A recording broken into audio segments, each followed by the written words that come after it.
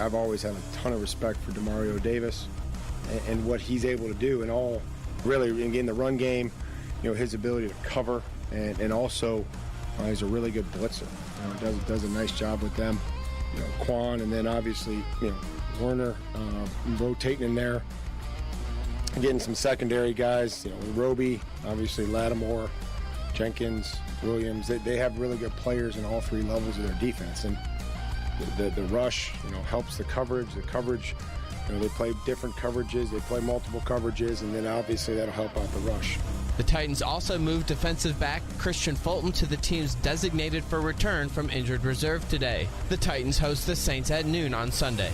With Fundbox, you can stop waiting and start doing. If your small business needs funds to grow, the time is now. Fundbox offers fast, easy access to small business funding up to $150,000. So hire that new employee, launch that campaign, buy that piece of equipment. Apply in minutes at fundbox.com, and you could get funding as soon as the next business day. Fundbox. Ready, set, grow. Credit line amounts, rates, and terms are based on creditworthiness and subject to change. Additional documentation may be required. Middle Tennessee, you can count on an award-winning service team for all your home maintenance and improvement needs. Lee Company, we're A+ rated with the Better Business Bureau and trusted by thousands of homeowners in our community. Our team is ready to assist with all your home maintenance projects, heating and air conditioning, plumbing, electrical, appliance service, and more. Experience the convenience of calling one phone number for all your home maintenance needs. Call Lee Company today at 615-567-1000 or visit leecompany.com.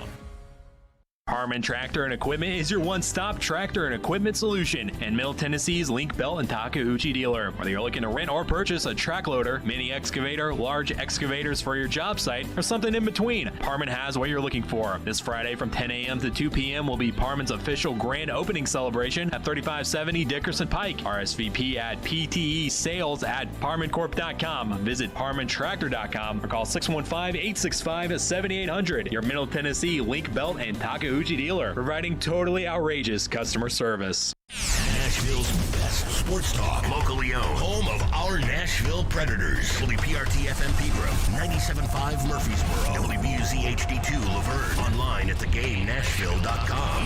We are ESPN 102.5 The Game. Live from the Game Nashville studios, it's Stillman and Company. Delivered by TriStar Moving. TriStar Movers with 5-star service. With Jared Stillman on Nashville's best sports talk. ESPN 102.5 The Game and the Game Nashville app. Stillman and Company is delivered by TriStar Moving. ESPN 102.5 The Game, streaming live on Twitter, Twitch, and YouTube. Thanks to the law offices of Amanda Gentry. Caroline Fenton is here today. Hello, Caroline. Hello, how we doing? They're outstanding. Ian, how are we doing today? Just fine, thank you. There we go. So I am, I guess I'm kind of excited to go to the CMA Awards tonight. That'll be fun. I am wondering this, though, right? Like, is a CMA Award, like if you're a country music person, is a CMA Award, is that like making the Pro Bowl? Or is that like being named Defensive Player of the Year? I feel like it would be, so like a Grammy is like winning the Super Bowl, Yes. right? I would say a CMA Award is like Defensive Player of the Year. Okay. Yeah. So that's tonight. So excited about that. But I'm also excited because the Titans right now are the talk of the NFL world. They are 7-2. Do you see the power rankings that have been coming out? I did. ESPN. Some love for the Titans. Number 2 behind Arizona. And I think it's only fair. Arizona has a better record, and I am not the College Football Playoff Committee. I care about head-to-head. I was just about to say head-to-head matters. So, not to everyone, but to me it does. It matters, head-to-head. So the Titans are number 2 at ESPN.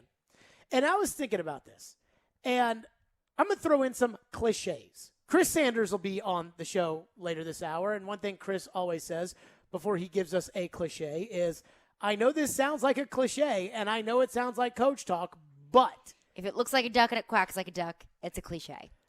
There's a lot of sayings in the NFL. One of them is the infamous Bill Parcells, you are what your record says you are.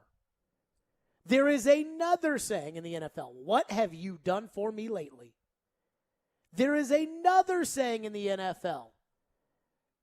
Then this is kind of more just in general, but heaviest is the head that wears the crown. We've seen a lot of teams this year in the NFL that have won a big game and all of a sudden have gotten pumped up and everybody's talking about you and everybody's excited about your big win and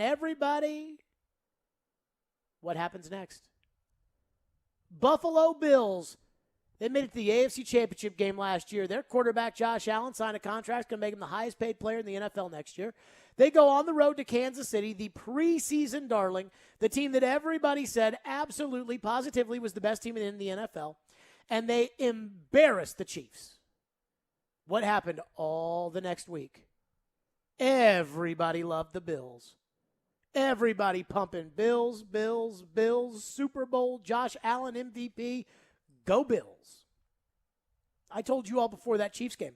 I said, as a Titan fan, you should root for the Bills to beat the Chiefs on Sunday Night Football because they're going to come in here all fat and happy. They had the number one defense, they had the number one offense, and everybody was singing their praises.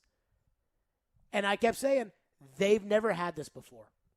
They've never had the entire country talking about the Buffalo Bills. They have never had, every time they flip on the TV, this is the NFL. So anything that happens in the NFL is a mega story. They have never had it where you walk in, flip on the TV, and you're on it. I've always told people, if you're remotely famous and you don't just block everything out because you can't handle it, chances are you probably read what's said. You probably watch a little. Tom Brady maybe doesn't because that doesn't matter to him anymore. He's had it for 20 years. Josh Allen, not the same guy. What happened to the Bills the week that everybody loved the Bills? What happened? They lost to the Titans. Jags. Titans and then the Jags. They lost to the Titans. And nobody was talking about Buffalo like that anymore. Remember the Bengals shocked everybody when they just housed the Ravens. Joe Burrow and Jamar Chase hung a 40-burger on the Baltimore Ravens. And then they lost the next week to the Jets. And they lost this week to the Browns. And I don't hear anybody talking about the Bengals. When we talk about the best teams in the AFC, do we even bring up the Bengals anymore? I don't think so. The Dallas Cowboys, they were red hot. Yeah, they lost the first game early in the season to Tampa Bay. That happens. Defending champions. Then they go Sunday Night Football. Dak's out. Cooper Rush in. They win. Cowboys. Then they lost to the Broncos. Now, unlike the other teams, people still talk about the Cowboys because they're the Cowboys. But it's all about, should Jerry panic? Should Mike McCarthy be in trouble? Should Dak have not come back?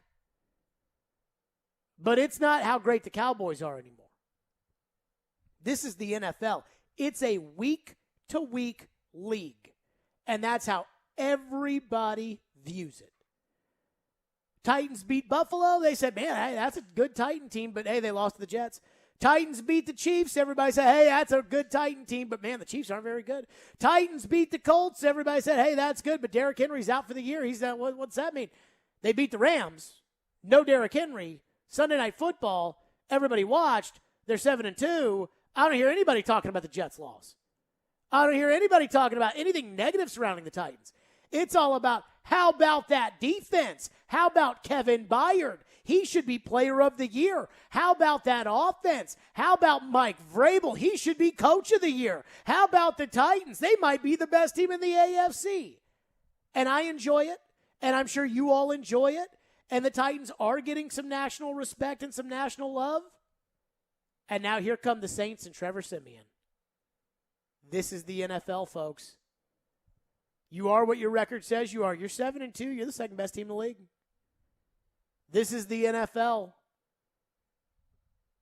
Heaviest is the head that wears the crown. Just like Buffalo, small market, team doesn't get a ton of love. Yeah, they've had some success in the past. But, I mean, they aren't jumping to put the Bills on TV.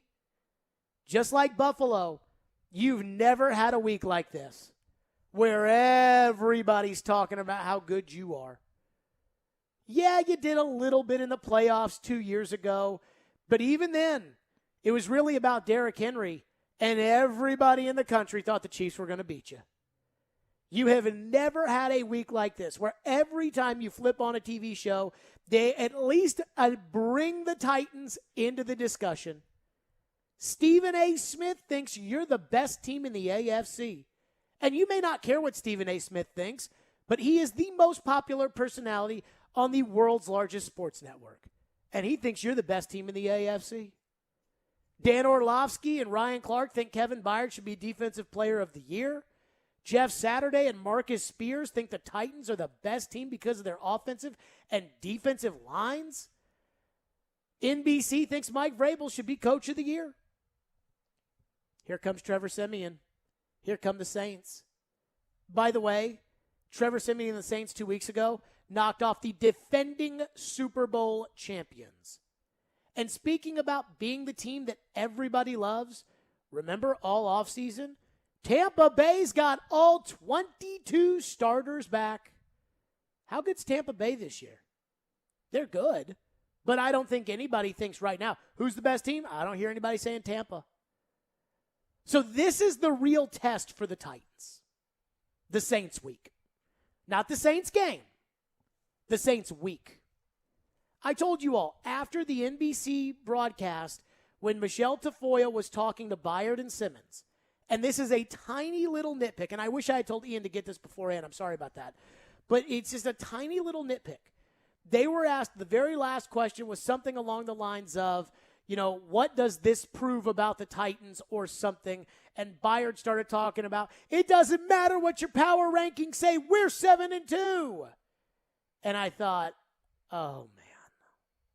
I'm not mad that Byard said it that way. I know the feeling when nobody's picking you and you win and you want everybody to know, hey, now you got to give us some respect. I know that feeling. But I was really hoping to hear, hey, you know what? We can't worry about that. We just played a great team game all around. On to the Saints. But he didn't say anything about the Saints. Simmons didn't say anything about the Saints. This is the next step for the Tennessee Titans. When you're a really good team and everybody talks about you all the time because you're really good, it is hard not to get caught up in it. It is hard not to get fat and happy. It's hard not to believe the press clippings that tell you that you are the bee's knees. The NFL is the most popular sport in America, and there is not a close second. Bud Grant used to tell Floyd, the legendary Viking coach, being a head coach in the NFL is the best job in the world when you win. And I think there's a lot of truth to that. So all these guys who have had their fair share of TV time, it's not the first time on TV for Ryan Tannehill, not the first time in a big discussion for Kevin Byard. Jeffrey Simmons was a great college player. These guys have experienced a little bit of success, but this team has not fared well with this kind of hype. 3 years ago, the Titans started off 3-1. They beat the defending champion Eagles at home, and they went on the road to crummy Buffalo with a rookie quarterback in Josh Allen, and they lost because Taywan Taylor fumbled the football, Dion Lewis fumbled the football, and Nick Williams dropped the touchdown right in his breadbasket. Quite frankly, they lost that Bills game because they weren't ready to play. And that was a team that did not belong in the game with them. I'll keep it real with you about the Saints. I think they've got a good coach in Sean Payton. Great coach? Probably not. But I think Sean Payton's a good coach. But they have just been absolutely crushed by the salary cap, by injuries, and by Drew Brees' retirement. The Saints this year are what the Patriots were last year. And that Patriot team wasn't very good. They're coming in here with Trevor Siemian at quarterback. Trevor Siemian wasn't good enough to beat out Logan Woodside for the backup job last year. This is going to tell us what we need to know about the Titans. Can the Titans elevate themselves down the stretch in games against teams they're better than? I think they're better than the Steelers. I think they're better than the Patriots. I think they're better than the 49ers. I think they're better than the Jags. I think they're better than the Texans. I think they're better than the Dolphins. And I think they're better than this week's opponent, the Saints. But this is the NFL. And if you don't show up to play, call the Bengals, ask them, then you will get beat. And you'll get beat by the worst team in the league. In the last 30 years, there are two teams that have gone completely undefeated. The Cleveland Browns of a couple years ago and the 2008 Detroit Lions. And those are some of the worst football teams I have ever seen. And it should be noted that the Titans almost lost to that Cleveland Browns team. They had to win in overtime. And Deshaun Kaiser played quarterback. And just like when Trevor Siemian couldn't beat out Logan Woodside, we saw Deshaun Kaiser at training camp. He's terrible. And that's what it took. So this is going to tell us, are the Titans for real? The old Titans, the Steve McNair, Eddie George Titans, Chris Sanders will be on later this hour. They won these games. Wasn't always pretty, but they won them. And that's what's going to tell us about this team. Can they handle the success? The Patriots with Brady and Belichick, on to the next game, on to the next game. They could do it every year.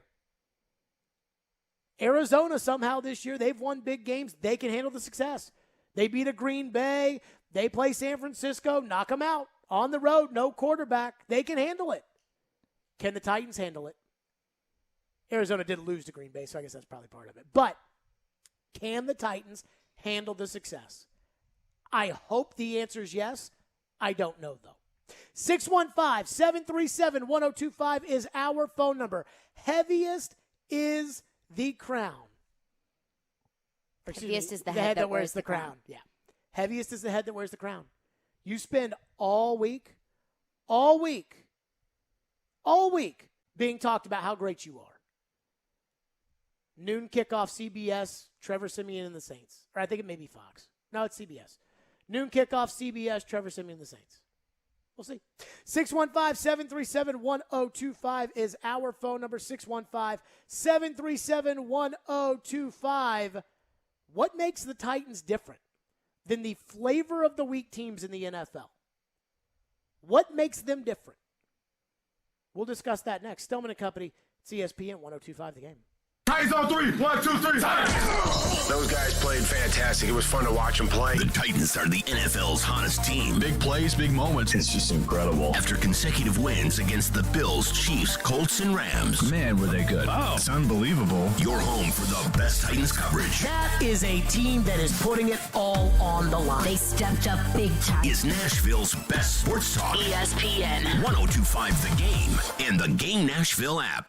The St. Jude Rock and Roll Running Series Nashville returns to the Music City, November 18th through 20th. You don't have to be a runner to enjoy the excitement of Nashville's premier downtown race. Come help your community as well as the thousands of runners by volunteering. With over 1,000 positions available, there's a spot for everyone. Head to NashvilleSports.com for more information and get a free t-shirt when you register to volunteer. We'll see you there. Hey, it's Chase McCabe. Get your payout before the game's out with BetMGM. Place a moneyline wager on any Thursday night football game, and if your team is up by 10 or more points at halftime, you win. That's a full payout for only half the game, no matter what happens the rest of the way. Simply go to your BetMGM account and opt in each week to the Thursday night halftime payout promotion. Want to continue wagering in the third quarter? Keep it rolling with BetMGM's extensive live betting options.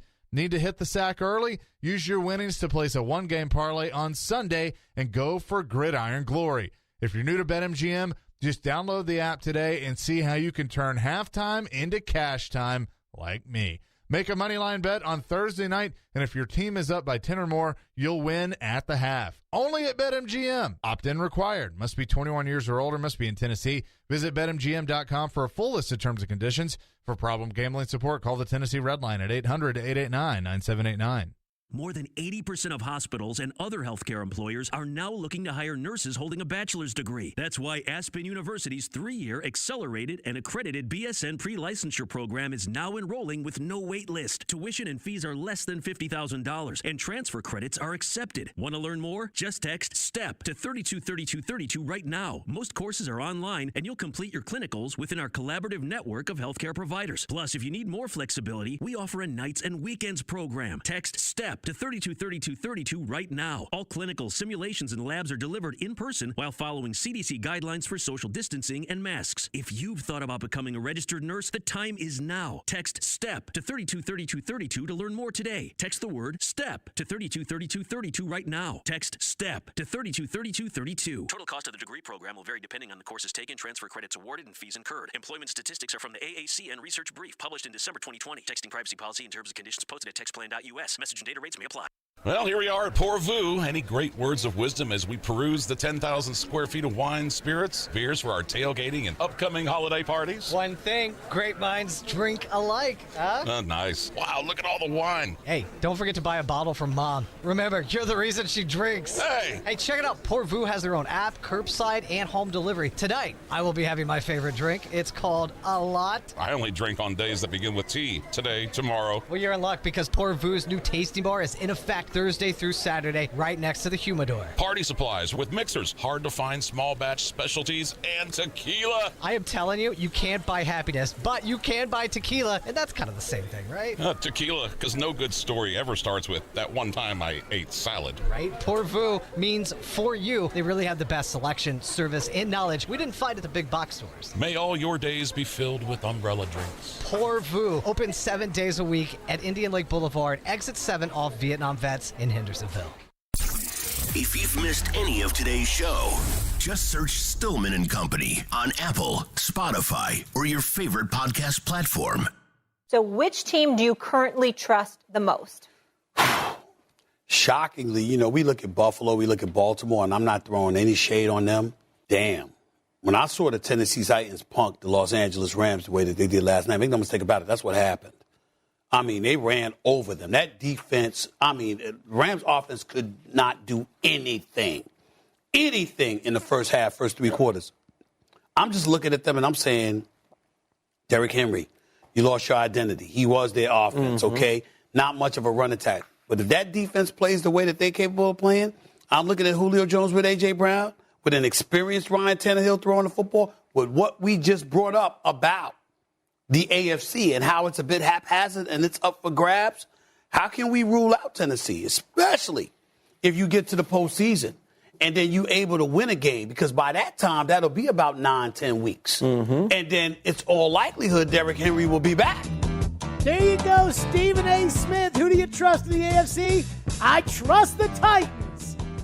Now, Stephen A. can change every week. He does usually change every week. He changes a lot of weeks. He pancakes. So the Chargers have a young quarterback, Justin Herbert. They beat the Chiefs early in the season when the Chiefs were still the Chiefs. Now we think the Chiefs kind of suck, right? Yeah. But early in the year, they were the Chiefs. The Chiefs. And they were the Bills. And then they lost to the Cowboys. So forget about the Chargers. They were the flavor of the week, and they lost. Yep. Forget about them. Then the Bills beat the Chiefs, and they were the flavor of the week. Josh Allen, MVP. They lost to the Titans, so forget about them. Okay. The Ravens. Everybody loved the Ravens. Lamar Jackson had 400 yards on Monday Night Football. Then they got smoked by the Bengals. The Bengals! 40 points on the Ravens. Number 1 seed in the AFC. By the way, if the playoffs were, that was 2 weeks ago. If the playoffs were to be started today, the Bengals are out because they've lost their last 2 games. Amazing. That was 2 weeks ago? Amazing. That feels like it was a month ago. I know. So all these flavor of the weeks in the NFL, you're the flavor of the week now. Here come Trevor Siemian and the Saints. And the Saints suck. I watched them on Monday Night Football against Geno Smith in Seattle, and I was like, ugh. And that was with Jameis Winston at quarterback. Now they got Trevor Siemian, but they did beat the Buccaneers 2 weeks ago, so if you screw around, you can lose this game. But that wasn't a complete game with Trevor Siemian. Yeah, but it wasn't like Jameis won them that game, and then Trevor came in and took a couple kneel downs. I mean, like, Trevor played. No, he played. At the most important parts of that game. Yes. So, are you worried that the Titans are going to fall victim to the flavor of the week, and that the Titans, unlike truly great teams, are not going to be able to stack wins against teams they should beat because they're going to get too caught up in their press clippings? See, I look at the Bengals and the Chargers, and yes, they were the flavors of the week at that point, but Joe Burrow and Justin Herbert are both in their sophomore seasons. And I think that there could be an element of you haven't been there before, you haven't experienced success, and you don't necessarily know how to handle it. I think there's an element of that there, and the fact that the Bengals are a fairly young team, the Chargers have a young quarterback, and they're still figuring things out. The Chiefs and the Bills and the Ravens all had incredibly high expectations going into this season. Sure. The Bills have, 3 losses on their season right now?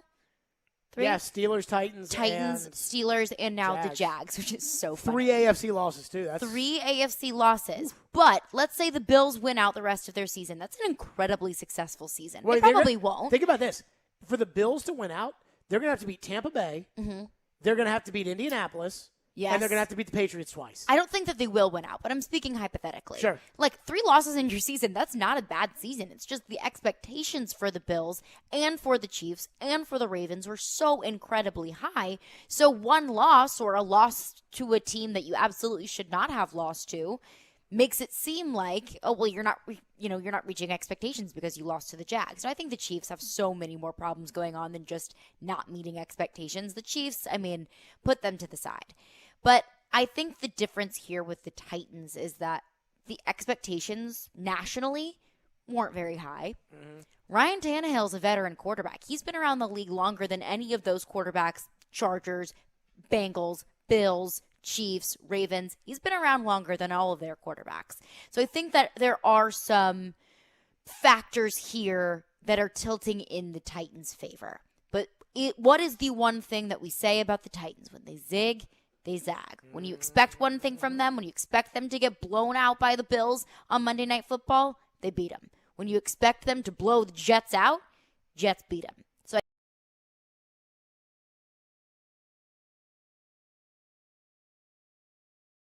it makes me most nervous. So I don't know one way or another what the Titans are going to do now that they are kind of a popular flavor of the week team. Mm-hmm. You brought up Tannehill and the fact that, well, Burrow's young and Herbert's young, and I haven't watched their games to know if Burrow's the problem or not. I watched a lot of that Bengals-Browns game the other day. Uh-huh. The defense sucks. Yeah, defense is pretty bad. I mean, that's not Joe Burrow. I mean, so I have a hard time with that. Here's the thing that bothers me. What is the number one way in the NFL to lose to a team, other than not showing up? What is the number one way to lose to a team that you are better than in the NFL? Turning the ball over. What is Ryan Tannehill doing right now? Turning the ball over. Okay.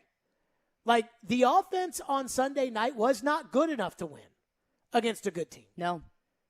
It's probably not good enough to win against a bad team. But it didn't matter because they spot you 14 points. So all you need is 1 or 2 drives. And with that defense, and they were in the heads of the Rams, and it was, well, you're not going to get 14 points, I would assume, to start this game. So now can Ryan Tannehill take the Titans against the Saints? Last time I checked, I think the Saints have a pretty good defense. I mean, they gave Tom Brady fits 2 weeks ago in that game that they won. And, I mean, they've got pass rush. I heard Vrabel today Their front four are some bad men as well. Yeah, I mean, they've had good defensive linemen for years. Mm-hmm.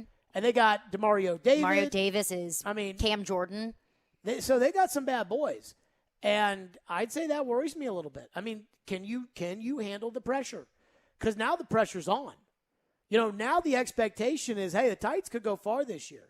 I've told you, I don't care about what the power rankings say. ESPN, number 2 team. I don't care about that. I care about, can you get the number 1 seed in the AFC, get a bye week, and get Derrick Henry back. That's all I care about. Remember how we talked before the Colts game? And I was like, if they win this game, then we're done worrying about Indianapolis. And it was like, nope, done with Indianapolis, and we'll start worrying about the Bills and the Ravens. And have you noticed that literally all of our conversations now, do we ever talk about the Colts anymore? I mean, at this point, the Colts are in the rear view. There's really no need to talk about the Colts. By the way, speaking of the Indianapolis media that we always laugh at, I was listening yesterday to Dan Lovitz, and he had some guy on, some indie media guy. Uh-huh. And we talk about how the indie media, I mean, it slobber. Is so Homer. They slobber all over the Colts more so than the Knoxville media slobbers all over the They're balls. so far up Carson Wentz's rear end, it's ridiculous. So they were talking about Jonathan Taylor.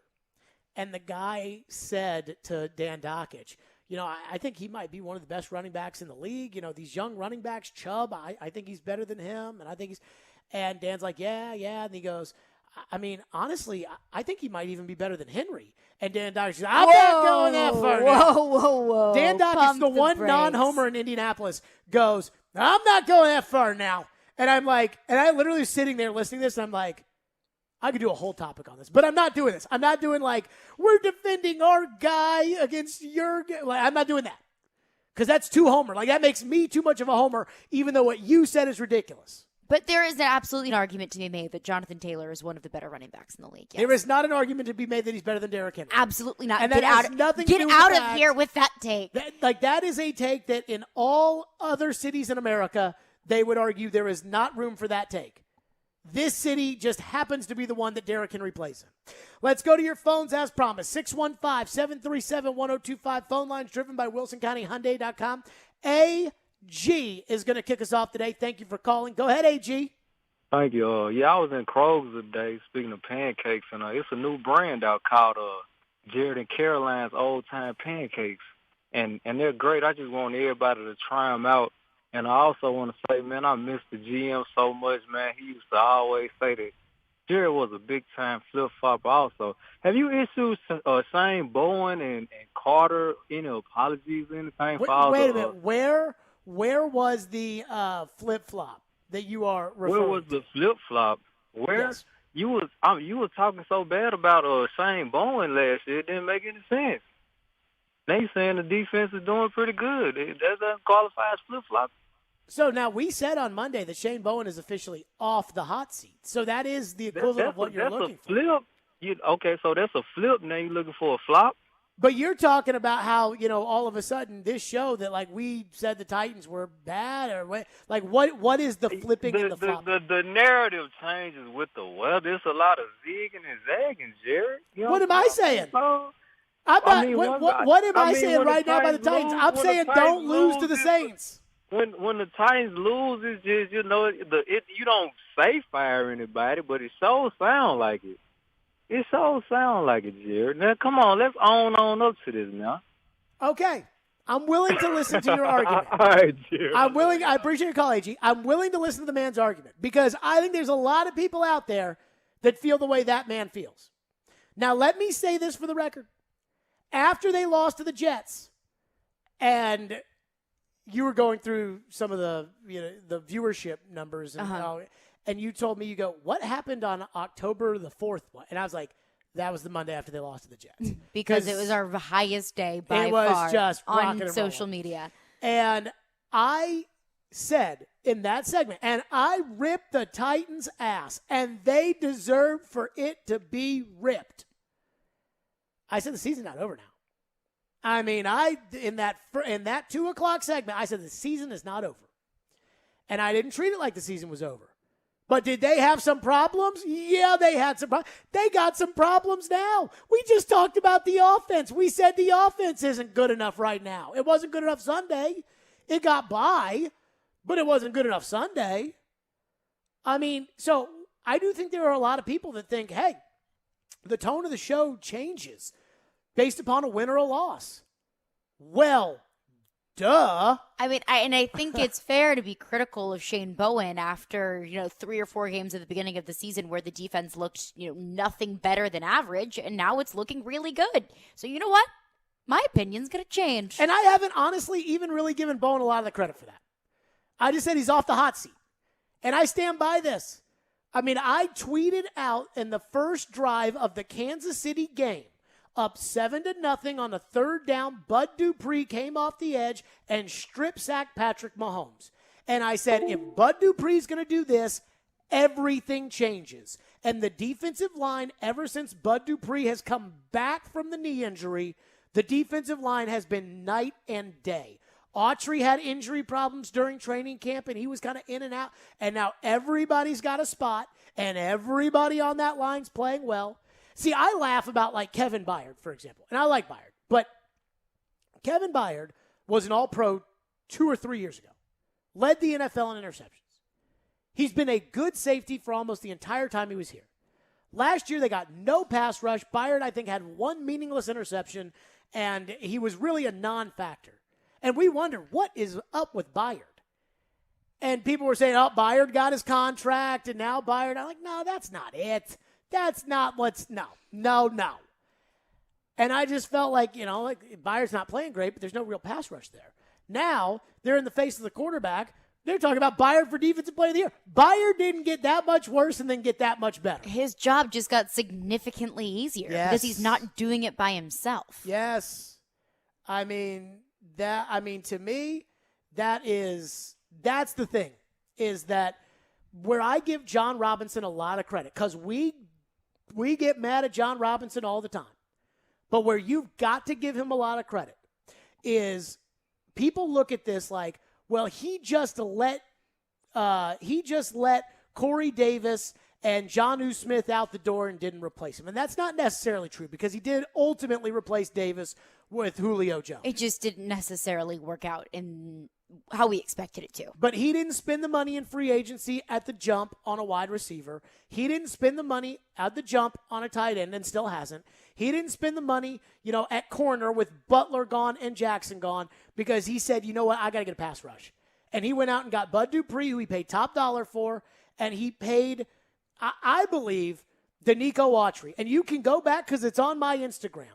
I had a reaction. I did not have a show the opening day of training of free agency, because the Predators randomly played like a 1:00 game against the Tampa Bay Lightning. And so I didn't have a show that day. And so I'm watching Jonnu Smith go to the Patriots, and Corey Davis is going to the Jets, and I'm sitting here at my home watching the Preds game. I'm like, I got to get on a show. Oh. Put a mic in my face. So I put up a video that night after they signed Dupree and Autry. And I was like, I like the Dupree signing. Autry, oh, God, I love Autry. He's going to be so great. He's going to be so this. He's going to be so that. Robinson realized it. And that's why he spent, first day of free agency, a bunch of money on those two guys. I mean, am I the only one that thinks Autry's freaking awesome? I mean, I think Autry is. Dupree's played well. Mm-hmm. Landry has upped his game contract year.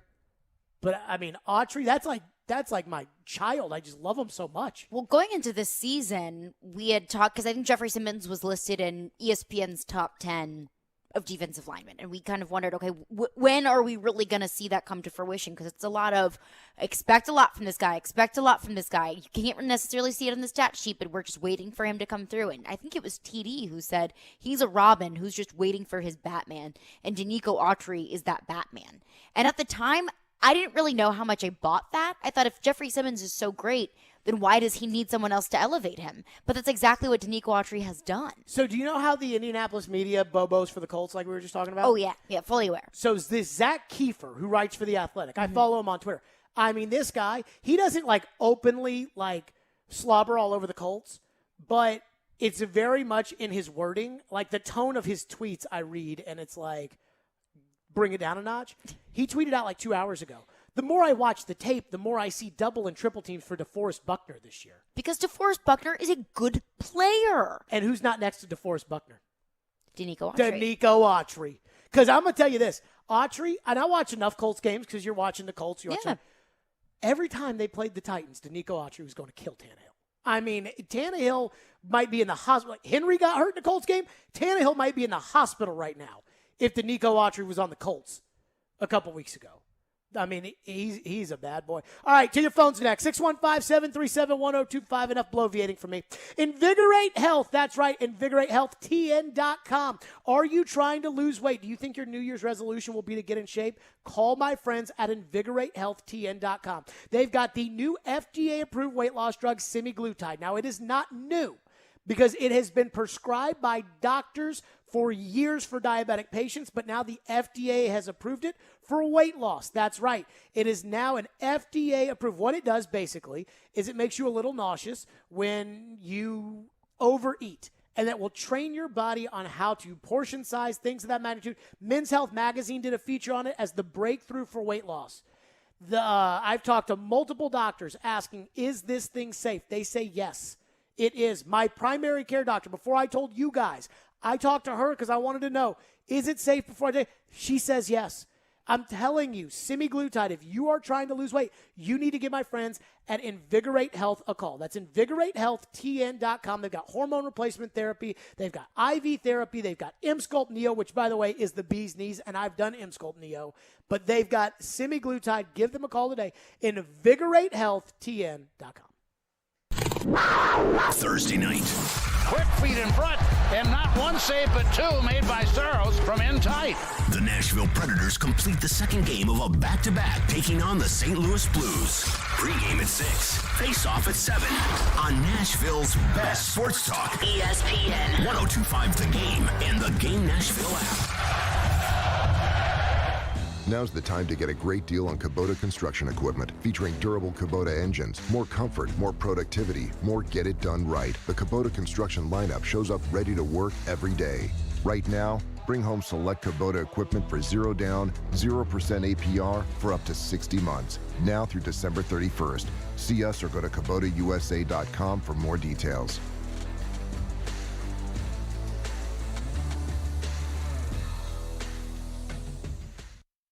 Here's exciting news from Genesis Diamonds, just in time for the holidays. We've just introduced our all-new luxury pre-owned Rolex collection, the largest and best selection of luxury pre-owned Rolex timepieces in Middle Tennessee. Hard to find, very sought-after timepieces. Over the past few months, we've scoured the country to find the best, most pristine, hard-to-get luxury pre-owned Rolexes, Submariners, Hulks, Batmans, Daytonas, Pepsis, and more. And next weekend, November 19th, 20th, and 21st, Genesis Diamonds is hosting our first ever exclusive luxury pre-owned Rolex event. Your chance to get the luxury pre-owned Rolex of your dreams with special financing. Imagine a pre-owned Air King for just $199 a month, or an extremely rare two-tone Daytona for less than $460 a month. Also for this event, our Rolex buyers are on site offering top dollar for your pre-owned Rolex. Come see Genesis all-new selection of certified luxury pre-owned Rolex watches November 19th, 20th, and 21st. Genesis Diamonds, your new home for luxury pre-owned Rolexes.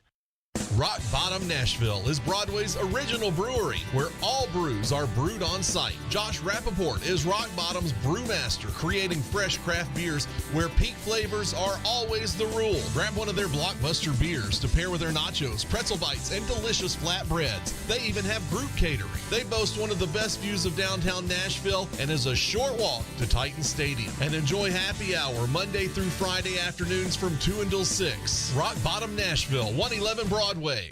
Closer, bolder, golden. Nashville SC Stadium is arriving in 2022, and season tickets are on sale now. With just 150 feet between the pitch and the last row, you'll be right there in the action no matter where you sit. If you thought soccer in Nashville was a party already, you ain't seen nothing yet. So come on in, grab a seat, and stay a while as we open a new era of Nashville sports. For more information on season tickets at the new Nashville SC Stadium, visit NashvilleSC.com/22 ticks.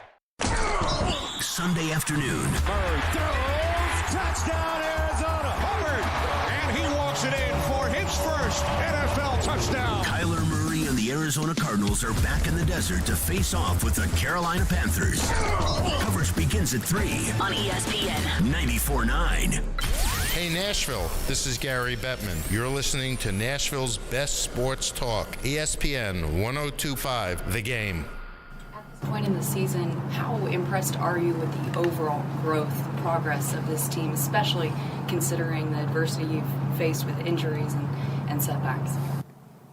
Well, I think the challenge now is to continue to improve without, maybe some of the full speed stuff that we've had in the past earlier in the season. And we talked about the details and being able to and focus on those when you can't focus maybe on, stuff that you're doing physically for guys that may not practice until Friday. We've had a few of those guys the last couple weeks, and so the challenge is to find a way to improve without doing it physically. And so that comes down to details. Impressed, we all have a job to do. So, that's my focus, is making sure that I do my job and that everybody else does as well. There you go, Mike Vrabel. You saw him, he's not trying to get into being impressed, not impressed. So let's roll through some calls right now because Chris Sanders is coming on. I got to put Chris on blast first before we get to Chris. Chris calls me Sunday night, just like everybody probably called all their friends on Sunday and, oh my God, can you believe it? Oh my God, this team, yes, whatever. Chris goes, I'm going to tell you the team I'm scared about. And you're gonna laugh at me when I tell you this, but the team I'm scared about. The Colts.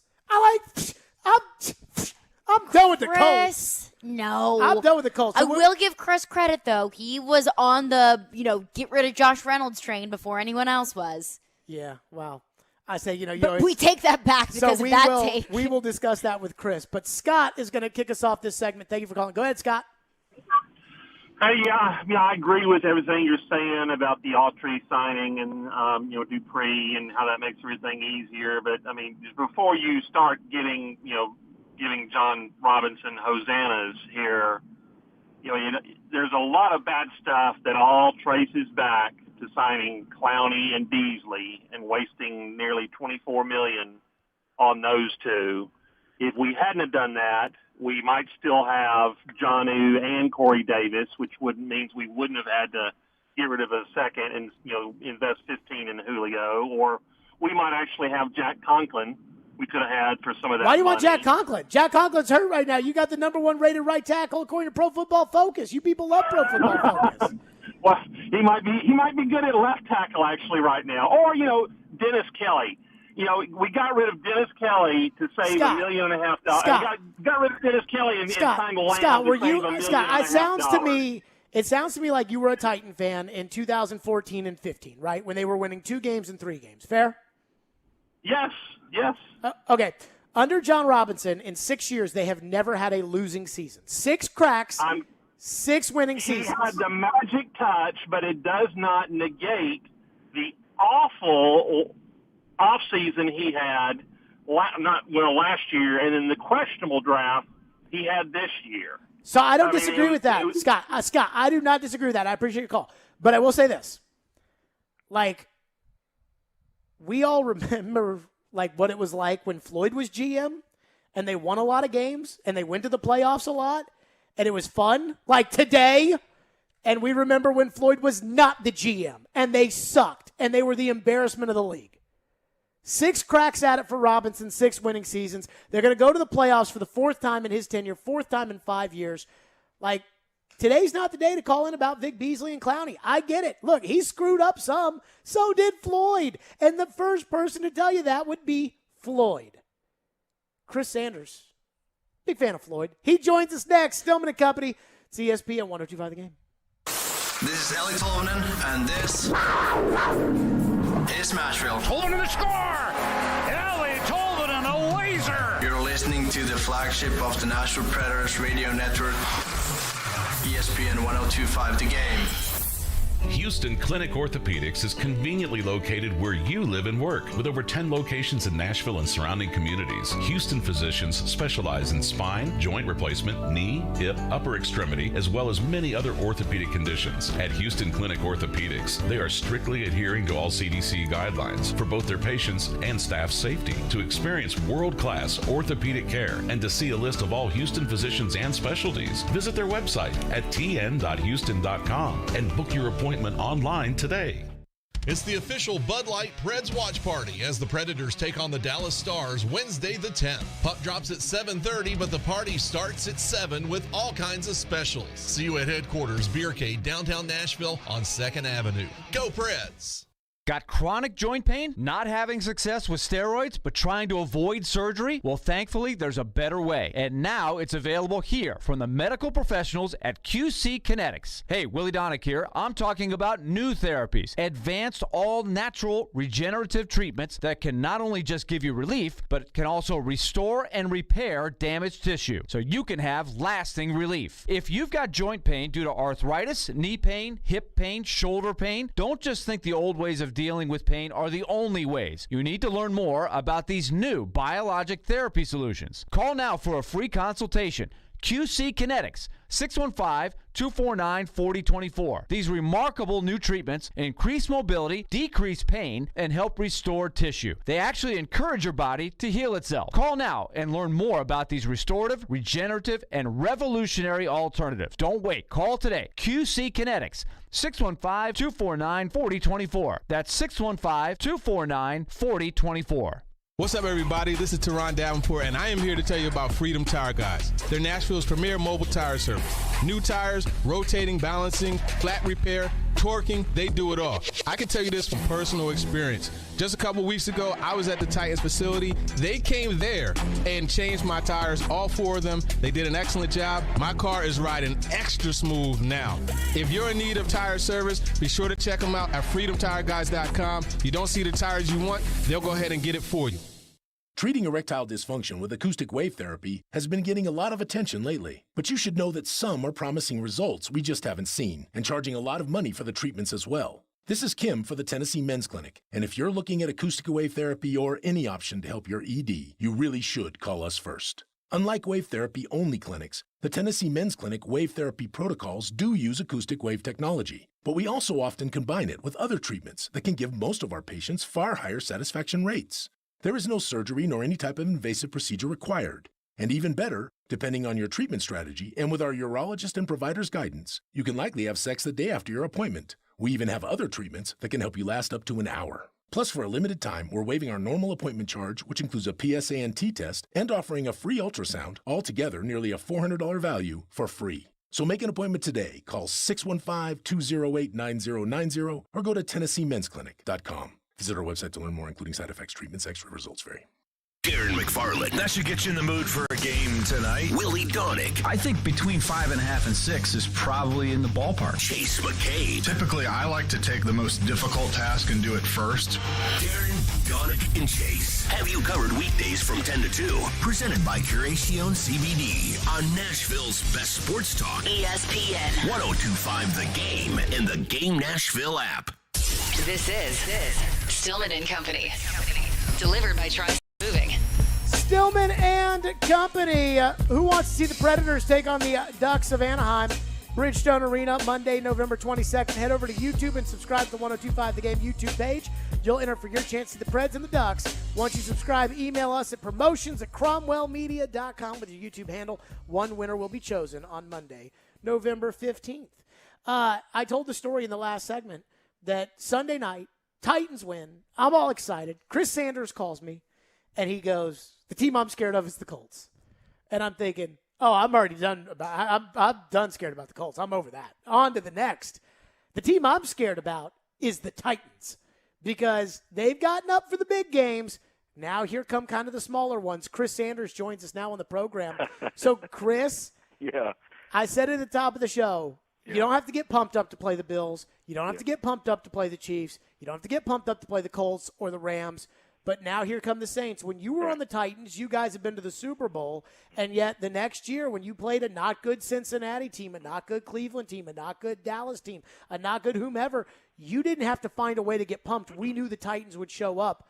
How do you feel about this team going forward? You know, I feel really good because this is a mature team. Now, if you look at the couple of years ago, I was kind of concerned because they'll win a big game, win a couple of games in a row, then they'll lose. But I think you're looking at a different team because of the leaders. You look at Byard, you got Simmons, you got Autry, you got guys that are leading this team, so they're not going to have a letdown. I understand that it's week to week, but at the end of the day, if you want to be a championship team, then you got to beat the teams that you're supposed to beat. I understand that the Saints, they think they're 5-3, they're having a pretty good season, but at the end of the day, you're the better team on offense, you're the better team on defense, you're the better team on special teams, so you got to go out there and prove your dominance that you're the best team in the NFL. Chris, the teams that you played on are kind of the gold standard around here for great Titan teams, and especially the 99 and 2000 team, which you were very much a part of. How much do you see kind of the 99 and 2000 chemistry with this group, and what more do they need to do for you? Just comparing the two, if you look at on defense, those guys trust each other. And when you have Blaine Bishop, Marcus Robinson, Javon Curse, Samario, guys like that trust each other and they believe in each other, you're going to have a team that's swarming around, making plays, and they're doing a good job for each other. That's the same thing with this defense. I understand that they may not have the big name in the secondary other than Byard, but all these guys trust each other. They believe in each other. They make plays. There's 8-9 hats on the ball. So even though they don't have the big names, I think you're still getting the same results as it was in 1999. Why? Because these guys actually trust each other, and that's the key to what they're doing. I'm going to tell you what I'm in love with right now compared to those 99-2000 teams. What's that? The defensive line. Absolutely. With the defensive lines that Floyd and Jim Washburn used to put together, whether it was, we know the names, Curse, and Carter, and Hainsworth, and Kenny Holmes, and Josh Evans, and those guys. I mean, they were relentless, and they had depth, and it feels like this D-line has some depth. But I think the biggest difference between this year's team and the years past is Autry Dupree and the level that Landry's playing at. And I think that's why Simmons is having a lot of the success he's having. How much do you see when you watch this defensive line? What do you see about them? You know, they're big. I mean, you got some big guys. You got Autry that's huge. You got Simmons that's huge. You got Landry that's a big body. You got T.R. Tart, who's a big guy. But at the end of the day, they're a fast defense, man. This defense is really, really fast. I mean, look at the play where Simmons gets the sack, where he runs a stunt and a twist, and he gets to the quarterback. Just imagine that guy that big making that play, sacking a quarterback on a twist. So these guys are big, they're physical, and they're just a fast defensive unit overall. So when you have that front that's big and strong and fast, man, it just causes chaos. I mean, look at – I laugh at this. Just look at the body language of Stafford on the second series. Stafford was like, man, what the heck did I get myself into? He went to the sideline and was like, man, this defense is flying around. You got the head coach like, man, I don't know what to do. So you have a defense flying around like that and causing confusion that's fast, physical, and mean. Wow, that's a scary defense that you don't want to see.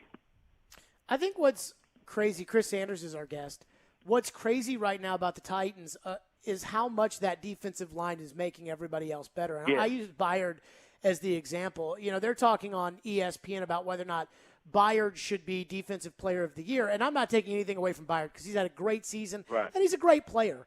But I do wonder, like, Byard didn't get that bad last year and that good this year. You played on a team where we talked about those defensive linemen, and it probably made Samari Rolle a better player than he already was. And I look at this, at the entire defense, I think those four guys plus David Long Jr., there is something about them that makes me think they can carry this ball club until Derrick Henry gets back. The number one seed is not crazy to talk about right now, Chris. But you know what's so cool about the whole situation is the coaching staff trusts this defense. And I'm going to tell you why. I was listening to the interview with Byard. When Byard's like, well, you know, I'm supposed to be somewhere else in the third, but I kind of shifted over and read the quarterback's shoulders and made an interception. I mean, if I would have did that as a wide receiver, I'd be sitting on the bench because I'm supposed to stay with my route. But at the end of the day, Mike Vrabel backs his players up, and they actually trusting this team. So, man, when you have a coaching staff that says, you know what, I'm going to let these guys play. I'm going to let these guys use their ability. I'm going to let these guys freelance and making plays, man, I'm going to tell you something, man. It is a beautiful, beautiful sight to see, man. Chris, what do you think of the team going forward? I mean, is it crazy talk to look at the schedule and, like, the Steelers and Patriots might be good. Like, they're, you know, so-so. The Saints have Trevor Siemian at quarterback. He couldn't even beat out Logan Woodside last year. And the rest of the way after that, 49ers are terrible, Dolphins are terrible, Jags are terrible, Texans are terrible.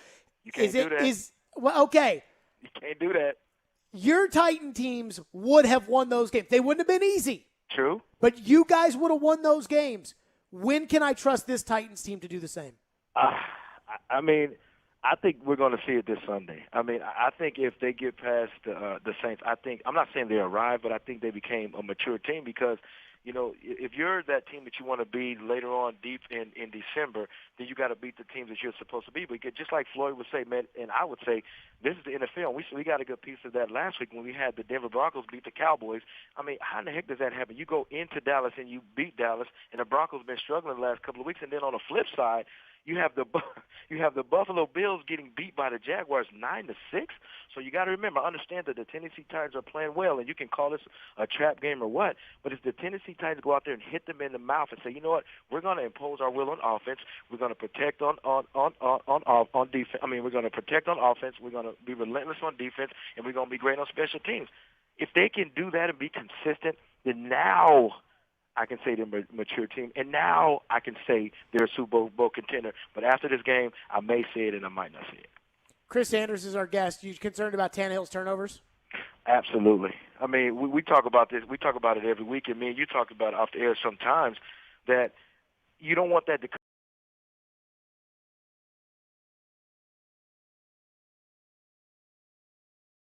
Momentum of the game. But what happens if Tannehill throws interceptions and it's a pick six? Then he comes back again and throws another interception. Can the defense back him up? Because you can't put your team in a bad predicament by giving up interceptions. I mean, I just think that the reason why he's struggling a little bit, and I want to reverse that. I'm not saying he's struggling, but he's making some bad decisions, is because he's staring down the receiver. When I say he's staring down the receiver, the safeties are looking at his eyes, and they're coming in with the pick. So if he can fix that, look at your second and third receiver, come off that guy, look at the safety, and go back to the other side, I think they'll be all right. What do you think the reason for that is? Do you think it's a protection issue? Do you think it's a trust in the receivers issue? What do you make of that? I just think that, earlier when they played the Jets, he was consistently getting hit. So I think he wants to hurry up and get rid of the ball and not make a mistake or fumble or throw an interception. So I just think if he just sits in the pocket, go through his reads, and make the play, because if you look at some of the interceptions that he's thrown, he wasn't getting pressured. He just stared down the receiver. So, the good thing about it is, Jared, is these are correctable. I mean, if you look at last year, he wasn't doing those things. So if he did it before, then he can correct it now and make it better. So it's all up to him if he definitely wants to do it. But at the end of the day, I think he's going to correct it, and I think this Tennessee Titans team is going to be out of this world. Last thing for you. I tweeted this out on Sunday night, and I talked about this on Monday. The level at which the Titans compete, like the tackling by Chris Jackson and Amani Hooker and Elijah Molden and the guys up front. I tweeted this out, and I don't mean to say this lightly. Like, I think Floyd would have been incredibly proud of this team. The way that they have competed this season, the way that they have answered the bell. What do you think he would have thought of this team? Oh, I mean, he would be smiling. I mean, he would be really proud of this team because, number one, they pay attention to details. Number two, you got a team that's willing to do the little things. I mean, let me just tell you what's different about this Tennessee Titans team and the Rams team. On the Rams team, in their secondary, there's only one guy that may hit you, and that's Ramsey. The other secondary guys probably just be like, okay, whatever.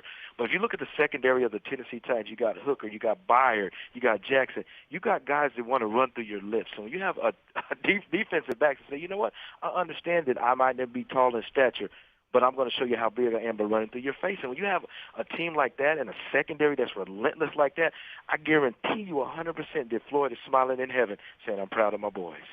Chris Sanders, I know he's proud of you as always. Appreciate Thank you, man. Proud of you too. We will break the game down on Sunday. Yes, sir. Appreciate you, man. Love you guys. Yep, love you too, Chris. Bye-bye. Chris Sanders joining us on the program. He's fired up to talk Titans today. Yeah, he is. I'd look down and I see at the little time how long he's been. He's been on the air for like 8 minutes. I've asked one question. He's all fired up. He's talking about trusting the defense. You trust the defense as much as Chris does. I trust the defense more and more every single week. It is kind of like loving somebody. You love them more every day. When they continue to do things that prove that they love you too, that they are worthy of your love, you love them even more. Speaking of love, Aaron Rodgers. Love did not look very good in Green Bay on Sunday. Different kind of love. Aaron Rodgers kind of backtracks the crazy talk. But I got a bone to pick. On the Aaron Rodgers thing, and it's not with Aaron. We'll get to that next. Stillman and Company, it's ESPN 102.5, The Game. Hiller Plumbing, Heating, Cooling, and Electrical. Those are my guys. They take great care of me at my home, and they can do the exact same for you. I absolutely love my friends at Hiller. Anytime I have an issue at my home, Hiller, they are the first people that I call. You've noticed all the inventory shortages and empty shelves everywhere, and now there are serious shortages on equipment and products for your home. So do not get caught in the cold. That's right. HVAC systems, tankless water heaters, and generators are going to be extremely limited in 2022. If you need a replacement, call my friends at Hiller today. Don't wait until you are out of options. Hiller has special financing available, so buy now and pay nothing until next year. Hiller's work is backed by the Happy You'll Be Your Services Free guarantee, and you can learn more at happyhiller.com. Hiller Plumbing, Heating, Cooling, and Electrical. My guys, call the Happy Face truck today. Keyshawn, J. Will, and Max. Weekday mornings from 5 to 9. Did you see the Tennessee Titans? He has all the weapons to make it happen. There's so much to pay attention to. Greeny from 9 to 11. Ryan Tannehill is the most disrespected player. Art and Han from 11 to 2. You never stop punching. They've got to learn how to close the deal. And the Paul Feinbaum Show afternoons from 2 to 6. Are these legitimate contenders to the party? Your exclusive home for ESPN Radio in the Music City. ESPN 94.9 and the Game Nashville app. ElectronicExpress.com. We make it happen. Celebrate Thanksgiving with Social Furniture and save up to 70% off all furniture. They have sofas, sectionals with chase lounge, and recliners that are all push-button electric and wall away. They have all colors to choose from for your comfort watching any hockey game. All of them are plus leather, microfiber, and Chanel's. They have same-day delivery with no down payments and no interest. Forget the big box store. Support local. Support social. Social Furniture is a proud supporter of your Nashville Predators. Do you have a VA home loan? Don't let the year end without snagging what might be the best rate of your lifetime. Hey, Willie Donick here. Call my friends at Loan Pronto now. They specialize in a VA streamlined loan. You can get a lower rate with no appraisal, no income documentation, and no cash due at signing. Loan Pronto can even cover veterans' closing costs. So call Loan Pronto. Ask about the streamlined loan now. And with sky-high home values, Loan Pronto is also helping veterans get cash out of their home's equity for paying off credit cards, for home improvements like pools and new kitchens. Ask about their refi programs that let veterans access 100% of their home's value. VA loans made easy and fast with Loan Pronto. 615-499-5780 or loanpronto.com. That's 615-499-5780. Equal housing lender. NMLS 166-1781. Subject to lender approval. Not all loans eligible for zero-cost refi.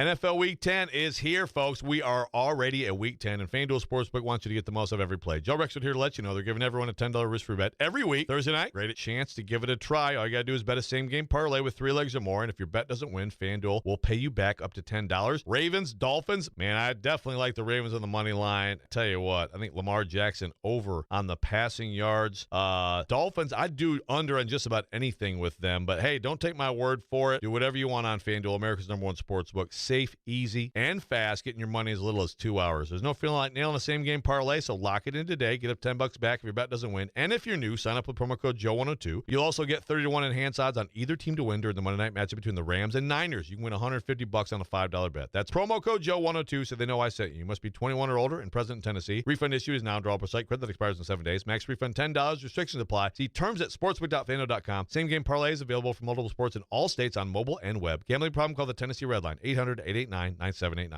Saturday night in Smashville is coming. Your Nashville Predators return from a 2-week road trip, and we need you to fill Bridgestone Arena on Saturday, November 13th, as the Preds face off against the Arizona Coyotes. Single game tickets are available now. Visit NashvillePredators.com/tickets. Don't miss out. Reserve your seats and grab your gold, because Smashville is waiting for you. NashvillePredators.com/tickets. Can't wait to see you back inside Bridgestone Arena. Let's go, Preds! Bank of England Mortgage has been helping Americans live the dream of home ownership for over 100 years. Since their humble beginnings in England, Arkansas in 1898, they've grown into a nationwide mortgage lender with 141 offices across 45 states, including 3 convenient locations right here in Middle Tennessee. Find out more at BOE1214.com. Bank of England Mortgage is a division of Bank of England Mortgage. Equal housing lender, member FDIC, NMLS 418-481. Nashville's best sports talk, locally owned, home of our Nashville Predators. WPRT-FM Pegram, 97.5 Murfreesboro, WBUZ HD2 Laverne, online at thegamenashville.com. We are ESPN 102.5 The Game. Live from the Game Nashville studios, it's Stillman and Company. Delivered by TriStar Moving. TriStar Movers with 5-star service. With Jared Stillman. On Nashville's best sports talk. ESPN 102.5 The Game and the Game Nashville app. Stillman and Company is delivered by TriStar Moving. ESPN 102.5 The Game, streaming live on Twitter, Twitch, and YouTube, thanks to the law offices of Amanda Gentry. So Sirius XM Mad Dog Radio, which, by the way, is a fantastic channel, I want to say that, has the Pat McAfee Show. And Aaron Rodgers is a weekly guest of the Pat McAfee Show. It's basically Aaron's grieving. It's like, okay, here are Aaron's grievances today, this week, with Pat McAfee every Tuesday. And Aaron had a double edition last week when he went on there and was talking all kinds of crazy stuff about COVID and the vaccine and whatever. And so Aaron got criticized. So Aaron went on Pat McAfee after he got dropped by one of his sponsors. State Farm said that they'd stay by him. but he got dropped by one of his sponsors, like a healthcare provider, over his COVID comments and the fact that Aaron lied, right? Mm-hmm. Like, to me, the issue is not that Aaron didn't get the vaccine. Lamar Jackson didn't get the vaccine. Nobody talks about that anymore. It's your choice. Do it if you want to. And, Josh Allen was asked about it. He chose not to answer. Dak Prescott chose not to answer. Everybody's allowed to say whatever they want to say. But this is like I say in press conferences. You can say whatever you want to say, but then I'm holding you accountable for what you say. So people say, why'd you ask Vrabel that question? He didn't say anything. You knew he wasn't going to say anything. I don't know what he's going to say. Those are his words, not mine. Aaron lied. No matter what you want to think, Aaron lied. I'm immunized, not one single person with a medical degree that is not a quack would tell you that whatever treatment he said he got, nobody will say that is being immunized. And Aaron lied, and not only that, Aaron knows he lied, right? And if the league, because they went back and forth with the league, and the league denied whatever he had done was not sufficient under the league protocols. So, take that as you will. But if the league doesn't accept it, then you cannot say that that's what it was. And Aaron even said on the Pat McAfee show that when he told the league about his theory that alternative medicine, they looked at him like a quack. So Aaron did some backtracking yesterday on the Pat McAfee show on Sirius XM Mad Dog Radio. Here's what Aaron said. Definitely was tested, by some of the comments that I heard, and so I'm human. Stuff can definitely hurt your feelings. But look, I shared an opinion that is polarizing. I get it. And I misled some people about my status, which I take full responsibility of, those comments. But I have to stay true to who I am and what I'm about. And I stand behind the things that I said, have a ton of empathy for people who have been going through the worst part of this pandemic, which has affected all of us in different ways. But so many people, lives that were lost, lives that were forever changed, and I have a ton of compassion and empathy for those people. I've tried to help out, as much as I can. The other stuff is so out of my control, and there's going to be people that don't like you, that don't and hate you for things you said, or might not even understand what you said or know what you said, and might just see a headline, and that's fine. I believe that people are entitled to their opinion, and even if it's an opinion that's unfavorable with me. So Aaron basically said, I may have misled some people for that, and, different tone, but we all know Aaron believes what Aaron believes, and Aaron's not going to change what he believes. The reason I think Aaron apologized for misleading people, which, again, is as close as I think he's going to come to saying, I lied, is because my gut tells me State Farm probably made him do it. Either the team or a sponsor said, do this, XYZ or else. And I don't think that Aaron was interested in the or else. And I don't think Aaron cares what the team thinks. You know what I mean? I think Aaron cares if he plays or not. They're going to bitch him. I don't for know what Jordan they're Love. Do. I don't know what they're going to do. I don't know, because I don't think that he would willingly say that on, his own will. Aaron holds grudges with everybody and never cops to anything. So that's why I think it was State Farm. Because I think the State Farm, I think it's like $100 million right there. So that's why I think, State Farm said, hey, we're going to stand behind you, but you got to walk that back because you lied. And then I think that's kind of where he came out. But again, the issue is not whether or not Aaron's vaxxed. He obviously isn't. Mm-hmm. It's not whether or not Aaron believes in the vax, which he obviously doesn't. None of that matters. It matters that he lied. So I'm listening to Tim Hasselbeck, and I like Tim Hasselbeck, but I'm listening to him on the midday show yesterday. And they asked a question about Aaron Rodgers and the vax situation. I just remember Tim's answer, and I remember in my car thinking to myself, Tim Hasselbeck, you know how this works. This is what Tim Hasselbeck said. And I would just say this, I really don't think, I don't think that a player should have to tell, fans or the media or whoever their vaccination status. I don't know how it's any of our business, and I don't know why people are so fired up about whether or not, somebody has been vaccinated or not. Especially if, you're not going to be sitting in a room with them or, passing them in the grocery store. I really don't. And so when I was asked about Aaron's decision to not be vaccinated, my answer on Wednesday, before knowing any of what he had, been through, was I don't know why it's any of my business. And I heard that, and I thought, what a straw man argument. Like, that's embarrassing that Tim Hasselbeck said that. Like, seriously. First of all, a couple of questions here. Is it any of our business about any of these guys?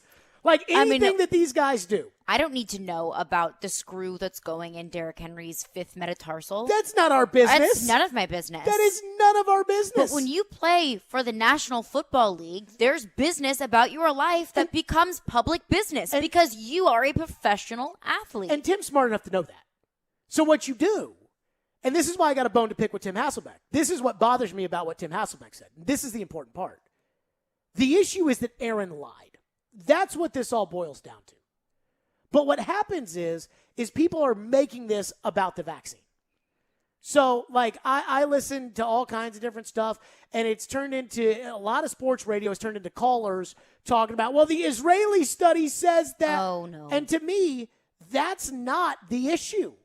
Lamar Jackson is not vaccinated. Guess what? Nobody's talking about it. Dak Prescott refused to say whether or not he was vaccinated. Josh Allen refused to say, said it was a personal choice. Those guys are not saying it, and nobody's talking about it. They're only talking about it with Aaron because he blatantly lied. That's why. And Tim Hasselbeck knows that. But what's happened is this has turned into like, these rules are stupid. Well, guess what? Those are the rules. I am fully vaccinated, and next month I'm getting a booster. And I don't like wearing a mask when I fly on an airplane. But guess what? Those are the rules. And if I don't do it, they're going to kick me off the flight because those are the rules. And so here's Tim Hasselbeck saying, I don't know why this is any of our business. Well, I don't know why any of this stuff is any of our business. I don't know why, the Kardashian dating a basketball player and has it messed up the team. And that's none of my business. Like, none of this is any of our business. Like, and so none of it. Like, hey, does Tannehill have a problem with the coach? That's none of my business. But guess what? We're going to talk about it. And Tim knows how this works. That's what comes with being famous. If you don't want to be famous, then go be like Andrew Luck and go do your own thing and live happily ever after. And it sounds like that's what Andrew Luck's doing. But guess what? No one gives a damn what Andrew Luck does. Because he's not famous anymore, because he's not playing football. But when Andrew Luck had all those injuries, and it was like, the doctors say his shoulder's actually okay now, but it's now between the ears about Andrew and whether or not Andrew's going to be able to mentally go play football again. Everybody talked about it every day, and it was none of our business. And that's an incredibly personal thing to talk about. But we're going to talk about it. So, I heard what Tim Hasselbeck said, and I was legitimately mad. Like, I'm like, man, if he had said that, like, and obviously Darren Donikich, they got a great relationship with Tim, and Tim goes on every week, whatever. Like, if Tim had said that to me, I'd have been grilling Tim on that because I'm like, dude, you're saying, like, it's a straw man argument to kind of turn it away from, like, any opinion where you're mad at anybody. It keeps you from saying, yeah, I don't think Aaron should have lied, and then thin-skinned Aaron's going to get all mad, which he does. Or saying, I don't think there's a problem with it because I don't, whatever. And I think we all know that's probably not going to fly on ESPN. And I think that we are so past the vaccine argument because if you believe in it, you want to get it, you can get it. If you don't believe in it and you don't want to get it, then you don't have to get it. But there are different, especially in the NFL, there are different protocols that you have to go through. So it's not about Aaron getting vaccinated, Aaron not getting vaccinated. It is 110% about the fact that Aaron Rodgers lied and Aaron Rodgers broke COVID protocol. And Tim knows that. And yes. And that's what bothers me. And I don't want to bring the vaccine into it because I don't but think that's what's happened. That's not the core of this argument. That's what's happened. Like Aaron Rodgers said that he wasn't wearing a mask at the Halloween party, which he got fined like $13,000 for. Alan Lazard. He said, he did as well. Yeah. So he said he didn't wear a mask because he doesn't believe in masks. Well, guess what? Those ain't the rules. Like those You're gonna are get fined. Not the rules. And so I think to me, like what it's turned into is like it's almost become like the vaccine is not political. I've tried to explain this to people. The vaccine is not political. Just because channels that talk about politics have different sentiments regarding the vaccine does not make it political. Because there have been 2 presidents in the last year since the vaccine has been available. One is a Republican, one is a Democrat. Guess what they both did? They both got the vaccine. Guess what they're both telling you to do? Get the vaccine. And so to me, it's not political. It's just complaining. Like, it's just anger. It's just a polarizing topic. And so what's happened is now it's like people want to get mad about that and not actually talk about the real issue here, which the real issue is that Aaron lied. The real issue is that Aaron thought that the health and safety of everybody else was beneath him. And he thought that he could lie and get out of it. And I understand why. And Aaron would not be dealing with the flack that he's dealing with if he had said in his first Pat McAfee interview, if he had just said, look, I felt like the media, were basically weaponizing whether or not you were vaccinated and vilifying players. And I didn't want to have to deal with the fallout of being vilified, and I didn't want to be asked questions about the vaccine and things of that magnitude. I get that. So I lied, and I regret doing that, and I shouldn't have done it, but I did lie. The end. I get that. But he's never going to do that because that's not who he is. But again, this is not about whether or not the quarterback should be vaccinated or shouldn't be vaccinated or whether you should wear a mask or you shouldn't wear a mask, because the NFL doesn't care what you think. The NFL doesn't care what I think. But this idea of it's none of our business, get out of here. Like, none of this stuff is our business. It's not our business when Scottie Pippen doesn't like Michael Jordan. But guess what? Scottie makes it our business or decides to make it public, and we find out that Scottie hates Michael, and now everybody wants to talk about it. Celebrities going to rehab is none of our business. None of our business. But it is the top headline on E! News. I feel bad for a lot of these people, like when somebody dies, that says, please respect our privacy and things like that. I feel bad because I understand the idea of like, hey, our child just died. Please leave us alone. Like, we're grieving as a family. This is too much. I get it. But like the idea of like, well, I don't, to go on TV and say I don't think it's anybody's business. Nothing ESPN talks about is anybody's business. That's what we do. 615-737-1025 is our phone number, 615-737-1025. Speaking of the Aaron Rodgers thing, I think there's two pieces of news, one yesterday and one going forward, that I think kind of will end this whole saga, but I think they're both important. We'll get to those next. 615-737-1025 is our phone number, 615-737-1025. Not any of our business. None of this is Nothing our business. is our business. This is none of it. Somebody texts in the text line and says A.J. Brown losing 8 pounds because of food poisoning was none of our business. None of our business. Like Matt Duchene and John Hines not liking each other. Not our business.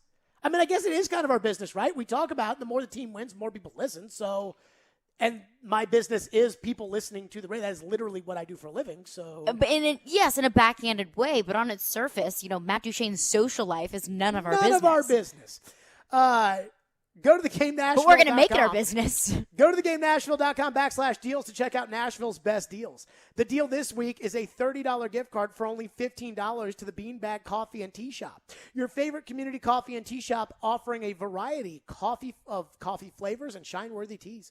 The Beanbag is a great place to have a meeting while sipping on a cup of hot or cold coffee or tea.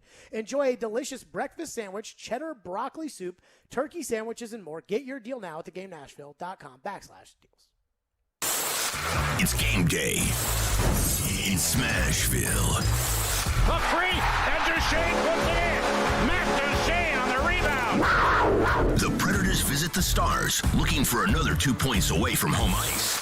Pre-game coverage begins at 6:30 on Smashville's best sports talk. ESPN 1025 The Game and the Game Nashville app. Dan Abrams and his live PD sidekick Styx return in a new program, Dan Abrams Live, weeknights at 8, 7 Central on News Nation.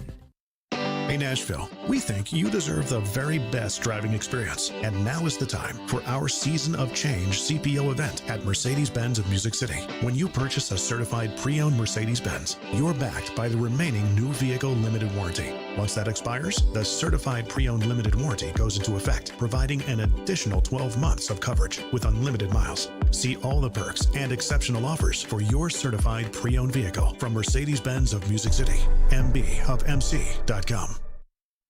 Christmas shopping starts now at Electronic Express. Get huge savings on the hottest gifts with up to 50% off in every department. 4K TVs, computers and gaming, smart home, housewares, and more. That's not all. Get up to 50% off all your appliance needs in stock and ready to deliver. Plus, buy now, pay later with up to 36 months free financing. We've got what you need this Christmas at Electronic Express. We make it happen. Here's exciting news from Genesis Diamonds, just in time for the holidays. We've just introduced our all-new luxury pre-owned Rolex collection, the largest and best selection of luxury pre-owned Rolex timepieces in Middle Tennessee. Hard to find, very sought-after timepieces. Over the past few months, we've scoured the country to find the best, most pristine, hard-to-get luxury pre-owned Rolexes, Submariners, Hulks, Batmans, Daytonas, Pepsis, and more. And next weekend, November 19th, 20th, and 21st, Genesis Diamonds is hosting our first ever exclusive luxury pre-owned Rolex event. Your chance to get the luxury pre-owned Rolex of your dreams with special financing. Imagine a pre-owned Air King for just $199 a month, or an extremely rare two-tone Daytona for less than $460 a month. Also for this event, our Rolex buyers are on site, offering top dollar for your pre-owned Rolex. Come see Genesis' all-new selection of certified luxury pre-owned Rolex watches, November 19th, 20th, and 21st. Genesis Diamonds, your new home for luxury pre-owned Rolexes. Hey, it's Chase McCabe. Get your payout before the game's out with BetMGM. Place a moneyline wager on any Thursday night football game, and if your team is up by 10 or more points at halftime, you win. That's a full payout for only half the game, no matter what happens the rest of the way.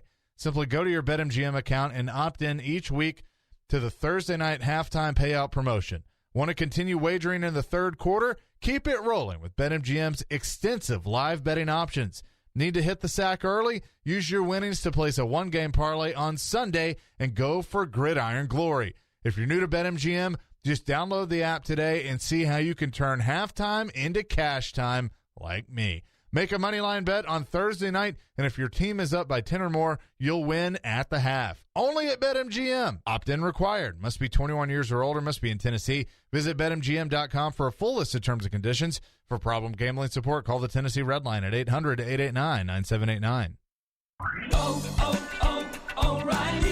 Don't miss See Better, Drive Safer month at O'Reilly Auto Parts with great deals on wiper blades, headlight bulbs, and more. Right now, get up to a $20 gift card after mail-in rebate with the purchase of select Sylvania bulbs. Plus, earn double O Rewards points with your purchase. Get ready for the weather ahead during See Better, Drive Safer month at O'Reilly Auto Parts. O'Reilly Auto Parts. Interact with Stillman and Company. Call or text the show at 615-737-1025. Driven by WilsonCountyHyundai.com. I don't have a problem with people having differentials of opinion or even controversial opinions, but there are consequences for the things that you do and say. I think the issue that most of us had with Aaron Rodgers is he tried to duck those consequences. You don't want to get vaccinated? The consequences is you have to follow stricter protocols. You want to be publicly critical of the vaccine? The consequences is sometimes people are going to say you're stupid. Like, that's just the way it is. Dominique Foxworth on ESPN this morning. I literally almost fell off the elliptical when I heard that this morning. Like when he was like, hey, you got to publicly criticize it? Like, there's a consequence. People are going to think you're stupid. I mean, and that's the thing is your actions have consequences. If you don't like the consequences, then you're going to have to do something about it. But if you don't want to do the certain thing that has consequences, you can't have both. You cannot have your cake and eat it too. You cannot not get the vaccine and then not get the backlash or not have to go through the protocol. You just can't have both. You know what gets me every time? And this has just accentuated it. But anytime somebody's like, so I hate this rule, so I'm not going to follow it. And every time I hear that, I think to myself, like, so when you fumble the ball out of the back of the end zone, do you just tell the refs, no, it's our ball still at the 6? Like, no, it's their ball at the 20 because that's those are the rules. Like when the Chiefs don't like the fact that the second team doesn't get to touch it in overtime if the first team scores a touchdown. But they didn't stay on the field and say, give us the ball, give us the ball. So you know what the rules are, so you have to, even if you don't like them, you have to, act according to the rules. Here's the other thing that drives me nuts. So Aaron Rodgers and Alan Lazard got fined $13,000 and the Packers got fined $300,000.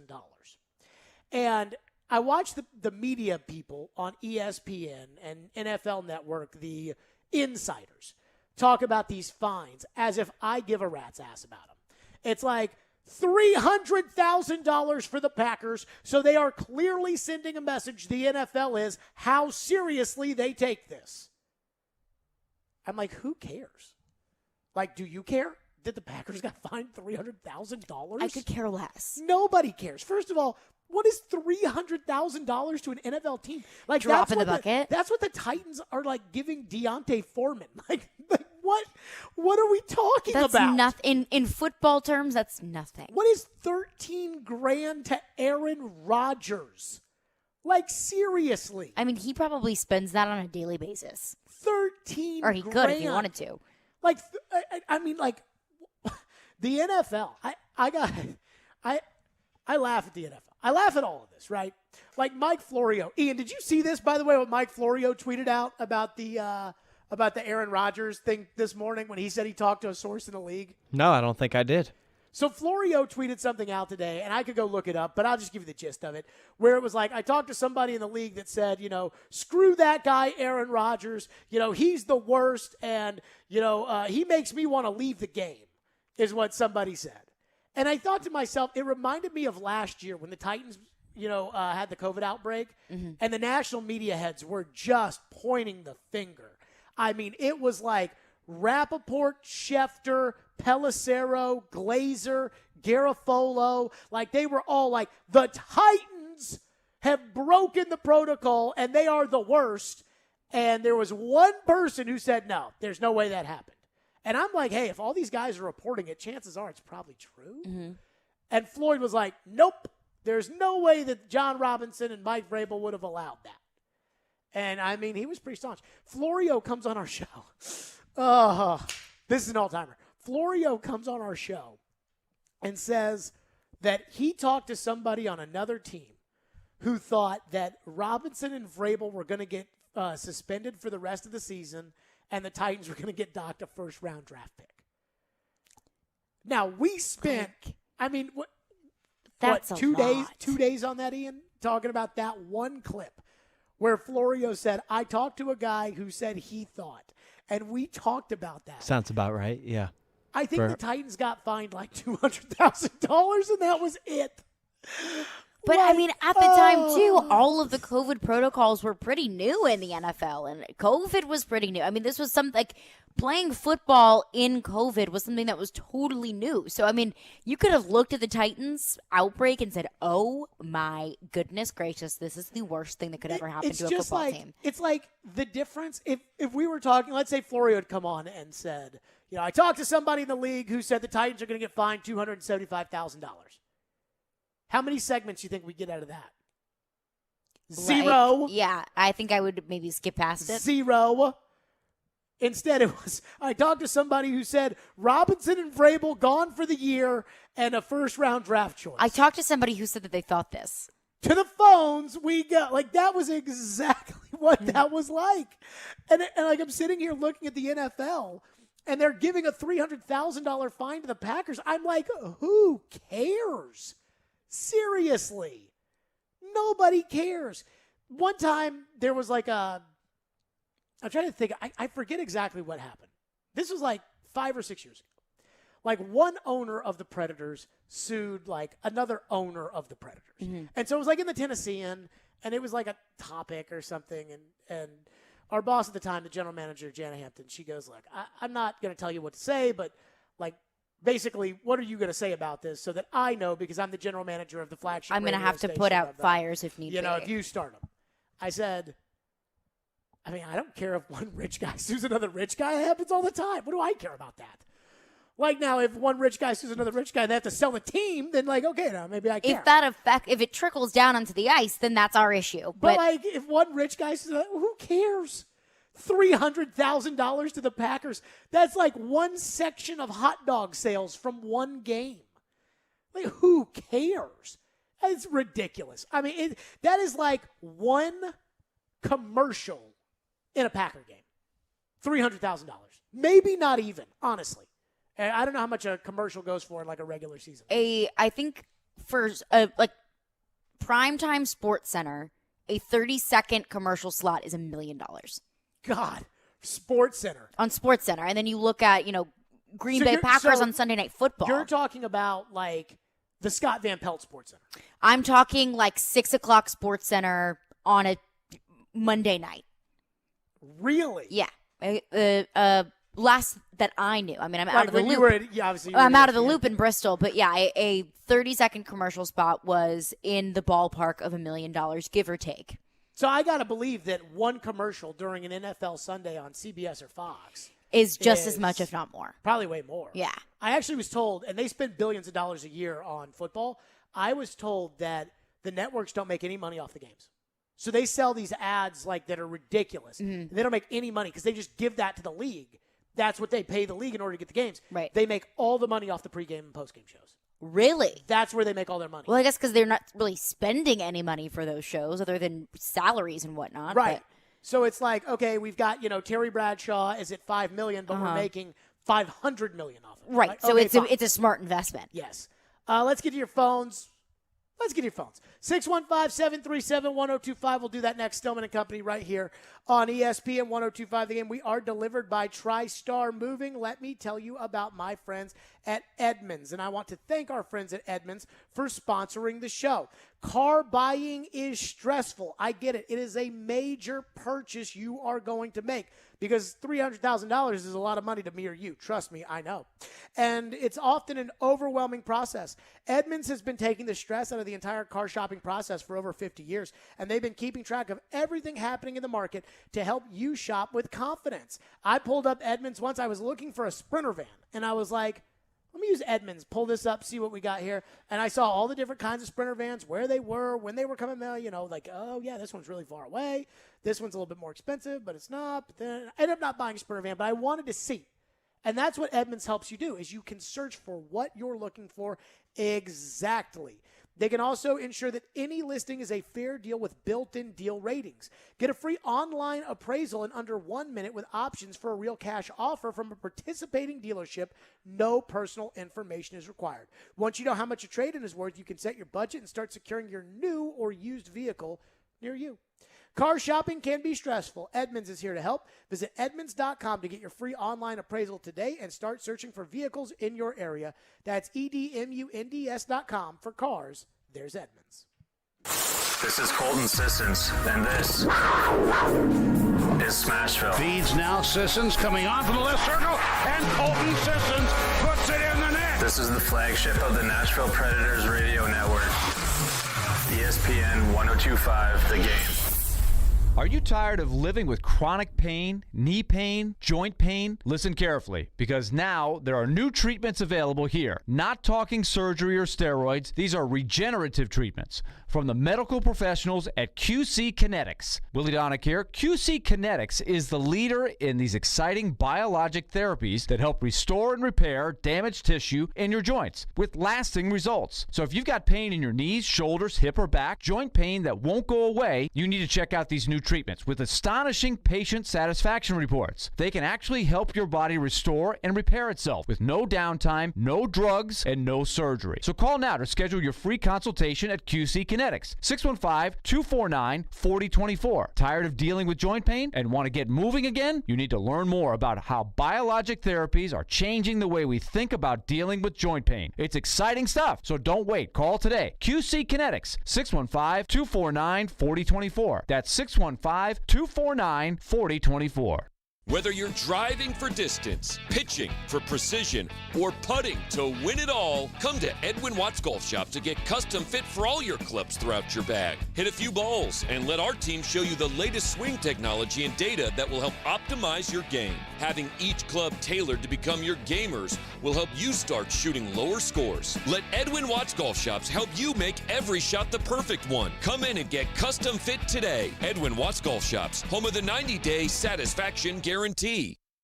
5G is here, but the big carriers want you to sign a pricey long-term contract to get in on the action. Well, no more, because Straight Talk Wireless has rolled out 5G coverage nationwide, with plans starting at just $35 a month with no contract. And get a Samsung Galaxy A32 5G for only $299, all on America's best networks. 5G coverage, 5G phones, less money. Straight Talk Wireless, no contract, no compromise. 5G capable device required. Actual availability, coverage, and speed may vary. Hey, Darren McFarland here, and let me tell you about my friends at Curation CBD.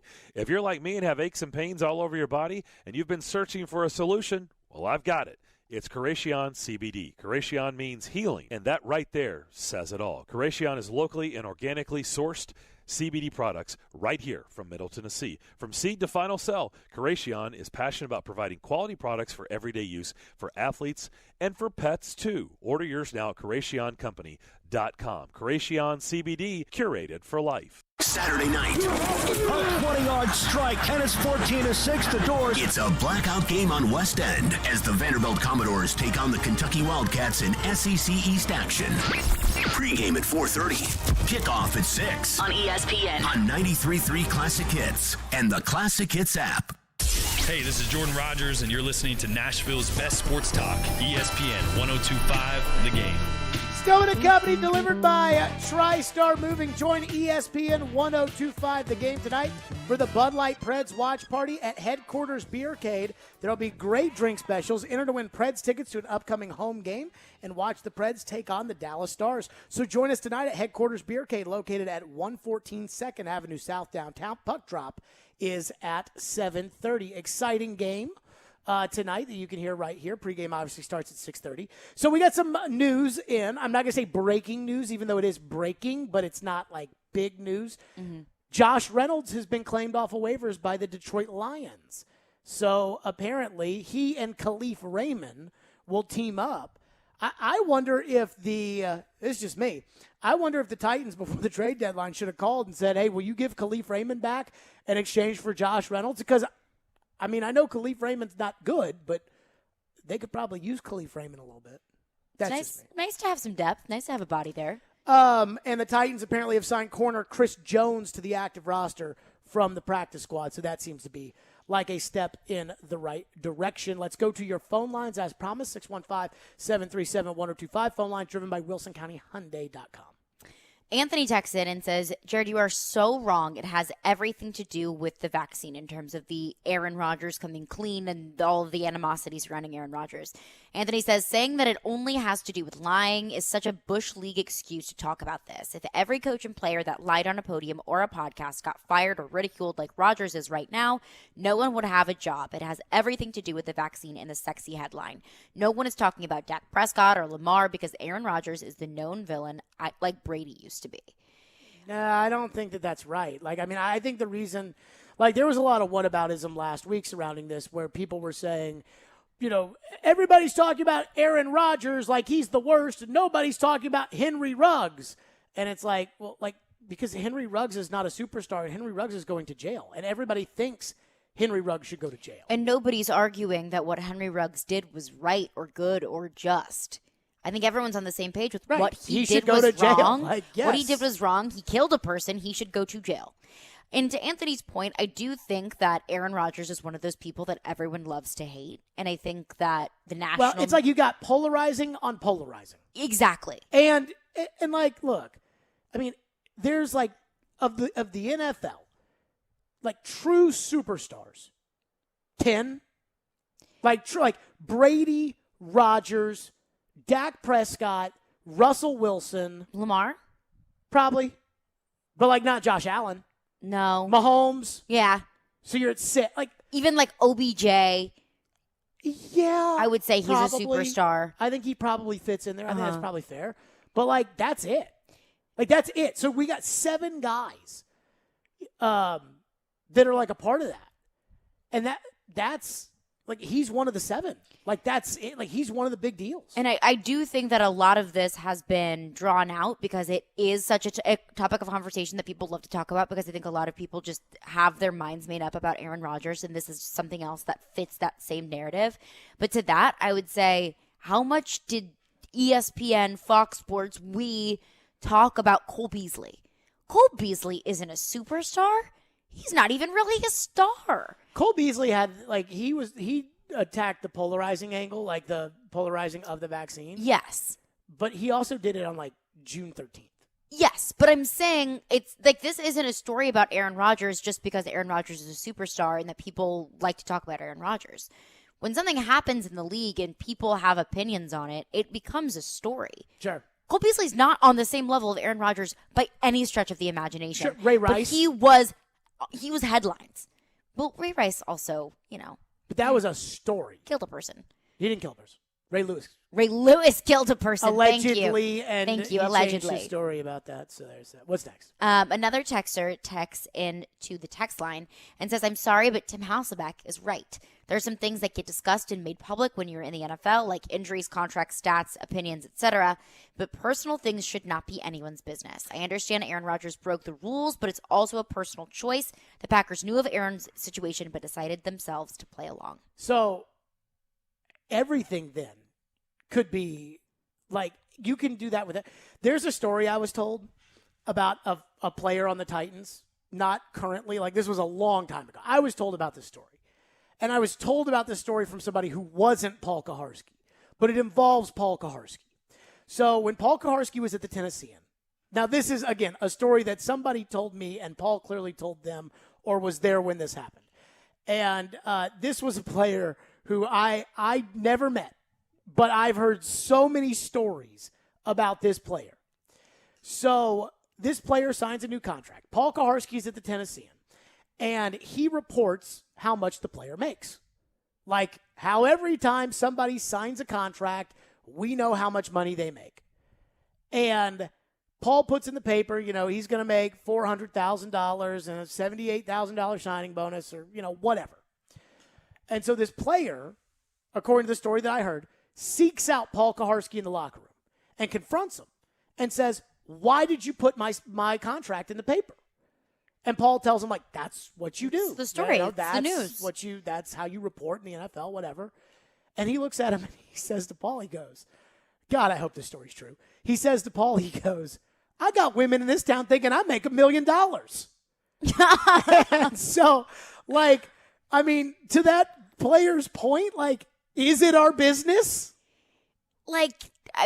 No. Because that texter is saying that Tim Hasselbeck's right, and it's not our business whether or not Aaron Rodgers is vaccinated, which, again, my point is none of this stuff is our business. And I'm not saying that Aaron's vax status is our business. No. I'm just saying none of it's our business. Just like Derrick Henry's foot is none of our business. But guess what? I would love a daily update on how Derrick's foot's doing. And I think the media in Green Bay probably doesn't think that it's their business either, but it becomes your business when Aaron Rodgers is out for a game. Or, you are in contention for the top seed in the NFC, but you can't get there because Aaron Rodgers can't play because he's not vaccinated. It trickles down. And also to the texter's point saying, if a player lied every single time or got criticized as much as Aaron Rodgers is for every time they step on the podium. We just said we don't buy the fact that Philip Forsberg and the Predators haven't had any discussion talks. I don't think that's true at all. But not all lies are the same. There are some lies that don't affect anyone. And there are some lies, in this instance, that affect a lot of people. What do you think of, you guys are playing the Saints this week. What do you think of Trevor Siemian?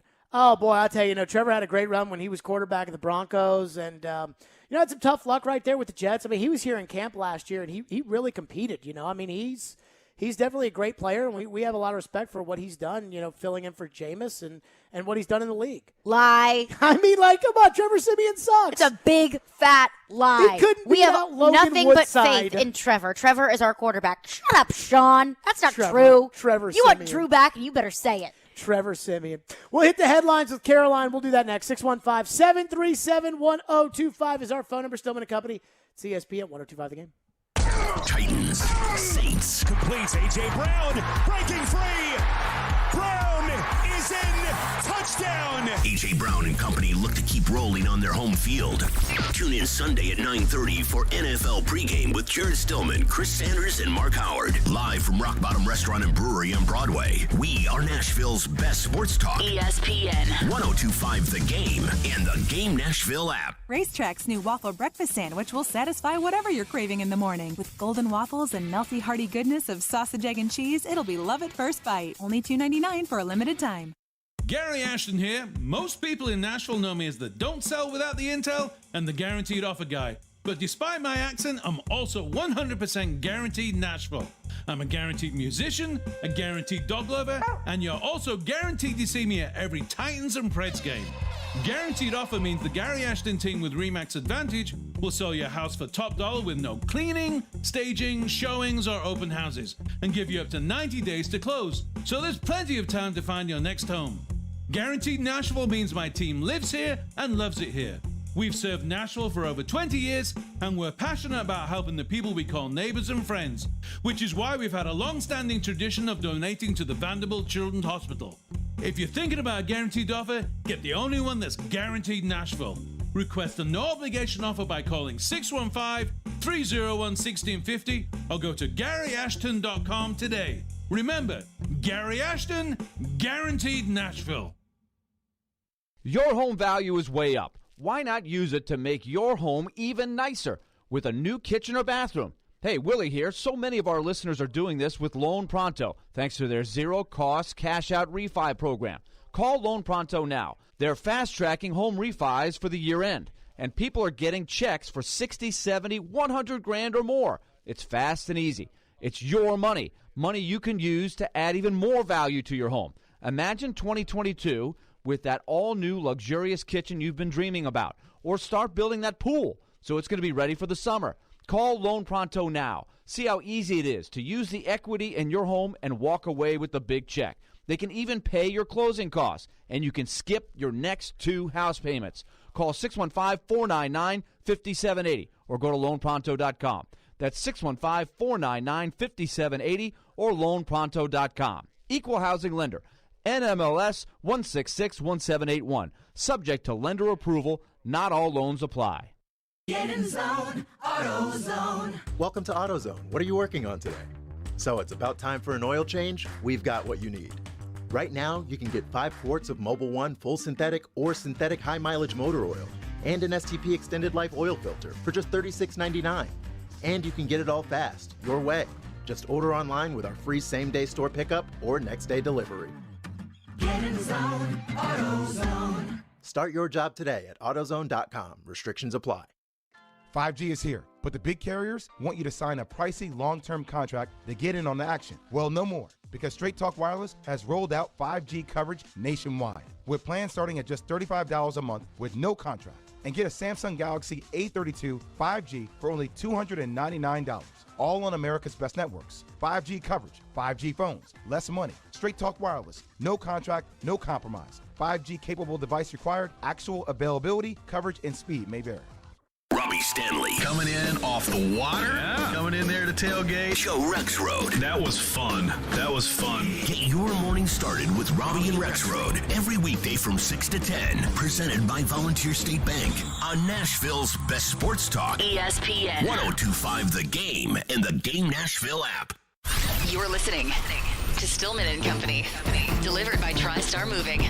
This just in, and I believe that this does require our immediate monitoring. According to Dan Graziano of ESPN, the Saints injury report is out. Running back Alvin Kamara did not practice today due to a knee injury. The Saints worked out 3 running backs yesterday, and there was a lot of speculation that Alvin Kamara was hurt, and now he did not practice today. Now he's still got 2 days to practice before the Titan game, but I already think the Titans are better than the Saints, especially with the Saints having Trevor Siemian at quarterback. But if Alvin Kamara is out of this game, I'm not sure I see any excuse for the Titans to lose to the Saints. Because the biggest issue with the Titans playing teams that we know the Titans are better than right now would be, well, they don't have Derrick Henry. Mm-hmm. But if they don't have Alvin Kamara, that has to be like the same as the Titans not having Derrick Henry. And they don't have their starting quarterback. Right. Yeah. They don't, Trevor Siemian. Yeah. So if Alvin Kamara doesn't play, there is absolutely no excuse for the Titans to lose on Sunday. And I'm not going to underestimate that New Orleans defense because it is one heck of a defense. But, if you're without your starting quarterback and you're without your star running back, the Titans have no excuse to lose that game. So where does the Saints defense rank? That's something that I probably would normally look at like on a Thursday or a Friday. If the Saints had Drew Brees, I might talk about him more. You're right, fifth in points, 11th overall. That's pretty good. And they put pressure on the quarterback now. Oh, and that is something that has worried us. Joe Rexrode has this long-standing belief, and I heard him this morning talking about the pass rush that the offensive line cannot stop. And he's convinced that the offensive lines the last 2 years, even though it's the same people, were a lot better against the pass than they are this year, which is pretty funny because we listened to a Floyd podcast from 2 years ago where he was like, our line can't block against the pass. So now all of a sudden, revisionist Joe is saying that the line was great. They came in here in December of 19. Jerome Boger's crew was just terrible. Derrick Henry was out that game. And David Onyemata and Demario Davis just ate Lawan and Conklin alive. I mean, it was embarrassing how much they were in the backfield on Tannehill. So those, they still have that. Time now for headlines. Caroline.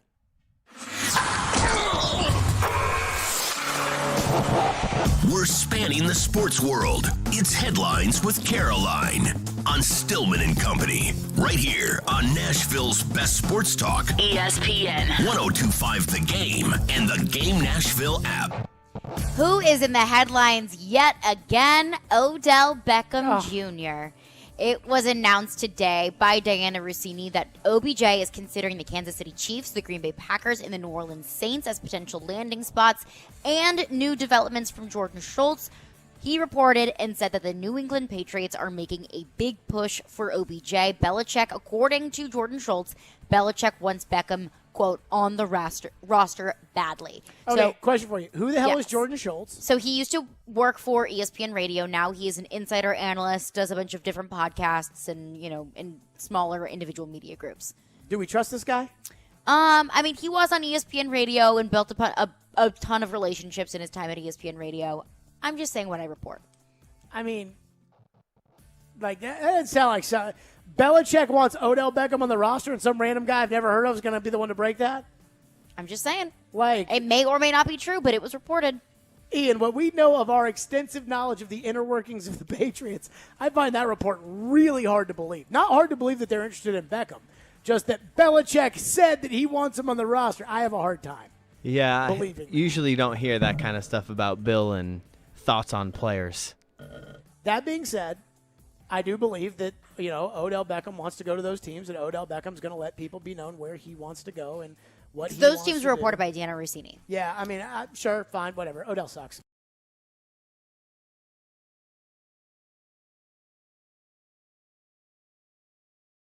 Taking my talents to South Beach. I mean, Odell Beckham is a guy who made a one-handed catch 5 years ago and has not done anything meaningful since. And the teams that got rid of him can't wait to get rid of him. I mean, I don't see this. I don't see this being any different than any other guy who was once a great player who is now out and he signed somewhere and then we barely hear from the guy again. Antonio Brown is the best example of that guy being somewhat of a contributor, but it's not like AB's lighting the world on fire. And Odell Beckham Jr. said that he wants to spend the rest of his season with a playoff contender and in a winning environment. Odell. Everyone in the NFL wants to be on a team that's in a winning environment that's going to make the playoffs. Duh. Also, Bruce Arians was asked about Odell Beckham Jr. If he was interested in bringing him into Tampa Bay. Bruce Arians says, no, too many letters. I've already got an AB. I don't need an OBJ. So I think that what Bruce Arians thinks about that doesn't matter. The real question is, what does Tom Brady think about that? Since Arians has vetoed guys or not liked guys, and Brady has vetoed Arians, and then they signed Antonio They're like, okay, Brown. fine. If Tom wants him, we'll get him. Well, Tom I think knows that's him. pretty fair. So, but yeah, I mean, he's going. Here's what I think. I think he's going to Kansas City. Kansas City or Green Bay? Here's why I think he's going to Kansas City. Because if he goes to Kansas City and they turn it around, then he can point to himself as the missing link. Mm-hmm. And I think Kansas City has realized without Sammy Watkins, they need somebody else out there that's a veteran guy that knows how to play. I think the bigger issue is I don't think there's any chemistry between Mahomes and the offensive line. And nobody's talking about that. But I don't think there is any chemistry between the two. What's next? A little bit of backhanded Titans news. So Carolina Panthers quarterback Sam Darnold had an incomplete fracture of the right shoulder blade, likely to miss several weeks with the injury. Matt Rule said on Monday that Darnold reported soreness in his shoulder after their game on Sunday, got an MRI that revealed the incomplete fracture. PJ Walker will replace Sam Darnold on Sunday as they play the Arizona Cardinals. So, yeah, welcome to the NFL. Now you're facing Chandler Jones. But the Titans news here is that the Panthers announced yesterday that they plan to sign veteran quarterback Matt Barkley off the Titans practice squad, pending a physical. So we were talking about this during the break. Are we kind of stunned? The Titans have signed Kevin Hogan to be their practice squad quarterback, the kid from Stanford.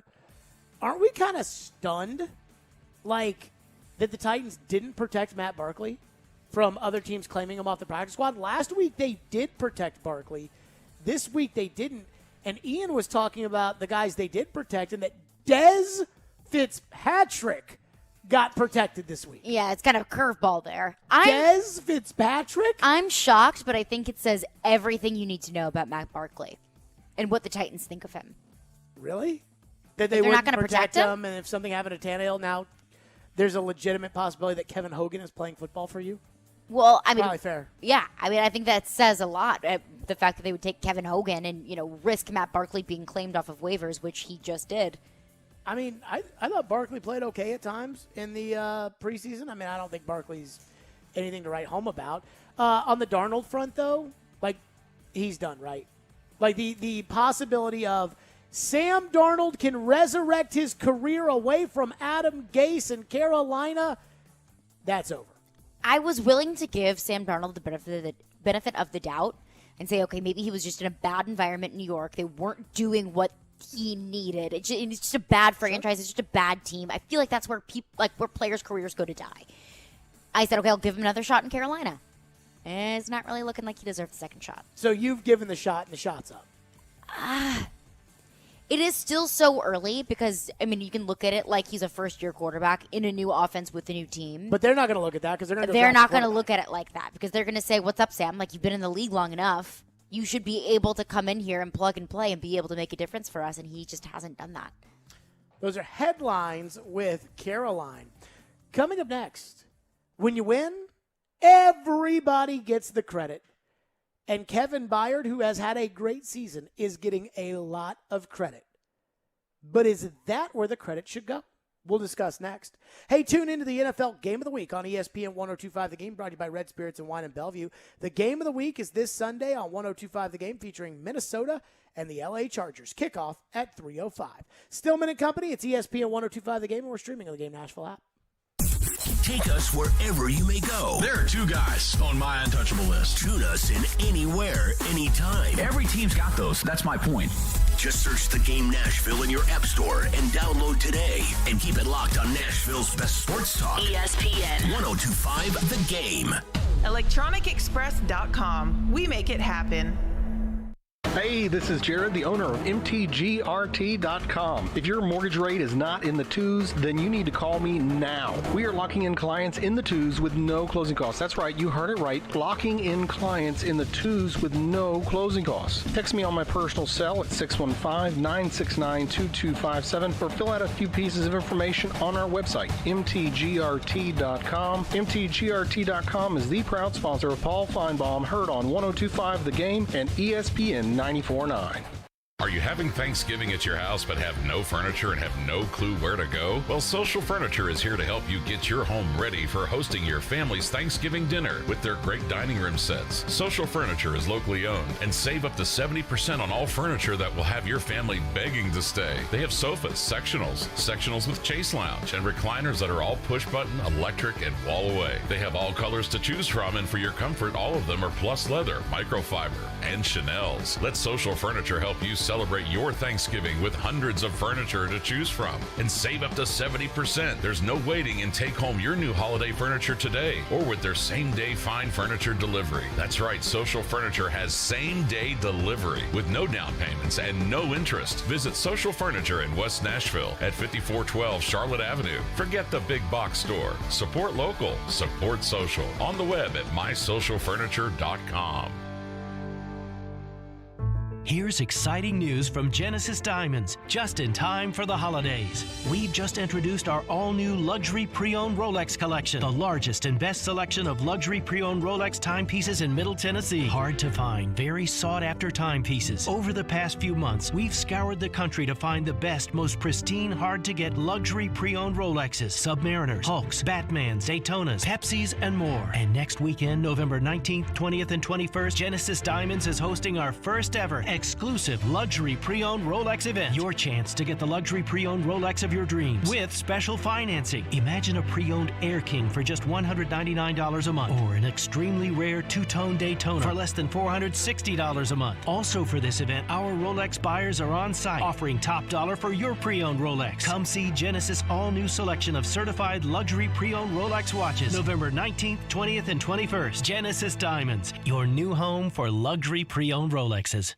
If you owe the IRS back taxes, then get ready to pay up. The IRS has giant private collection agencies actively tracking down folks who owe the IRS. So if you think dodging them was stressful in the past, it's going to get a whole lot tougher. Optima Tax Relief has this advice. Don't wait. Solve your tax problems now before it's too late. Optima Tax Relief works to stop the demand letters, stop the aggressive collection actions, and stop the IRS collectors from targeting you. Ask Optima about the Fresh Start Initiative, one of the biggest breaks the IRS has ever offered. If you qualify, you could save thousands, and nobody knows this program better than they do. Optima is A+ rated with the Better Business Bureau, and they get results, having resolved over $1 billion of tax debt for their clients. Get a fresh start. Call today for your free consultation. Call 800-343-6460. 800-343-6460. 800-343-6460.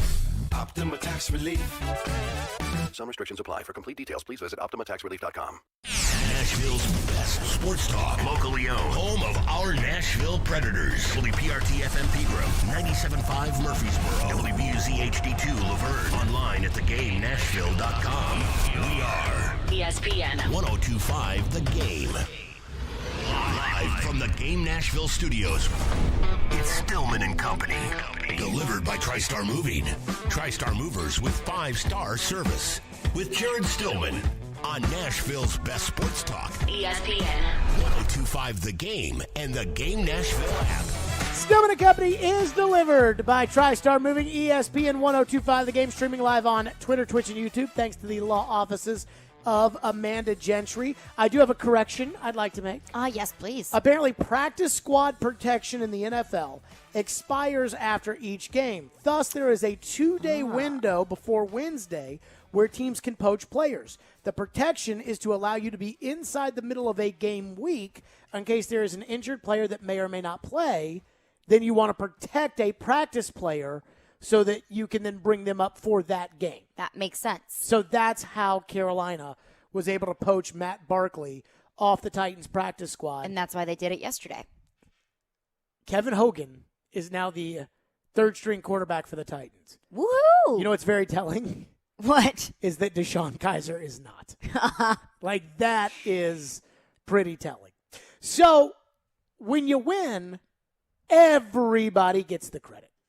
I mean, everybody they just love on everybody. And, you know, the Titans have 10 home games a year in a normal year with 2 preseason games. Now, you may have 1, you may have 2 road games, you know, whatever. But normally, in a 16-game season, there was 10 home games, 8 regular season, and 2 preseason. And in 2000, the Titans were the best team in the NFL. They were 13-3. They were coming off of the Super Bowl, and they had 8 guys make the Pro Bowl.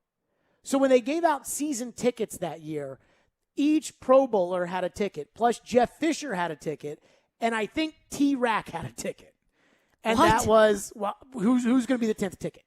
Well, 8 players, 1 coach. Mascot. Okay, there you go. And so I could be wrong, but I think that's exactly what happened. I do love that. And as you see on the wall right there, there's one of those tickets, Steve McNair Pro Bowl ticket. Ah. And anywho, so everybody gets the love. Everybody gets the love. Yelly, everybody love everybody. In 2008, the Titans were the best team in the NFL, or the best team in the AFC at 13-3. And they sent like the entire secondary, or 3/4 of the secondary, to the Pro Bowl. But it was because Albert Hainsworth and Kyle Vandenbosch were making it happen. The next year, they had the same guys in the secondary. No Hainsworth. Vandenbosch was hurt. Nobody went to the Pro Bowl except Chris Johnson. Which leads me to this. Kevin Byard is getting the love. NFL Live, Dan Orlovsky and Ryan Clark did a breakdown on why Kevin Byard has been so good, and Ryan Clark brought up the idea, should KB be Defensive Player of the Year? There is no way that Matthew Stafford believes that he can get here. The thing that Kevin Byard does is pre-snap analysis. It's also digesting what's happening. Get into shotgun. He knows now I can disguise, drop into play, read Matthew Stafford, and make the pick. That's a beautiful job. So let me ask you this. He's actually where he's not supposed to be. So then in reality, Matthew Stafford's got to see him drop down, no doubt about it. But that's a credit to Kevin Byard for being such a smart player. Well, this is why Kevin Byard has now entered himself into the Defensive Player of the Year conversation. He's the best player the Tennessee Titans have right now, and he got both the Dan's boys. Okay. Ryan Clark says Defensive Player of the Year discussion and best player the Titans have right now. Let's analyze both. Is Kevin Byard the best player on the Titans defense right now? Is he the most valuable player? And is he the Defensive Player of the Year in the NFL? Now, I don't watch enough of everybody else in the NFL to be able to tell you who the other candidates this year for defensive players should be. I know this. The best player on defense on the field Sunday night, Simmons. Well, I was going to say, even if he didn't get the sacks, was Aaron Donald. I mean, No, it was that's fair. every play the Titans snapped the ball, Donald was right through. I mean, he's freaking amazing. And that's not to take anything away from the Titan players. But, I mean, if we were to do a draft of players on each team's defense, I mean, the first player I would pick is Donald. The second player I would pick is Ramsey. Fair. I mean, that's like just fair. But I understand, Kevin Byard leads the NFL in interceptions. And Floyd used to always talk about this with Clowney. When the fans would say, well, Clowney doesn't get the sacks, but if you look at this advancedmetricstat.com, Floyd's like, no. Guys make money off of sacks. I can go get a 3-sack guy, but I can't get a 13-sack guy. And that at the end of the day, defensive linemen know, hey, we make money off of sacks. Defensive backs know we make money off of interceptions. They know it. But I do wonder this. How much of it is Byard? And how much of it are the big guys up front? Because last year they had Jeffrey Simmons. And they had Kevin Byard. But they didn't have anybody else. Clowney, Beasley, Roberson, Daquan Jones. I mean, they didn't have – Harold Landry had to play every snap. They didn't have any backups. They couldn't rotate guys in and out. And Byard didn't look this good last year.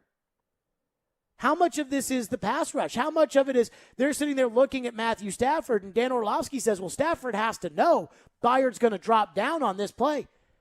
Stafford was as rattled at the beginning of the game Sunday night as Carson Wentz was the week before. I mean, Matthew Stafford is a veteran quarterback who has been through it, and he was crapping his pants on Sunday. Mm-hmm. And I think that's a testament to the big boys. And I'm not taking anything away from Byard because he's been great this year. But I wonder when it comes to the defense, how much is Bud Dupree finally being healthy, gelling the four of them, Landry, Simmons, Autry, Dupree, David Long Jr.'s kind of emergence at the middle linebacker position. How much of that is making everybody else better? Because I will say this too. Do you know who the corners were for the Titans last week? Was it Chris Jackson? Chris Jackson. And Jackrabbit. Jackrabbit Jenkins, Elijah Molden, and Chris Jones. And I can think of a play that all of them made on Sunday night. Jackson was awesome. Molden was great. Jones made a huge tackle on a play where Robert Woods was running with the football and he tried to cut it to the other side of the field, and Chris Jones took him out right there. End of that, what could have been a huge play for the Rams. And so I'm not knocking Byard. And if Byard gets the Defensive Player of the Year award, I'm not going to be hosting shows saying, Byard didn't deserve it. I will not be doing that. But I'm wondering, is the root cause of the success because Byard's such a great player? Or is the root cause of the success the fact that the big boys up front are making life miserable for these quarterbacks and they're making throws that they don't want to make that they would have never made last year? Because that's what I think it is. And when I think about like MVP of the defense right now, Byard probably would get it. You know, like if the fans voted or the media voted, or because that's a stat. You know, interceptions, stat. But if I had to say MVP of the defense, I'm either going with Landry, Autry, or maybe even David Long. I was just about to say David Long Jr. I mean, those guys have been awesome. And I don't think that we can, and it's going to get to the point with me and Autry where people are going to be like, oh my God, Jared, give it a rest about Nico Autry. But when they signed him, I thought about it like, okay, the Colts have their big boy in the middle, DeForest Buckner, and they've got a great player who's a Pro Bowler. I think he was an All-Pro in 2018. Danico Autry, that's right next to Buckner. And I remember watching those guys play the Titans, and Autry was on a mission to literally end Ryan Tannehill's life. Like, he was trying to kill Ryan Tannehill, and he came pretty close. And I'm like watching this guy, and then I see the Titans sign Danico Autry, and I'm like, oh my God, this guy's a great player because he's a huge guy, but he's got speed for a big guy. He's a great player. Plus, you're taking a great player off of their team, your biggest rival, and you're putting him on your team. And they've got a big boy in the middle who wreaks havoc, and you've got a big boy in the middle who wreaks havoc. So maybe he's going to have that effect on the big boy that you've got to kind of open it up for him. And I think that's what's happened. And I think that it just has made everybody better. Like, I think the addition of a healthy Dupree and Danico Autry has been as impactful as Javon Curse coming to the Titans in 1999. I think it has been that impactful. David Long has been all over the place. David Long had the interception that got the game started the other night. Now, that was because of pressure, but he was there and he intercepted it. He had the ball against the Chiefs where he turned around, bats the ball in the air, and Rashaan Evans makes a great diving catch for it. I feel like David Long's always in the backfield making tackles. He puts pressure on the quarterback. David Long's a great player right now. And so, again, I am not trying to dump on Byard. I'm just asking the question, like, I hear Byard getting the love, and Byard deserves love, but I don't think this is all about Byard. Like, I don't think Byard is the Derrick Henry of the defense where he is elevating everybody else out there. Well, I'll ask you this question. Can any safety do what Kevin Byard is doing without a strong four up front? So, I don't know how strong the Denver Broncos front four is, but, I mean, I think that Justin Simmons, their defense, I think he's the best safety in the league. I mean, every time I watch the Broncos play, I watch him make an incredible play. And I don't watch the Broncos play very often. But I think that Justin Simmons, I think he is the bee's knees. Like, I would take him over Byard. Other than that, I can't even think of who the best safeties in the league are. Jordan Poyer of the Bills, like, maybe is a little different than Byard. But I think he's a pretty good player. You know, Byard's a ball hawk. There's no doubt about it. Yes. I mean, and I think he deserves the credit. But you don't lead the league twice in 4 years in interceptions, which I think it was 17. So it'd be twice in 5 years. You don't lead the league twice in 5 years in interceptions on accident. But I guess I'm holding last year against Byard to say that, hey, Byard's resurgence has been because they got Byard some help. And I think maybe, I don't know how much we criticized Byard last year, if we criticized Byard last year, but I would say that there was a lot of people, like when it comes to Tannehill and the interceptions, and, you know, the crybaby Joe Rexroads that are like, he's got no protection. Well, if you go out there and you get the Dallas Cowboys offensive lines of the 1990s and Tannehill turns back into Joe Montana, then maybe you're right. I think that's kind of how I feel with Byard, which was the excuse making was Byard's got no help. He's out there by himself, and they're not getting a pass rush. And now they're getting a pass rush, and he's not out there by himself, and now he's leading the league in picks. So I think that's a fair thing to say about last year Byard. I just think we got to look at, to me, the defensive line has been the defensive line is outstanding, and it doesn't necessarily always show up on the box score. I mean, for example, the Colts game, Elijah Molden doesn't get that pick six if Bud Dupree isn't putting pressure on Carson Wentz. There are so many contributions that this defensive line makes to this team that isn't necessarily like the sexy contribution, like an interception, like that is big. That's a pick six. That is huge. I told you the one but play. But it doesn't happen if you're not putting pressure on the quarterback. I told you the one play at Kansas City. I was sitting in my seats, and I sit in the club level. So I've always found it kind of weird that like you pay more to sit further away, like the club level compared to like the lower level. But you do, like, you can see the whole field, unlike TV where you can't really see the safeties and things like that. And there was a play against the Chiefs where Tyreek Hill is running wide open across the field. Now, I've been to like 5 Titans-Chiefs games. I was at the AFC Championship game in the press box, which is pretty much like you're right there with God and Floyd and everybody. I mean, you are up there. Jordan Love's mom and girlfriend. Where they sat, exactly. But you had to take an elevator to get to that. Like, it's above that. Oh, wow. I mean, it is like She's up there. You're in the clouds. And I see Tyreek Hill running across the field wide open, and so then I turn my head over to see where Mahomes is, and I'm expecting Mahomes to put that back foot in the ground and drive the football right to Hill, and I'm like, oh, man, this is going to be bad. Because the DB had terrible position, and here's Hill catching the ball in the middle of the field wide open by himself. Tyreek Hill cuts it up, makes a move on a guy, it's a touchdown. And I'm like, oh, no. And I look down, and Patrick Mahomes is staring at the rush and his offensive line, and I joked that he looked like Allen Iverson trying to cross over somebody. He can't even see Tyreek Hill wide open down the field. And that's because this defensive line is putting pressure on quarterbacks and veteran quarterbacks. I mean, they are doing this. Like, Wentz is not a spring chicken now. He has been in the league.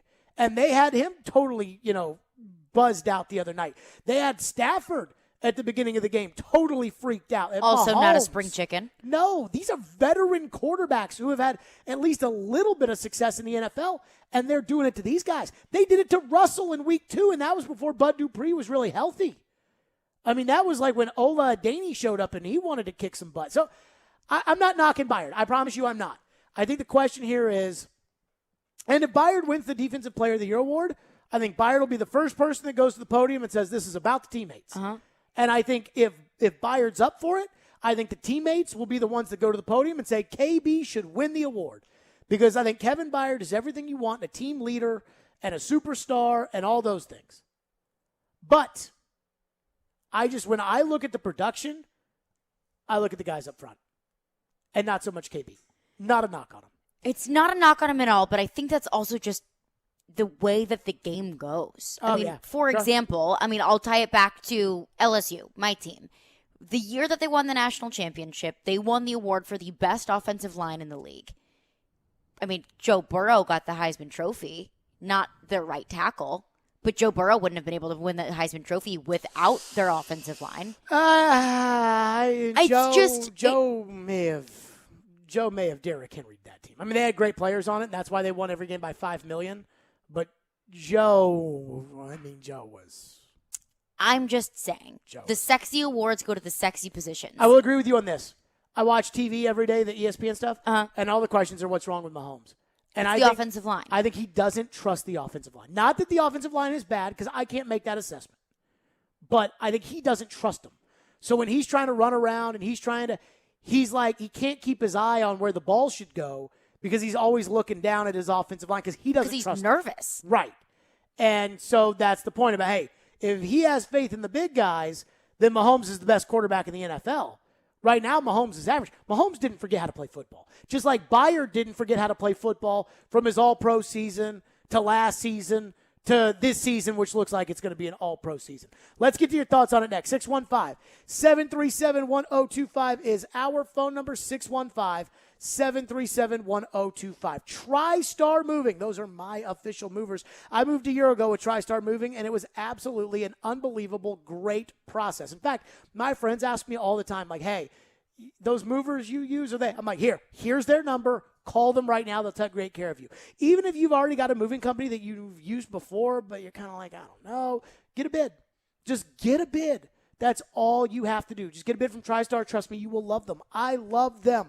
TriStar Moving makes everything easy from the initial phone call to the final signature. Moving is a breeze. They do it all with a brand new state-of-the-art storage facility in Mount Juliet. Their owners, Garrett and Robert, are true Nashvillians, and they want to help their hometown, and that's why their company is the real deal and on the rise quickly, due to the high standard that TriStar movers hold. If you're looking to move, give them a call, 615-640-1219, or visit their website, nashvillemoving.org/radio, where they'll give you 5% off your entire move. That's TriStar Moving, 615-640-1219, nashvillemoving.org/radio. Tell them Jared Stillman sent you. TriStar Moving, my official movers. Titans on 3. 1, 2, 3. Titans. Those guys played fantastic. It was fun to watch them play. The Titans are the NFL's hottest team. Big plays, big moments. It's just incredible. After consecutive wins against the Bills, Chiefs, Colts, and Rams. Man, were they good. Oh. It's unbelievable. You're home for the best Titans coverage. That is a team that is putting it all on the line. They stepped up big time. Is Nashville's best sports talk. ESPN 102.5 The Game and the Game Nashville app. Staples Connect is a new world of possible with innovative tools for small business and remote workers and learners. Explore more at your local Staples store or staplesconnect.com. Hey. Hey. Nice tailgate setup. Thanks. Dos Equis? Sure. Really hits the spot. Oh, yeah, that's good. Well, I hope your team never wins as long as I'm alive. Same to you. A dose of respect, brought to you by Dos Equis, proud sponsor of college football. Get a dose. Enjoy Dos Equis responsibly. Copyright 2021. Imported by Cervezas Mexicanas, White Plains, New York. Here's exciting news from Genesis Diamonds, just in time for the holidays. We've just introduced our all-new luxury pre-owned Rolex collection, the largest and best selection of luxury pre-owned Rolex timepieces in Middle Tennessee. Hard to find, very sought-after timepieces. Over the past few months, we've scoured the country to find the best, most pristine, hard-to-get luxury pre-owned Rolexes, Submariners, Hulks, Batmans, Daytonas, Pepsis, and more. And next weekend, November 19th, 20th, and 21st, Genesis Diamonds is hosting our first ever exclusive luxury pre-owned Rolex event. Your chance to get the luxury pre-owned Rolex of your dreams with special financing. Imagine a pre-owned Air King for just $199 a month, or an extremely rare two-tone Daytona for less than $460 a month. Also for this event, our Rolex buyers are on site offering top dollar for your pre-owned Rolex. Come see Genesis all-new selection of certified luxury pre-owned Rolex watches November 19th, 20th, and 21st. Genesis Diamonds, your new home for luxury pre-owned Rolexes. Signs First is the official sign company for 102.5 The Game. Go to sfnash.com. Middle Tennessee football is back at Floyd Stadium Saturday, November 13th. Your Blue Raiders host the FIU Panthers for the 39th annual Salute to Veterans and Armed Forces game, with kickoff set at 2:30 p.m. Arrive early as there's a full day of events scheduled to honor and recognize veterans, current service members, and their families. There'll be various military vehicles placed around Floyd Stadium for fans to check out before the football game, along with special pregame and halftime shows to honor past and present service members. For a full list of activities, head to goblueraiders.com/salute. Stronger together inside Floyd Stadium. Go Blue! It's the official Bud Light Preds watch party as the Predators take on the Dallas Stars Wednesday the 10th. Puck drops at 7:30, but the party starts at 7 with all kinds of specials. See you at headquarters, Beercade, downtown Nashville on 2nd Avenue. Go Preds! Harmon Tractor and Equipment is your one-stop tractor and equipment solution and Middle Tennessee's Link Belt and Takeuchi dealer. Whether you're looking to rent or purchase a track loader, mini excavator, large excavators for your job site, or something in between, Harmon has what you're looking for. This Friday from 10 a.m. to 2 p.m. will be Harmon's official grand opening celebration at 3570 Dickerson Pike. RSVP at ptesales@harmoncorp.com. Visit harmontractor.com or call 615-865-7800. Your Middle Tennessee Link Belt and Takeuchi dealer, providing totally outrageous customer service. If you've missed any of today's show, just search Stillman and Company on Apple, Spotify, or your favorite podcast platform. Stillman and Company, we are delivered by TriStar Moving. Celebrate our heroes this Veterans Day as we set aside to honor the brave men and women who have fought to protect our country. To emphasize the community's thankfulness, several events are taking place around town to celebrate our veterans, active military, and their families. And so there's a lot of events to honor them. including Field of Honor Thursday through Saturday from 9 to 4 at Andrew Jackson's Hermitage in Victory Field. This historic site will feature 1,000 American flags honoring veterans and active military. Let's go to your phones on Kevin Byard, Defensive Player of the Year candidate. Let's go to the phones. Phone lines are driven by WilsonCountyHyundai.com. Josh texts in and says, Byard Defensive Player of the Year, but who would you give Offensive Player of the Year if it has to be a Titan? Derrick Henry. I mean, let's say, hypothetically speaking, knock on wood, Derrick Henry is out for the rest of the season and can't be Offensive Player of the Year. Why can he not be Offensive Player of the Year if he's out for the rest of the season? But I'm just asking for Like my own personal what he's wondering. done. Like Derrick won you the division, and then Derrick got hurt. And luckily enough, the Colts have stunk it up so bad that there's They're enough not going to bridge time that gap to where maybe Derrick can come back. But there is no number. I mean, A.J. Brown would be the number 2, but there is no number 2 right now. Derrick Henry, like this team, like let's say Derrick doesn't come back and they get to the Super Bowl. Like, you don't do that without Derrick Henry because Derrick Henry carried you for the first 2 months of the year. I mean, look, they won one game without Derrick Henry in which the offense didn't have 200 total yards. That's pretty telling. Like, Derrick Henry is the offense. And so there's not a single answer or single. Remember when he got hurt and I said this may be the perfect timing? Because if he got hurt a month from now, there wouldn't be enough time for him to come back for a playoff run. And if he got hurt a month ago, you're not going to beat the Buffalo Bills. You probably don't beat the Colts twice, but maybe you don't even beat them once without Derrick. Like, let's not get too worked up about one good win, good team win that the defense drove you to. Let's not get too caught up with all that. Also, one texter wants to clarify, Kevin Byard does not currently lead the league in picks. It's Trayvon Diggs, who has 7. How many does Byard have? 5. Yes, he has 5. Oh, yeah.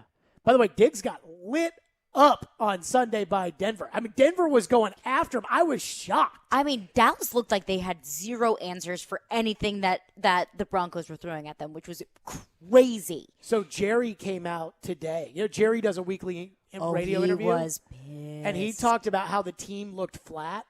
And I think I've realized something. You know, Jerry never wants to hire a strong coach because the strong Jerry coach wants to be in charge. Right. And so he hired Mike McCarthy, who is essentially a yes man. He was a yes man to Aaron in Green Bay, and he's a yes man to Jerry in Dallas. But I feel like, you know, Aaron hated Mike McCarthy.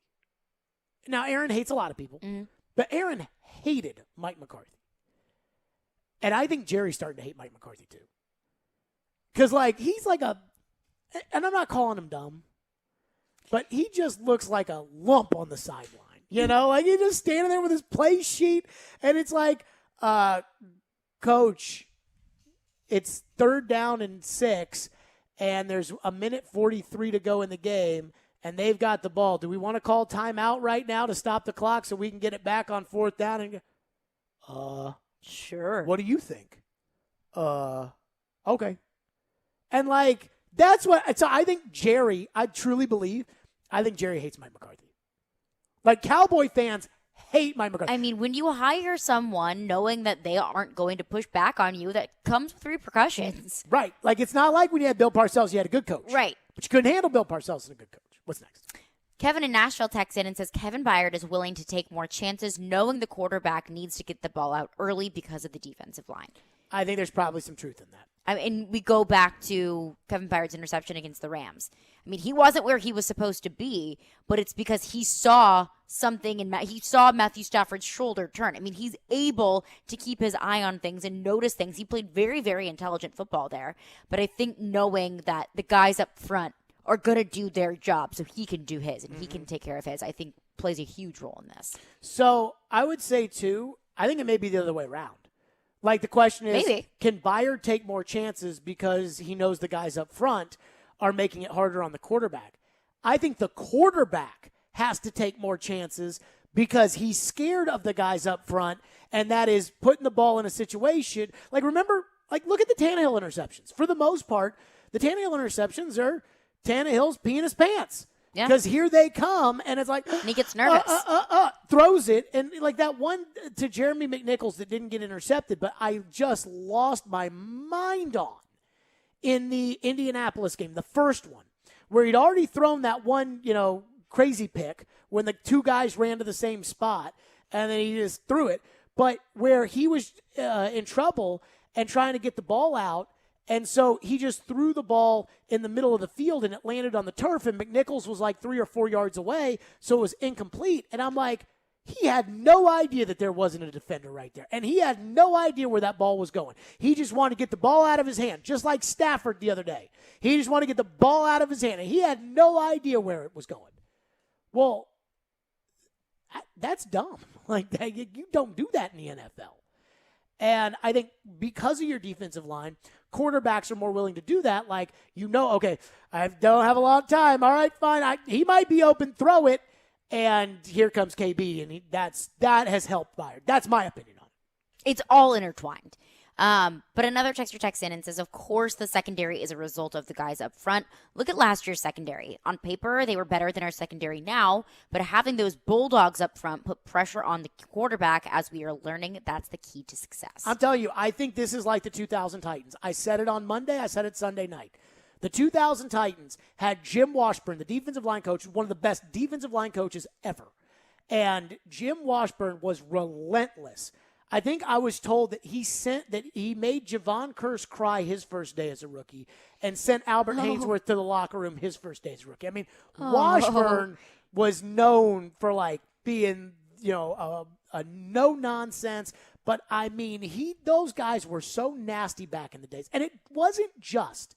Like, everyone knows Kurtz and Hainsworth and Kevin Carter and Kyle Vanden Bosch, and some people know Kenny Holmes and Josh Evans, but it was other guys like Joe Salavea and Jason Fisk and Henry Ford and Robert Smith, and they just kept bringing guys in and bringing them in and rotating them back in, and they just got after the quarterback.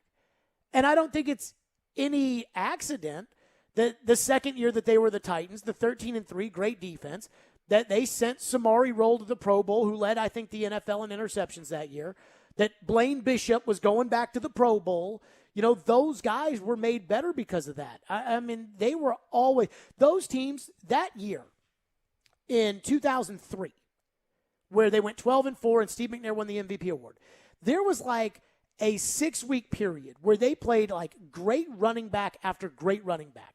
Like, they would play Deuce McAllister in the Saints. They would play Edgerrin James in the Colts.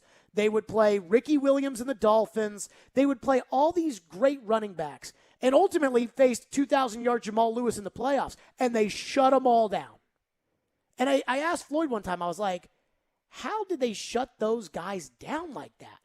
And he said, well, we never worried about the run. We just figured that we'd stop the run on way hitting the quarterback. I was like, really? Like, yeah. Because that team had, Hainsworth was in his second year at that point, not a rookie anymore, and they had Carter and Curse, and just nasty. And that's what I'm seeing from these guys.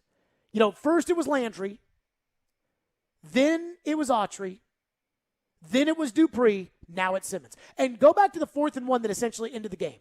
Stafford on a rollout, and Bud Dupree is coming to tee off on it. And Stafford just throws it. Ball hits the turf, they lose, game over. Like, this defensive line, I could talk about the defensive line all day. I mean, I feel like I know football or something, which I do not. Not like the real football people. But I watch this defensive line. I mean, this defensive line is just they're dogs. 615-737-1025. Back to your phones on that. Plus, at some point, I have got to the college football playoff. Oh. At some point, we will get to that because I took the bait again. And last night, I thought they were going to right their wrongs, but indeed they did not. Let me tell you about Focus. That's right. If you're looking at the stream, I got my Focus right here. Going to be a long night going to the CMA Awards, so I made sure to drink a little Focus today to get started. Your body needs water, and it does not need to be boring. That's why Focus, P-H-O-C-U-S, Focus is the sparkling water with a spark. It's infused with a boost of natural tea caffeine so you get clean energy without sugar, calories, or crash. Go to drinkfocus.com to find the full lineup of flavors, and they got 4 new ones.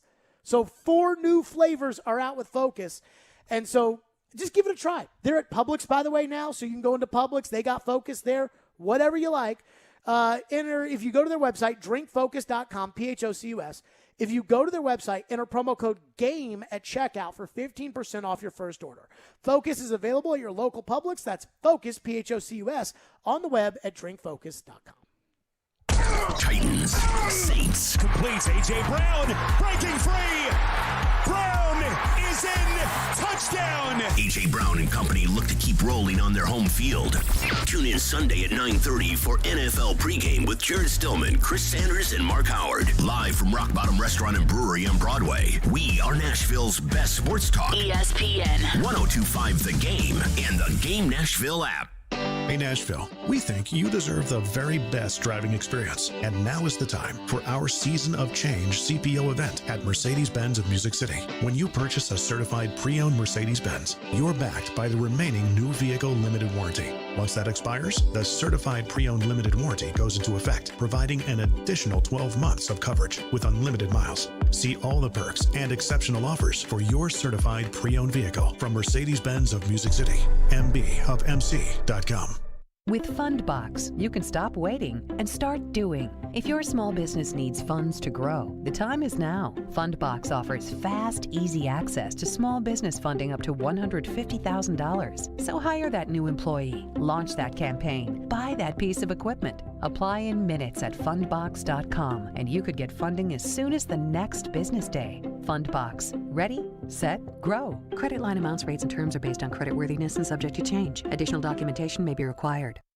Christmas shopping starts now at Electronic Express. Get huge savings on the hottest gifts with up to 50% off in every department. 4K TVs, computers and gaming, smart home, housewares, and more. That's not all. Get up to 50% off all your appliance needs in stock and ready to deliver. Plus, buy now, pay later with up to 36 months free financing. We've got what you need this Christmas at Electronic Express. We make it happen.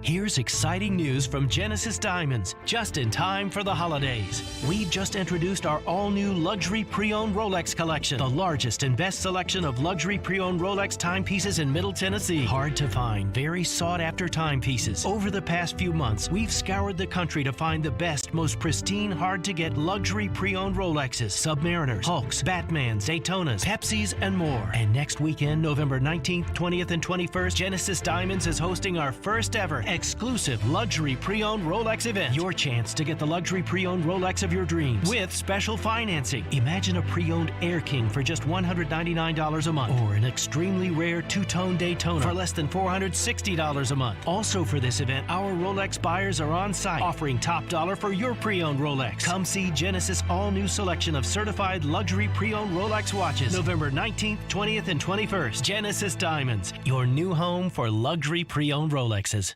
Closer, bolder, golden. Nashville SC Stadium is arriving in 2022, and season tickets are on sale now. With just 150 feet between the pitch and the last row, you'll be right there in the action no matter where you sit. If you thought soccer in Nashville was a party already, you ain't seen nothing yet. So come on in, grab a seat, and stay a while as we open a new era of Nashville sports. For more information on season tickets at the new Nashville SC Stadium, visit nashvillesc.com/22 ticks.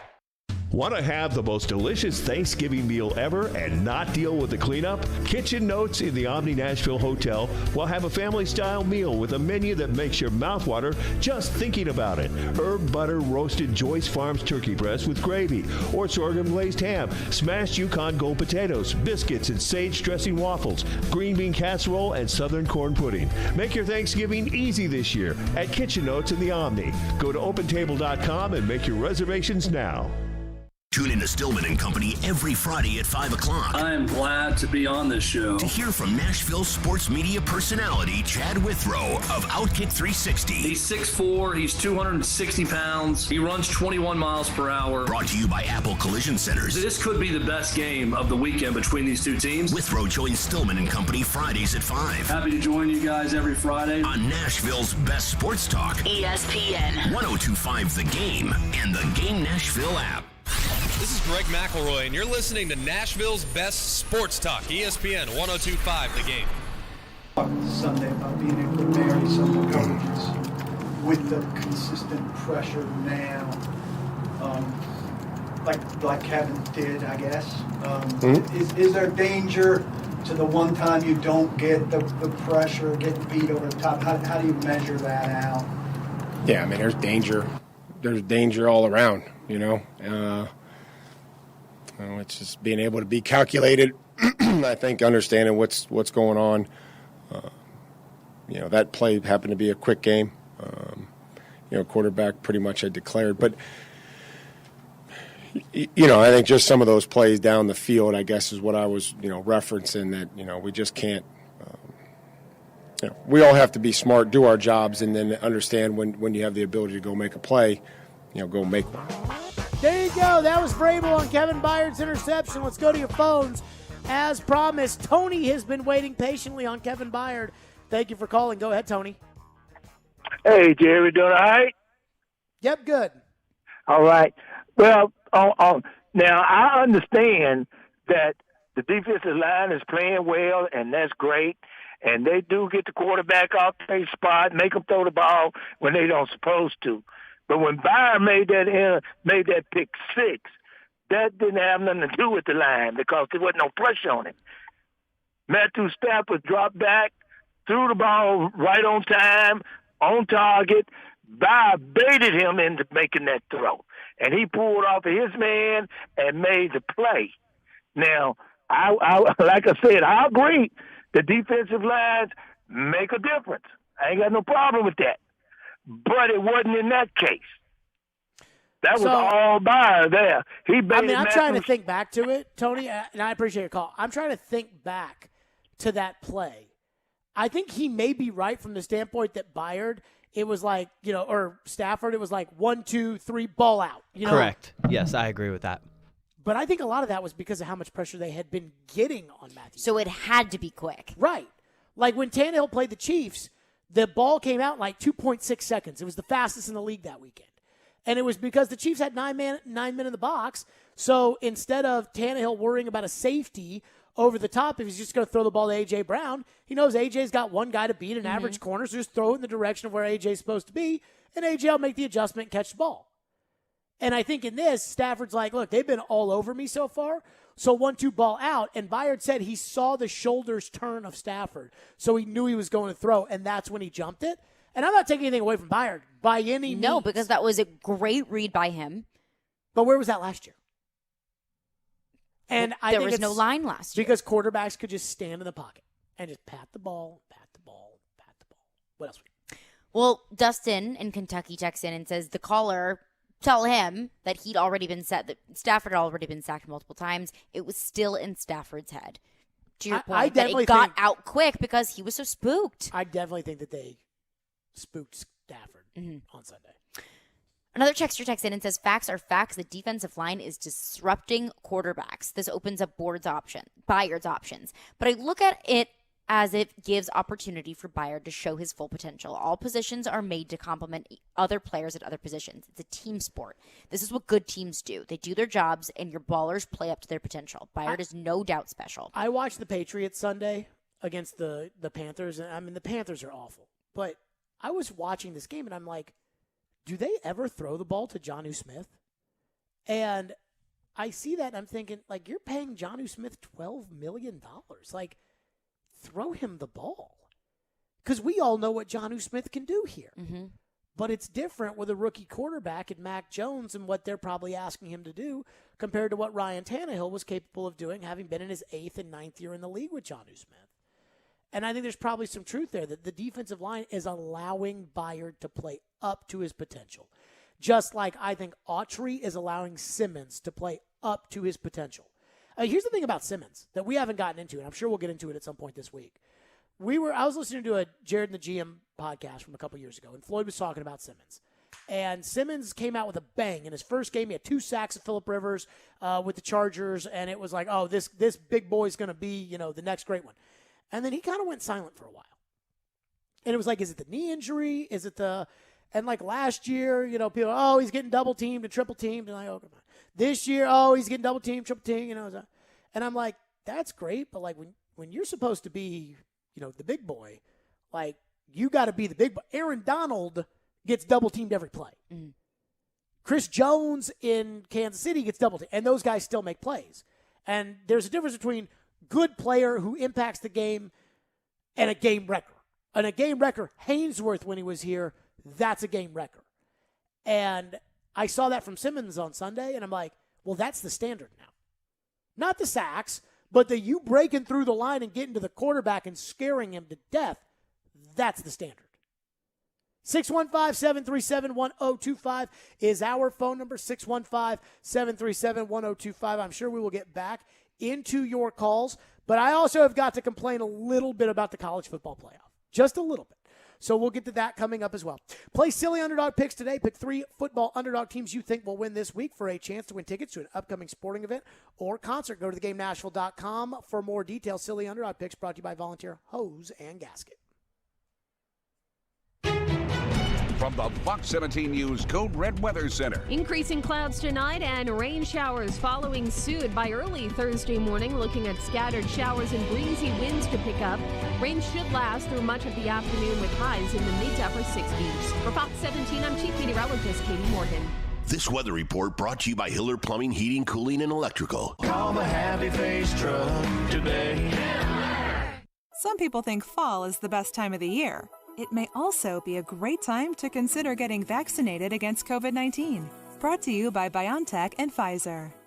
More than 80% of hospitals and other healthcare employers are now looking to hire nurses holding a bachelor's degree. That's why Aspen University's 3-year accelerated and accredited BSN pre-licensure program is now enrolling with no wait list. Tuition and fees are less than $50,000 and transfer credits are accepted. Want to learn more? Just text STEP to 323232 right now. Most courses are online and you'll complete your clinicals within our collaborative network of healthcare providers. Plus, if you need more flexibility, we offer a nights and weekends program. Text STEP to 323232 right now. All clinical simulations and labs are delivered in person while following CDC guidelines for social distancing and masks. If you've thought about becoming a registered nurse, the time is now. Text STEP to 323232 to learn more today. Text the word STEP to 323232 right now. Text STEP to 323232. Total cost of the degree program will vary depending on the courses taken, transfer credits awarded, and fees incurred. Employment statistics are from the AAC and Research Brief published in December 2020. Texting privacy policy and terms and conditions posted at textplan.us. Message and data rates may apply. Harmon Tractor and Equipment is your one-stop tractor and equipment solution and Middle Tennessee's Link Belt and Takeuchi dealer. Whether you're looking to rent or purchase a track loader, mini excavator, large excavators for your job site, or something in between, Harmon has what you're looking for. This Friday from 10 a.m. to 2 p.m. will be Harmon's official grand opening celebration at 3570 Dickerson Pike. RSVP at ptesales@harmoncorp.com. Visit harmontractor.com or call 615-865-7800. Your Middle Tennessee Link Belt and Takeuchi dealer, providing totally outrageous customer service.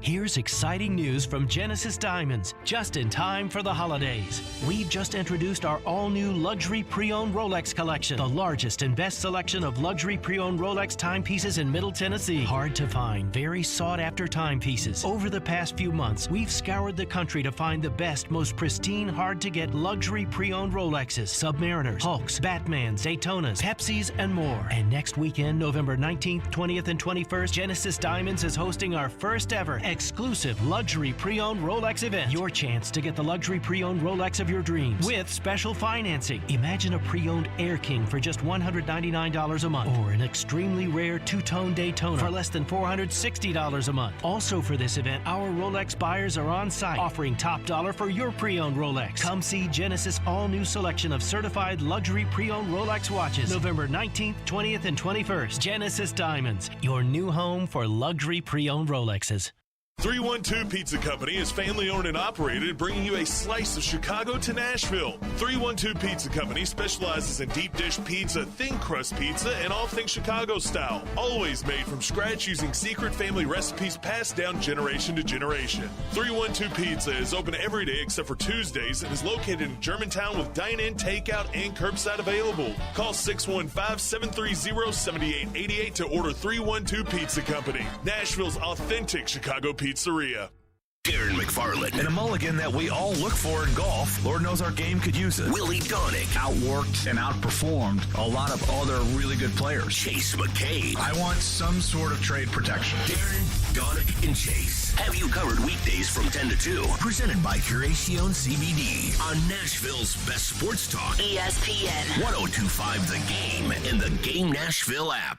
This is Stillman and Company. Delivered by TriStar Moving.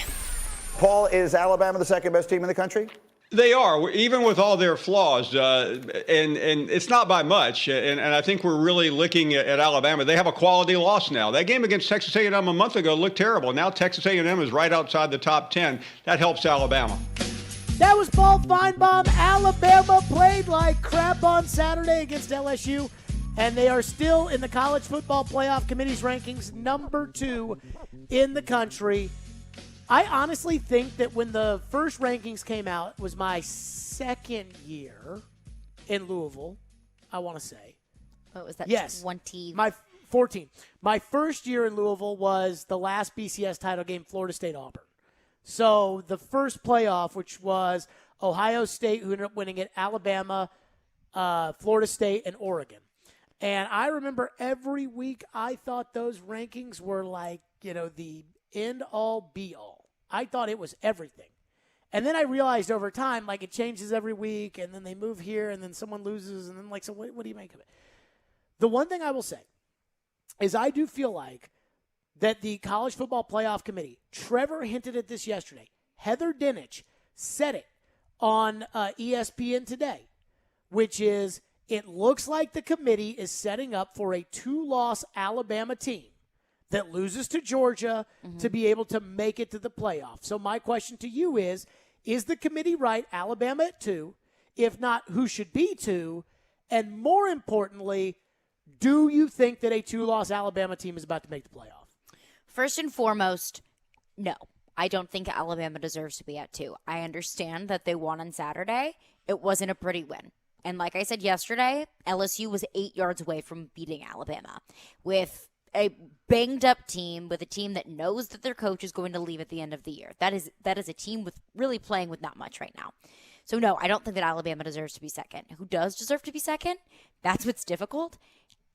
I don't know, because aside from Georgia, there's really no other team that wows me week in and week out. To be totally transparent, I don't watch a ton of Pac-12 football. I guess I would say the natural thing if Alabama drops is you slide Oregon into that second spot.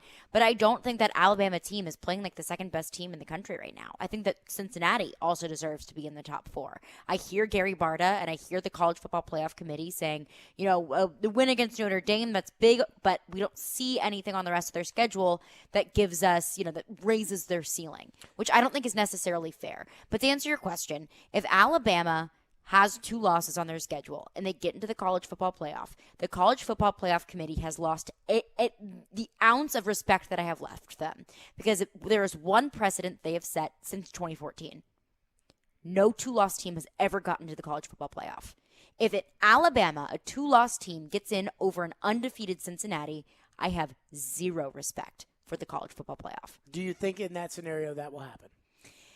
I don't think so, because I know the College Football Playoff Committee understands that that's the one precedent they have. They throw words around like the eye test or head-to-head, quality losses. They say all of these things that matter. But at the end of the day, the one thing that's consistent, if you got 2 losses, you're out. So a couple years ago, in the second week of the season, LSU went to Texas and beat Texas. Mm-hmm. And LSU, that was the 2019 team that ended up winning the championship. Yes. And they were killing people. And Alabama had given up a bunch of yards in a game to Ole Miss. And I said to Trevor and Floyd, I said, hey, I think LSU's better than Alabama. And they laughed, ha, ha, ha, okay. And I'm like, no, I really think that. And they laughed at me like I was the dummy. Well, I feel like those two guys are almost qualified to be on the playoff committee. That's what I think we're seeing here. Mm-hmm. I think Alabama stinks by Alabama standards. Alabama, if you're going to be considered one of the best 4 teams in college football, you cannot play like that. It's the same thing with Oklahoma. I understand that Oklahoma's undefeated, but if you've watched Oklahoma play football, they look Yeah, they suck. Kansas was beating them at the half. They almost got beat by Kansas. They almost got beat by West Virginia. Teams that aren't even close to the top 25. That's why they're 8. I will say one thing, though. Cincinnati needs to blow these teams out now. Like these Cincinnati, bums they play. Tulsa played them they close. Need to blow them out. Can't do that. If Cincinnati's blowing out these teams by 35, 40 points, I mean, if they haven't sealed their way into the college football playoff, then there's really nothing else that they can do because they're not a Power 5 school. They only play who's on their schedule, but they beat Notre Dame, and if they continue to blow Tulsa out, and I think that hurts them a little bit. But if they blow them out, then they deserve their spot. Joe Rexrode will join us next. I have been listening to Robbie and Rexrode, and I have heard some soft takes. So I am excited to do battle with Joe. Jared versus Joe is next right here on Stillman and Company. Bowl and Branch sheets. Do you need the perfect gift? That's right. I'm going to get you the perfect gift. Bowl and Branch sheets. Get that for your loved ones. I sleep on Bowl and Branch sheets, and I know how freaking awesome they are.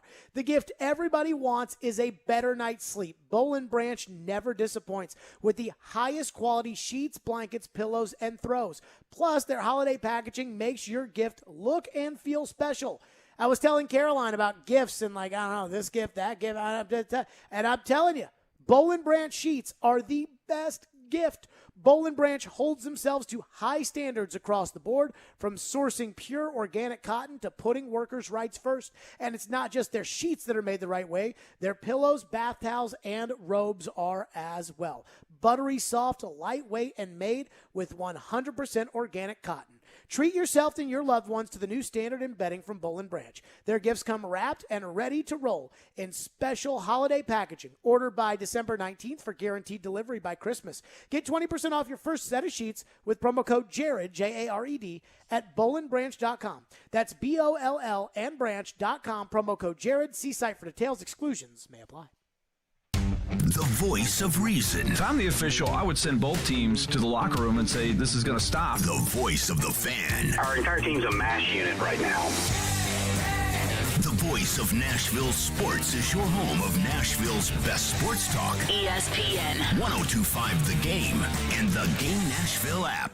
ElectronicExpress.com. We make it happen.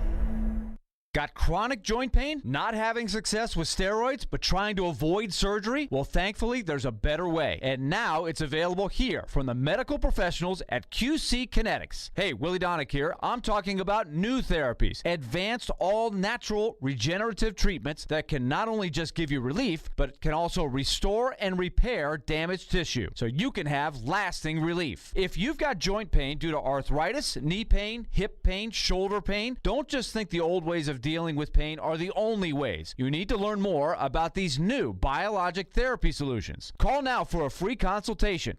QC Kinetics, 615-249-4024. These remarkable new treatments increase mobility, decrease pain, and help restore tissue. They actually encourage your body to heal itself. Call now and learn more about these restorative, regenerative, and revolutionary alternatives. Don't wait. Call today. QC Kinetics, 615-249-4024. That's 615-249-4024.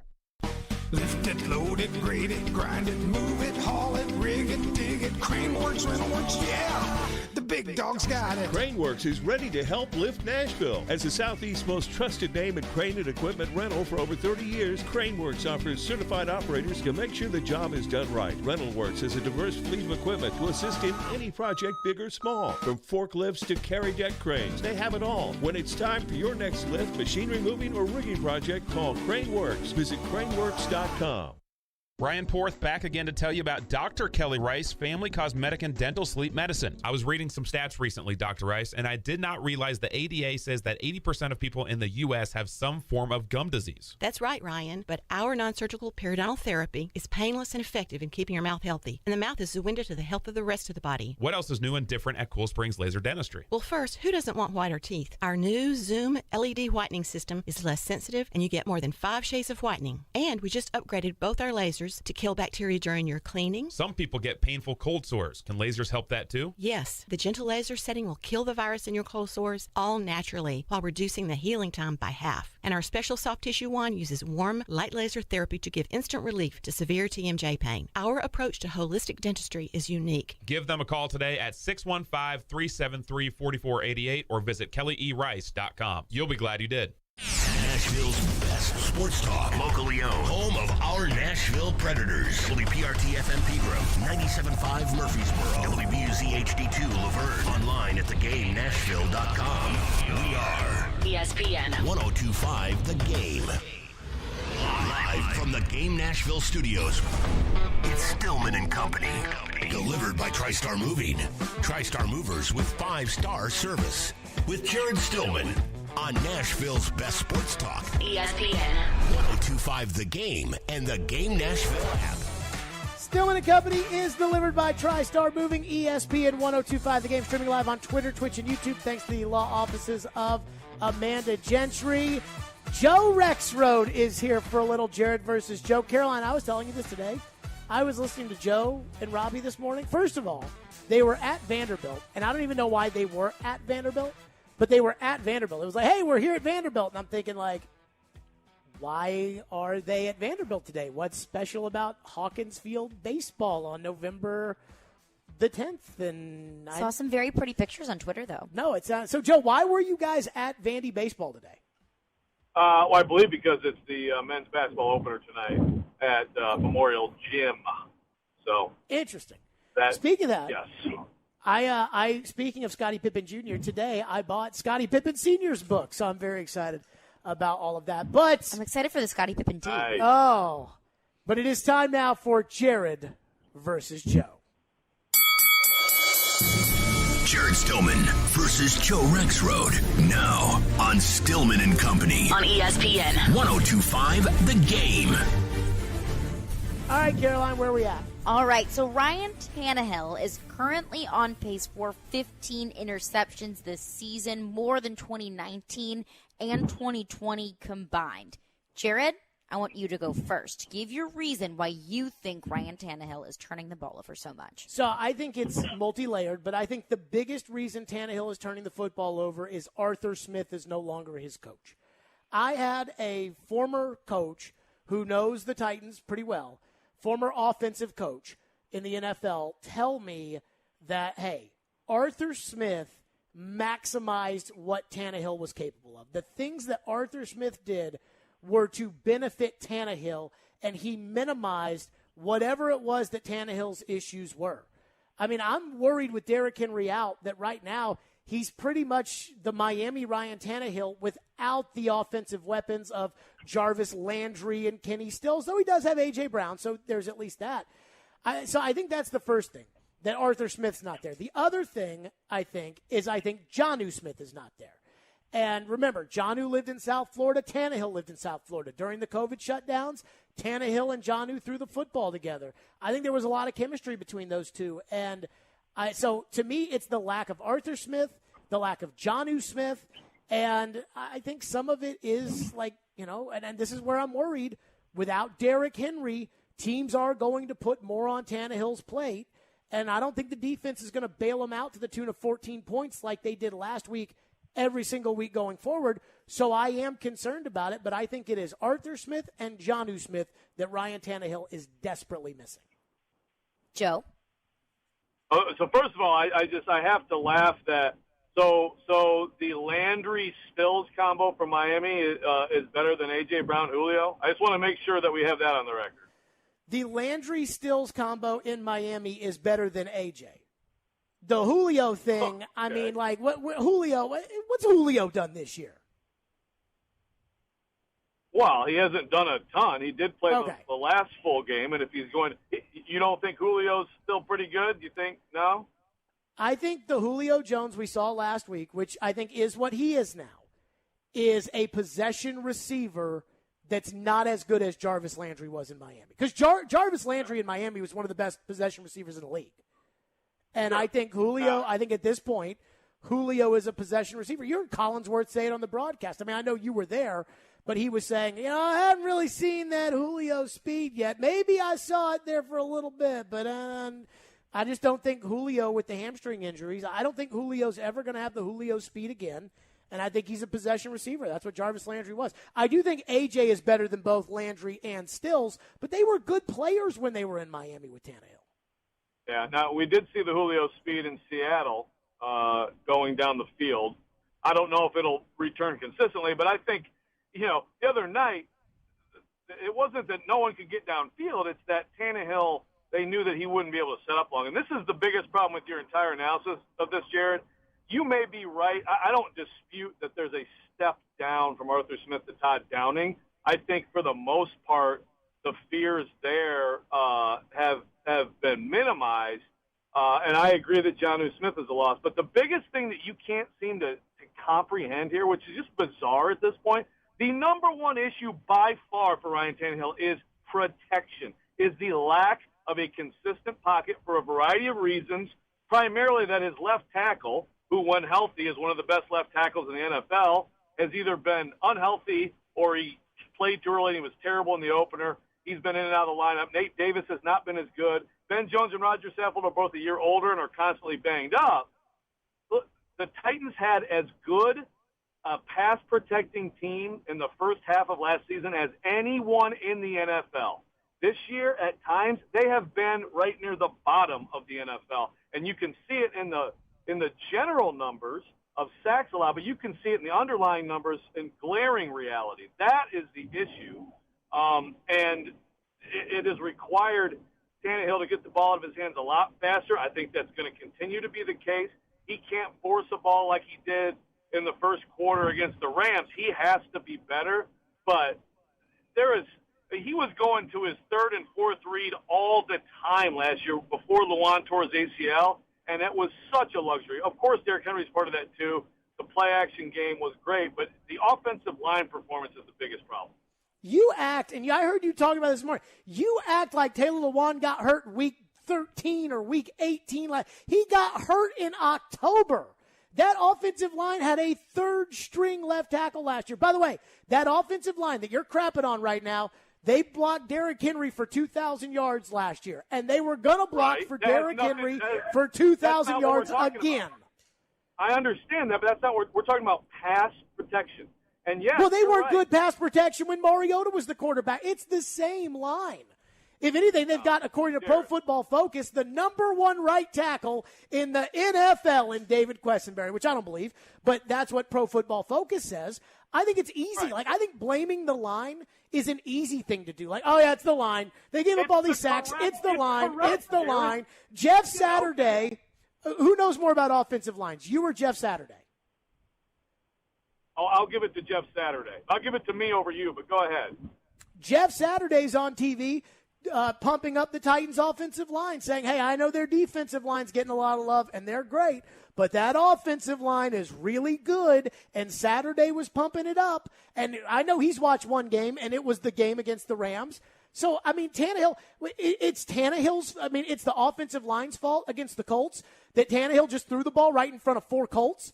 It's the offensive line's fault that in an all-out blitz against the Chiefs, Tannehill, instead of taking the sack, just threw it aimlessly in the middle of the field to a Chief player. It's the offensive line's fault that Tannehill threw the ball short to Jalen Ramsey the other night. No, it's not the line's fault. No. In fact, against the Colts, the offensive line played very well. They had Luan, and that was his best game of the season by far.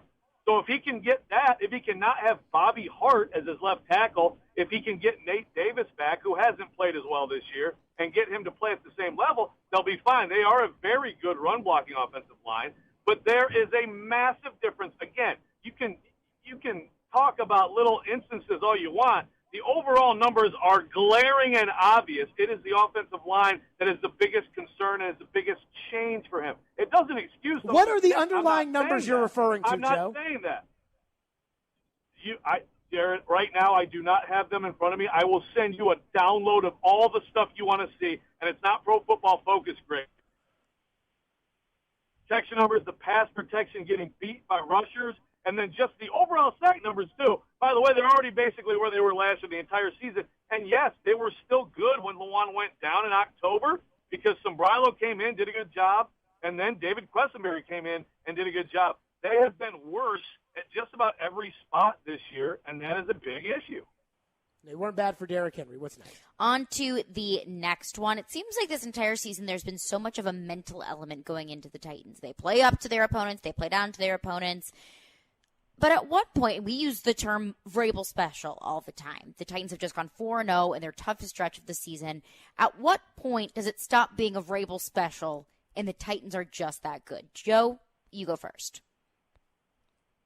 That's an interesting question, Caroline. I mean, I guess obviously it's just that they've done this consistently during his tenure, and it goes back to his second game as a coach when they had no chance to beat Houston, which was actually good then with Deshaun Watson, with their number 4 and number 5 offensive tackles having to play, and with with Marcus Mariota in the game, and they found a way. An incredible coaching game to steal that win, and since then they've had a lot of games like that.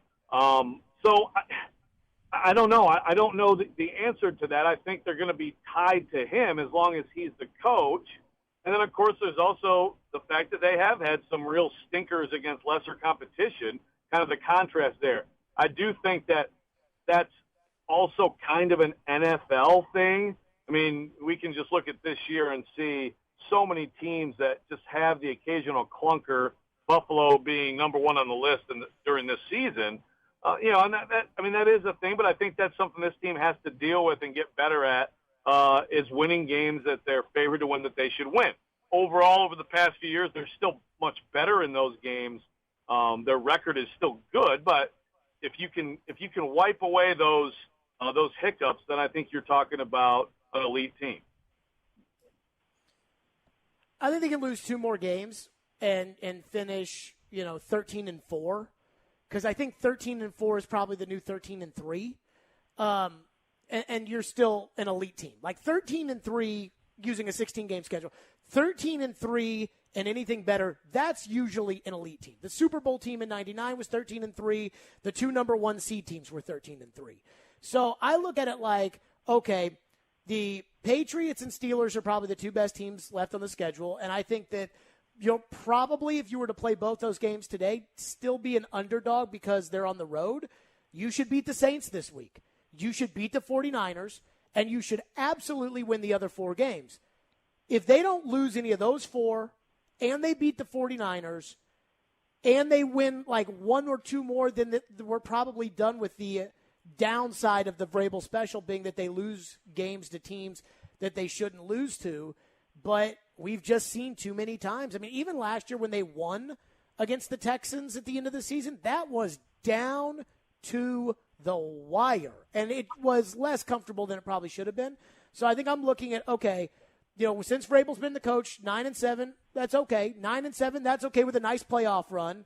So you're probably more, when Tannehill took over. Then 11-5, okay. Like those are good teams, but elite teams, great teams. That's the 13 wins, and that's what I think would kind of be the next step for them. Joe, do you have a rebuttal? No, I'm fine with all that. Okay. Great point by Jared. Great. Wonderful point by Jared. Thank you so much for that. Super duper. Keyshawn Johnson said following the Titans' win against the Rams that the Titans may not have beaten the Rams if Derrick Henry was healthy and playing. Jared, agree or disagree? I mean, there's no wrong answer to this, right? If I were to say, hey, if Yancey Thigpen doesn't break his ankle and Blaine Bishop doesn't get concussed, the Titans win the 1999 Super Bowl. If Al Del Greco makes a field goal, the Titans beat the Ravens in 2000 and go on to win the Super Bowl because they would have played a giant team that they had crushed earlier in the season. We say those kind of things. When I was in high school, I was writing a research paper on Winston Churchill, and I needed 2 more pages. So I just decided instead of, to actually do research, this probably won't surprise you, Joe, that instead of actually doing research, I just wrote down, if it wasn't for Winston Churchill, and just started talking about German aggression in Europe. And the teacher took a red pen with an X through it and was like, that's all bullcrap. And now the teacher didn't say that, but that's why the red pen had an X. It's they would have been better off with Derrick Henry. I mean, what kind of ridiculous is that? Derrick Henry's the best player in the sport, and you're telling me that they wouldn't have won if they had had the best player in the sport. Then again, you guys tried to tell me last week the Braves wouldn't have won the World Series with Ronald Acuna, so whatever, float your boat. I stand by that. Joe, your thoughts? Yeah, well, the thing is, first of all, every game's different, so you start a new game with the same players or different players, and it could go totally different, but it's just a stupid thing to say. I think the only reason you would even think to bring that up is if Tannehill threw for like 350 and AJ and Julio both had like 120 yards, and it was just like the Titans went 5 wide and aired it out, and it just caught the Rams by surprise. And, if they had their normal offense, it would have been a different game. I mean, this game was dominated by the Titans defense. Why would Derrick Henry being on the field have anything to do with detracting from that? I mean, it would only enhance that, right? The Titans offense didn't show a hint of a pulse until after it was 14-3 and they had the touchdown drive to basically put the game away and go up 21-3, which was aided by some dumb Rams penalties, which was happening all night, by the way. It doesn't make sense to me. The way the game went, a good offensive player on the other side of the ball, how does that hurt what they did to win the game? Yeah, and not only that, to Joe's point, like at the end of the game, I was holding on to my rear end like, gosh, if they had Derrick Henry to try to run this 4-minute offense and not give the ball back to the Rams, and they're handing it off to the Pawpaw, and Adrian Peterson's getting like 1 yard, and I'm like, even though they'd have stacked the box and they would have tried to do everything to stop Derrick, he probably would have at least gotten about 3 or 4, and then he probably would have got. And then Vrabel didn't want to run at the end of the game. They were running all these kind of like, trying to trick the Rams or whatever because they didn't trust the run. Well, we all know if Derrick's in the game, they'll give the ball to Derrick. So I think it's ridiculous on Keyshawn Johnson's part. And that's exactly what I said, Joe, was like if Tannehill went off for 400 yards, you could have made the argument that unlocked something in Tannehill not having Derrick Henry. But the offense was below average at best. How many picks would it take for Tannehill to get to 400 yards right now? How many picks? Yeah. Probably 3. I just go back to an old Jared and the GM podcast like 2 years ago before they played the Chiefs at home. And I asked Floyd, could Tannehill outthrow Mahomes? And he was like, no. And I was like, well, trying to spur on the conversation. And he was just like, no. He's like, we can't block. He's like, we cannot block. And not only that, we do not win like that. And he was pretty adamant about it. And I think he's probably pretty right about how Tannehill wins games. Moving to the college side of things, Joe, I want your thoughts first. The new rankings came out last night. Alabama still sitting at number 2 after keeping it close with a garbage fire LSU team. Did Alabama deserve to stay in that second spot? Joe, your thoughts? I want to know Joe's thoughts on Michigan State getting bumped past Michigan and them saying, hey, we thought that was such BS. We thought that Michigan was better last week. Like, what? Like they went head to head, and Michigan State won. I don't understand that. These guys are jokes. Go ahead, Joe.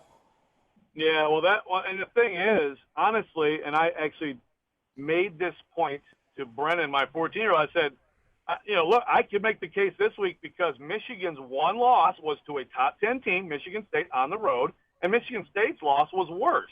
But I still think it's too close to the head-to-head matchup to justify doing that. But then they say that stuff, and it's like, really? So last week after they played, you were arguing? What? But here's the thing. I can't argue against Alabama at 2 as much as I want to because I can't come up with the team to take their place. I mean, Oregon looked bad too. Cincinnati's out there just fumbling around when they need to be making statements. And I watched the whole Ohio State-Nebraska game, and my gosh, I'm not impressed. So it's just unimpressive all the way around after Georgia. And I wasn't surprised by it, and I really am not bothered by it because it's just everything is so underwhelming right now. I feel like if this were like the NFL, and I said this earlier today, but this would be like if the NFL got to pick who made the playoffs. We got 3, 9, and 7 teams. Who's the last wild card in? Who's it between? It's between the Minnesota Vikings.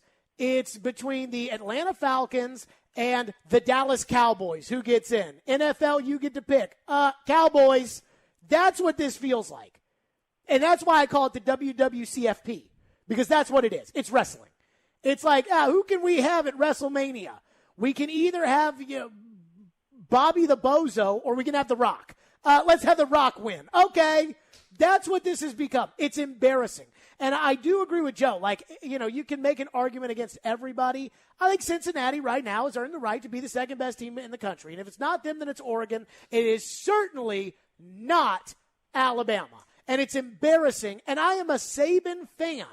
It's embarrassing that Alabama's number 2. So, but here's the thing, Jared. They can have them 2 now. They can have them wherever now. They still always change things at the end anyway. If Alabama. Oh, every time. But right, so this doesn't even matter.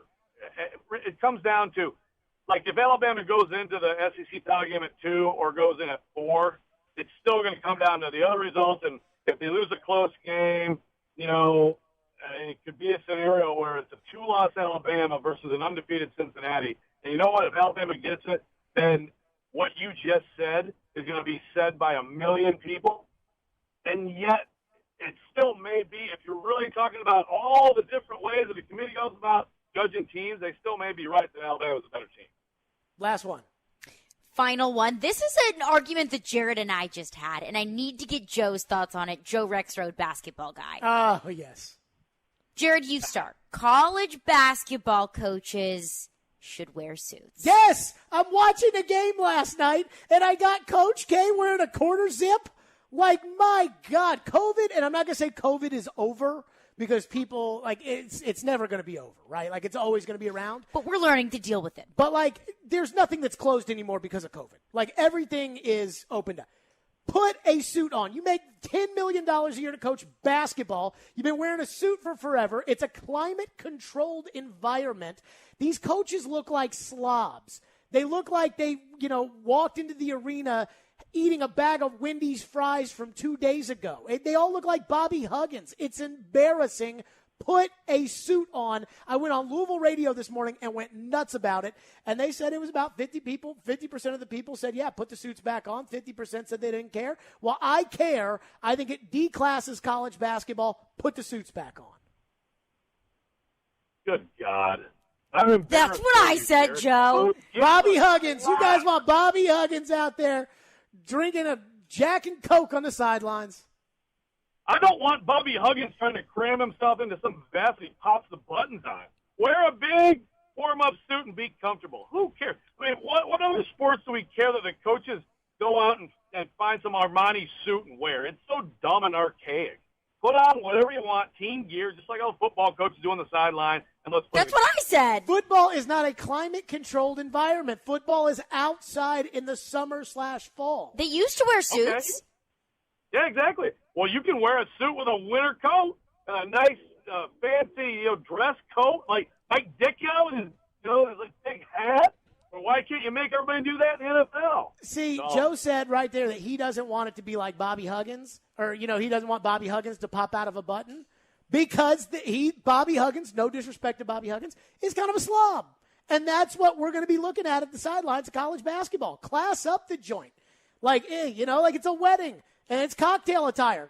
Wear a suit. This isn't a wedding. It's a basketball game. And this is how bad. This is the decorum of basketball for the last 800 years. And all of a sudden, because they didn't want to wear suits in the Orlando bubble, now all of a sudden the college coaches think, I'm too good for this. I'm going to wear a quarter zip. And it's awful. If we did everything the way that it was used to being done, it's embarrassing. We would be in a really bad place in our world. It's embarrassing, and I have no argument for the quarter zips.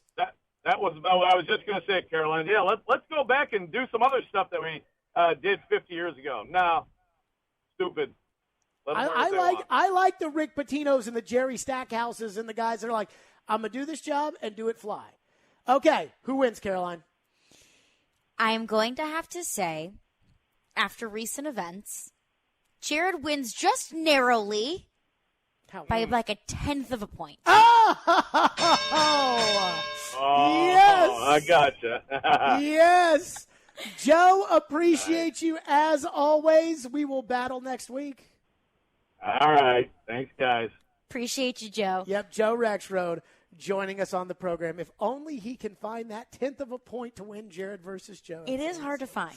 Coming up next, speaking of Joe, Adam Vingan. Predators got a big one tonight against the Dallas Stars. Adam Vingan was on their show earlier today, and he had an interesting take. I'm not going to lie. He had an interesting take on the Philip Forsberg situation that I think involves immediate action. You know when you see like those envelopes that say immediate action required? I think it's kind of like that. Let me tell you about FanDuel Sportsbook. FanDuel Sportsbook, my official sportsbook app. The NFL season is flying by, and it's a big Week 10 Monday night matchup between the Rams and the 49ers.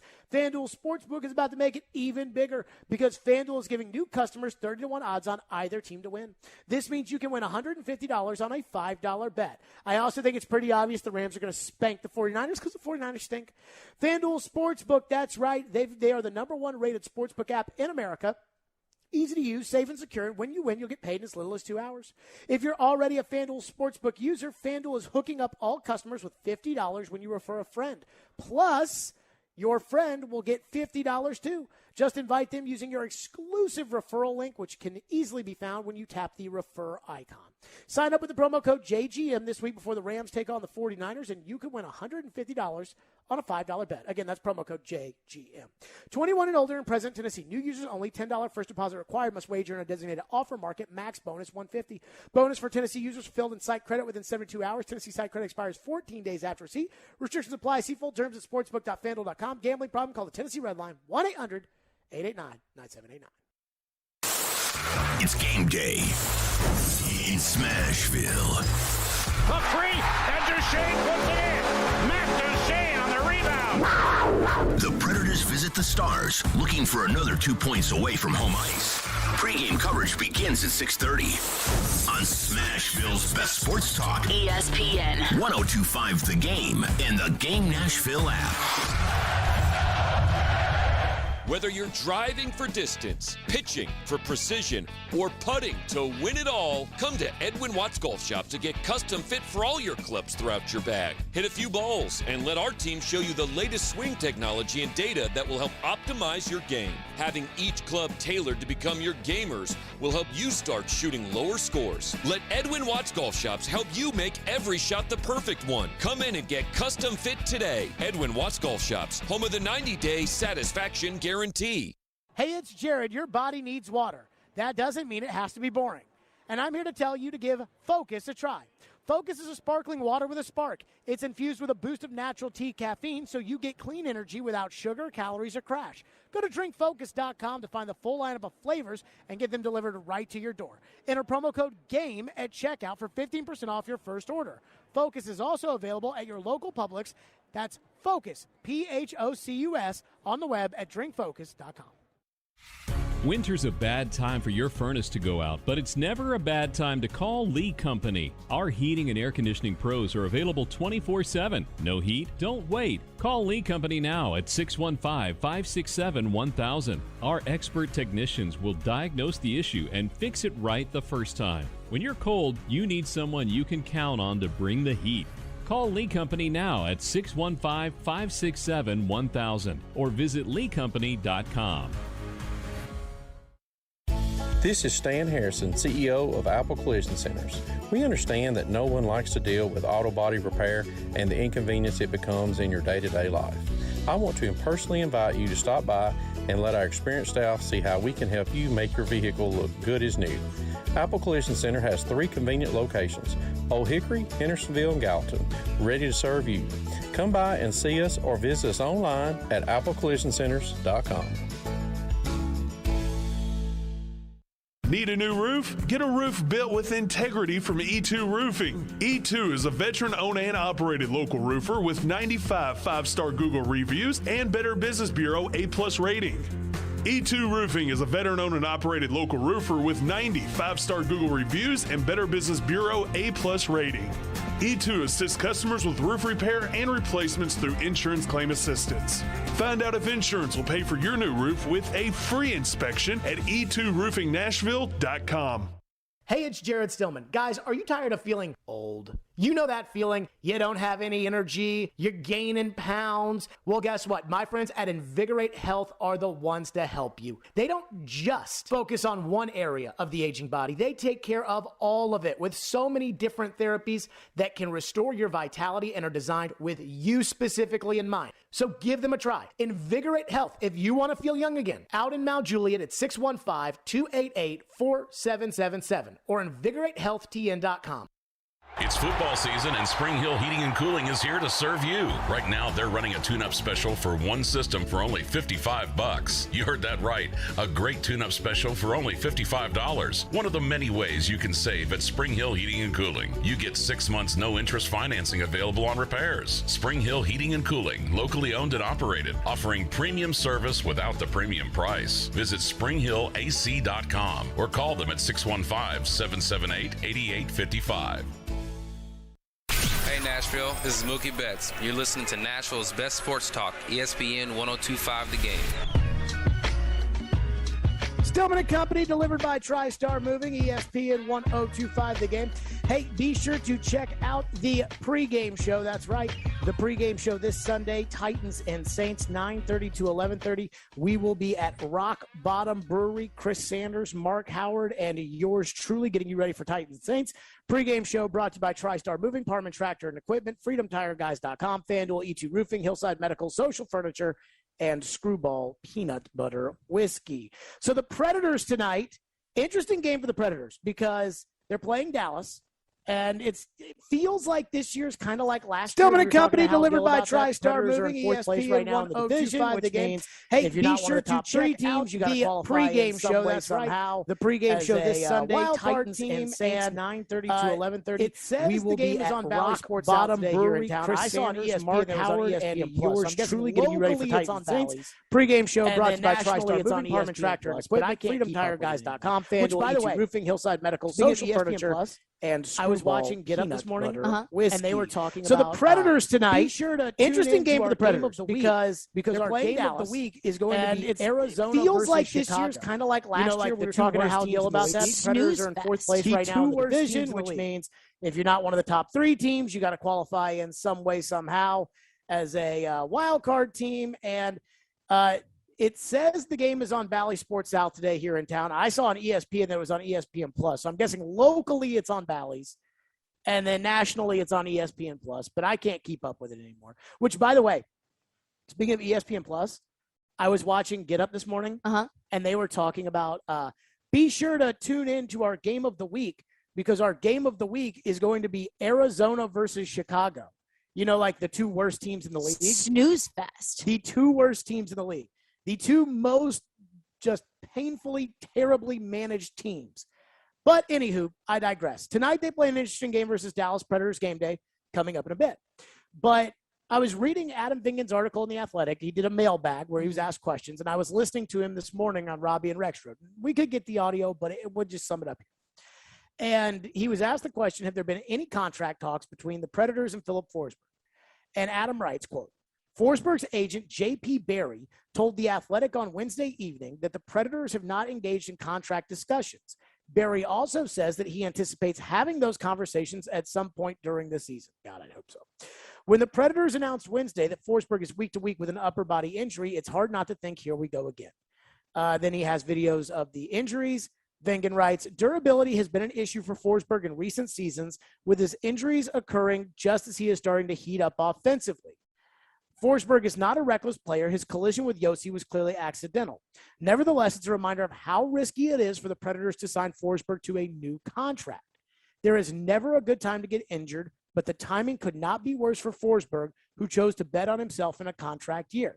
David Poile has stated his desire to re-sign Forsberg, but must tread carefully in negotiations. An argument could be made, Vingan writes, that Poile should prioritize trading Forsberg instead. Adam writes, Barry could look to make Forsberg the highest paid forward on the team, and that would mean an annual cap hit of more than $8 million, which is what Ryan Johansson and Matt Duchene each cost per season. This morning, what I heard on Robbie and Rexroad was essentially that they're kind of he's kind of under the opinion that the Predators should probably try to trade Forsberg. Instead of re-signing him, not because, okay, it's either re-sign Forsberg or you have to have a full-on rebuild, but because he's not sure Forsberg will be consistent over the 6, 7, 8 years that you have to sign him for and be worth the money that you have to pay him. And therefore you trade him to not have to put yourself in a contract that you can't get out of, and you kind of move on from there. I think there's a pro and a con to both sides of this. And I'm going to share this with you. I agree with Adam that I think if you sign Forsberg, it's obvious that the agent wants to go to market. That's what agents do. Agents always want you to go to market. Scott Boras is considered like the best baseball agent, and he almost always takes his clients to market. Very rarely does Scott Boras, a baseball agent, re-sign his own guys before going to the market, because then the market dictates your price.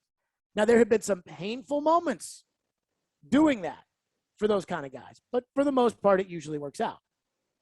So if you're going to re-sign Forsberg, and it seems like the agent wants to go to market, or else the agent wouldn't be telling Adam Vingan every time Adam asks that they haven't talked, then if that wasn't the plan, then you'd be hearing the same things that you heard out of Matthias Ekholm. Oh, yeah, I love it. I signed yesterday. I can't wait to be here. Whatever. So you're going to have to sign Forsberg to a serious contract. I like Forsberg fine. I mean, I think he's a good, solid player. He's probably not a first-line winger on a great team, but he can pass on a good team. You could put him on a first line, with some just baller up there, some big boy forward, and you could be fine. The con is the second you trade away Philip Forsberg, you're going to be searching like crazy to find the next Philip Forsberg. And this franchise doesn't have another Philip Forsberg. In 23 seasons or whatever it's been, they've never had another Philip Forsberg. And we could make this about Poyle if we want to. I kind of don't. But the truth is the man's not great at drafting or signing or developing forwards for whatever reason it is. So if you trade Forsberg, you're then going to be out there thinking, gosh, you know what this team needs?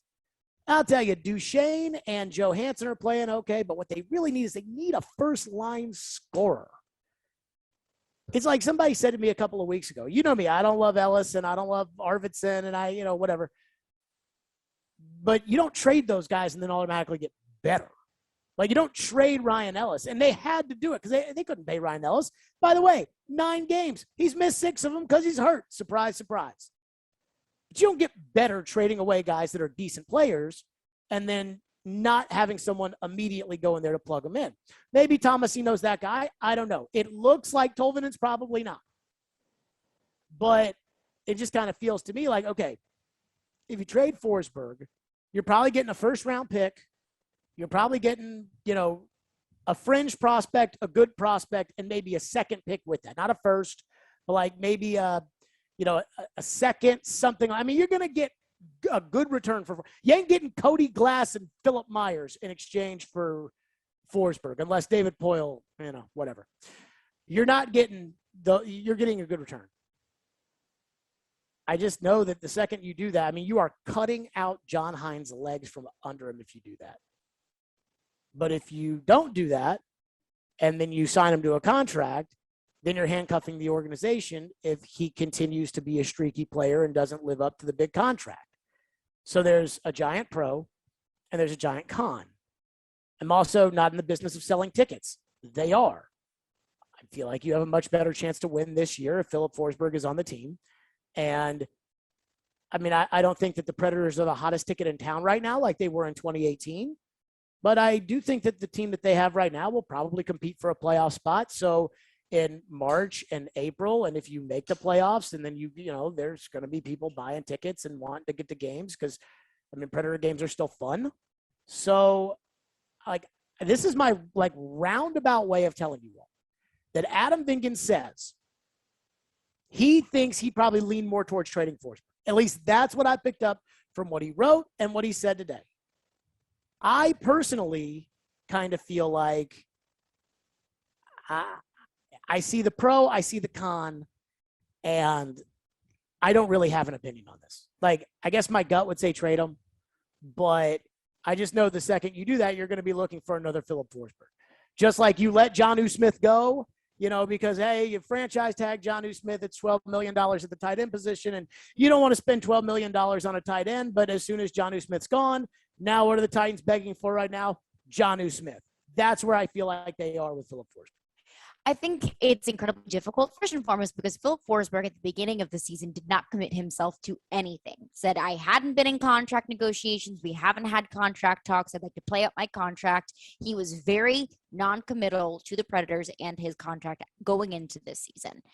But we've said it so many times before. What differentiates the Predators between the Carolina Hurricanes, the Tampa Bay Lightning, some of the best teams in the league? Don't have big boy forwards. A big boy forward. Where do you get one? Draft them. You draft them in the first round. Philip Forsberg chose to kind of take a risk on himself going into this season, not committing to a contract. I don't know exactly what went on behind the scenes. I'm sure the Predators had some sort of contract in mind going into this season. Sure. He chose to shop around a little bit. Now he's hurt. I'm sorry to cut you up, but do you buy that they haven't talked at all? No, I do not buy that. The agent keeps telling Adam Vingan. I don't buy that for a single second. I am sure the Predators would have loved to have locked him in. But Philip Forsberg wanted to shop around and see what he could get and hold out and see if he could either get more from the Predators or if he could get more on the market. I don't buy for a single second that they haven't even thought about the fact that Philip Forsberg's contract is up at the end of the year. I mean, it sounds like a bunch of bullcrap. I mean, he's a core guy on this team. You don't think that the Predators organization hasn't thought, maybe we should consider bringing him back or, make some sort of business decision regarding Philip Forsberg. So I don't buy for a second that they haven't had contract negotiations. But the fact that Philip Forsberg said, hey, we haven't talked about it, it's incredibly non-committal. But I think there's a couple things at play here because if the Predators do want to shop Philip Forsberg and if he is injured, if this continues to be a thing throughout the season, then his asking price is going to have to go way down. Yep. And so what do you do there? The Predators just deal out Philip Forsberg for nothing? Maybe not nothing, but not as much as they would have gotten for him, say, at the beginning of the season. So are you going to deal out one of your team's biggest assets for something they return that isn't as high as you thought it would be? Or do you hold him on $8 million a year, add on another $8 million guy on your team who may or may not be able to contribute? But I think there's another caveat here, is the fact that Ryan Johansson and Matt Duchene have been playing better. They're not playing like $8 million players, but they're playing better. We've seen glimpses of, okay, finally, we're getting the production out of Matt Duchene that we've been asking for ever since he got to Nashville. So with Matt Duchene playing like that, with Ryan Johansson stepping up like they have this season, is Philip Forsberg going to be as big of a priority for the Predators moving forward? What do you think? Who else is filling in that line? You're going to go ahead and put Tomasino up there right now? No. Because that's who has to go there. And that's the decision that they have to make is, are we willing to deal Philip Forsberg and basically kind of scrap this season and start to draft and start to build up a competitive rebuild, essentially, or do the Predators want to hold on to Philip Forsberg and potentially risk another contract that is going to put them $8 million in the hole? I told you every year. I told everybody. I said this, and I don't. Floyd used to always tell me that now it may cost you, but you never make a decision until you have to. That was kind of his philosophy, and that's great. But sometimes that really screws you up. They had a right tackle in '99 by the name of John Runyon, and his kid, by the way, I think is the left guard right now for the Packers. But they had this right tackle, John Runyon, who was an all-pro right tackle. They had drafted him in the 6th round.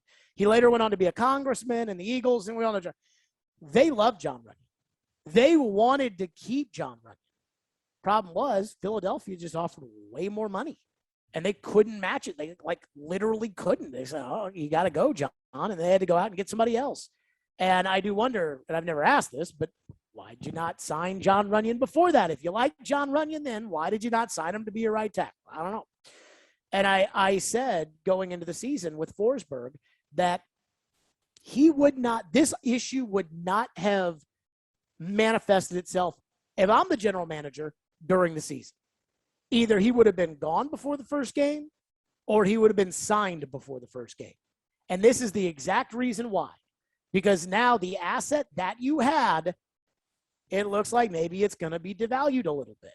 Maybe he comes back from this. Word on the street of what he's got is, I don't know, should I tell him? Am I allowed to tell him? Is it HIPAA? Dak Prescott? No, but I asked confirmation today and I didn't hear back, but I've been told what it is. I don't know. I mean, I say yes, but I'm also not the best influence. Okay. So I guess I won't say what it is, but I'll say this. My parents have a puppy now. And it's a really cute puppy. It is a puppy. And we were playing around with the ball outside, and I was kind of moving him around or whatever. And the puppy accidentally kind of fell on his head a little bit. And I was a little worried, about the puppy because of that, but I'm not saying that that's what or not. I don't know. Just in the hypothetically on the speaking. puppy. Yeah. Good. Thank you for the puppy update. But pup date, if you will. The pup date. So anywho, if I'm just saying, it could get devalued more, and that's where I just would not have gone into the season without this being resolved, because now it's a storyline in the middle of the season, and honestly, maybe Forsberg does matter that much. Maybe he can light up, carry this team, get you into the playoffs, score some goals. He's a good player. He is a good player. And he is a core player on this team. But maybe if you move on from him, it's not going to be as painful as you think.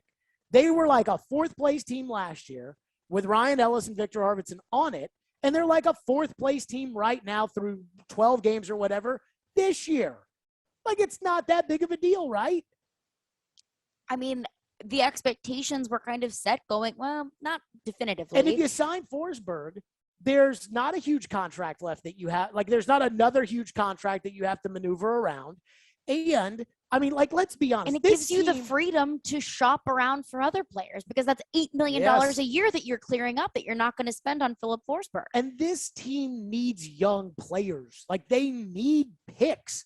They need guys to come in here. They're not going to come in overnight, but they need young blood to get in here and develop as hockey players and become good players for you.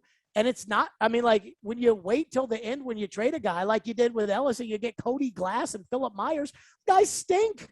They're awful. You sent Glass to Milwaukee already. Myers is on the bench. They suck. So and maybe they don't suck long-term, but they suck right now. That's not what you need.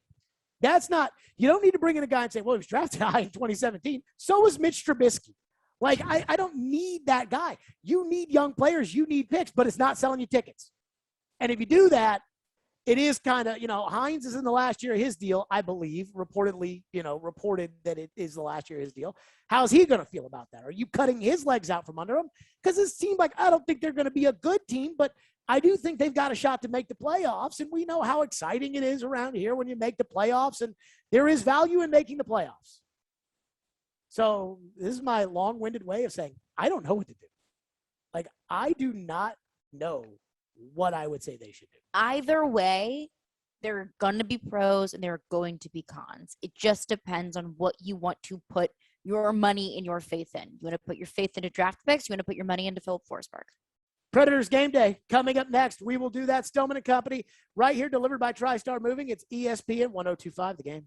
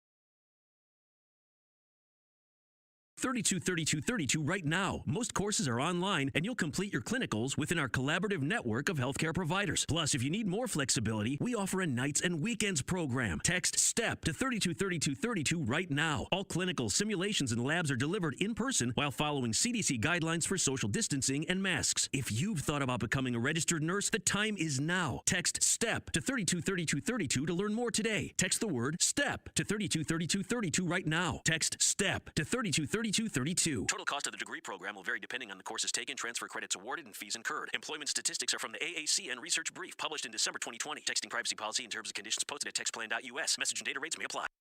Hey Nashville, we think you deserve the very best driving experience, and now is the time for our Season of Change CPO event at Mercedes-Benz of Music City. When you purchase a certified pre-owned Mercedes-Benz, you're backed by the remaining new vehicle limited warranty. Once that expires, the certified pre-owned limited warranty goes into effect, providing an additional 12 months of coverage with unlimited miles. See all the perks and exceptional offers for your certified pre-owned vehicle from Mercedes-Benz of Music City, mbofmc.com. Treating erectile dysfunction with acoustic wave therapy has been getting a lot of attention lately, but you should know that some are promising results we just haven't seen and charging a lot of money for the treatments as well. This is Kim for the Tennessee Men's Clinic, and if you're looking at acoustic wave therapy or any option to help your ED, you really should call us first. Unlike wave therapy only clinics, the Tennessee Men's Clinic wave therapy protocols do use acoustic wave technology, but we also often combine it with other treatments that can give most of our patients far higher satisfaction rates. There is no surgery nor any type of invasive procedure required.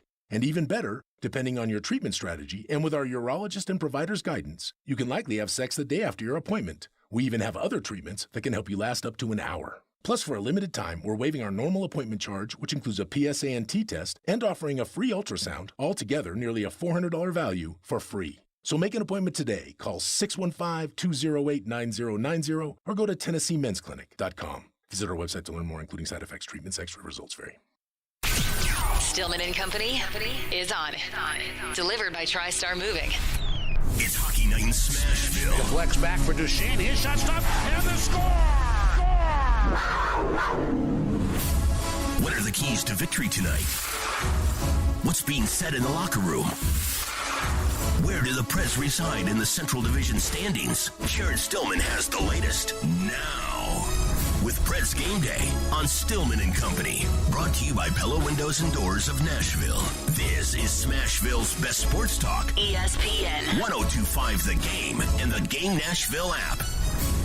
Predators Game Day is presented by Pella Windows and Doors of Nashville. Tonight, the Nashville Predators 6-5-1, good for 13 points on the season. The Dallas Stars 4-5-2, good for 10 points on the season.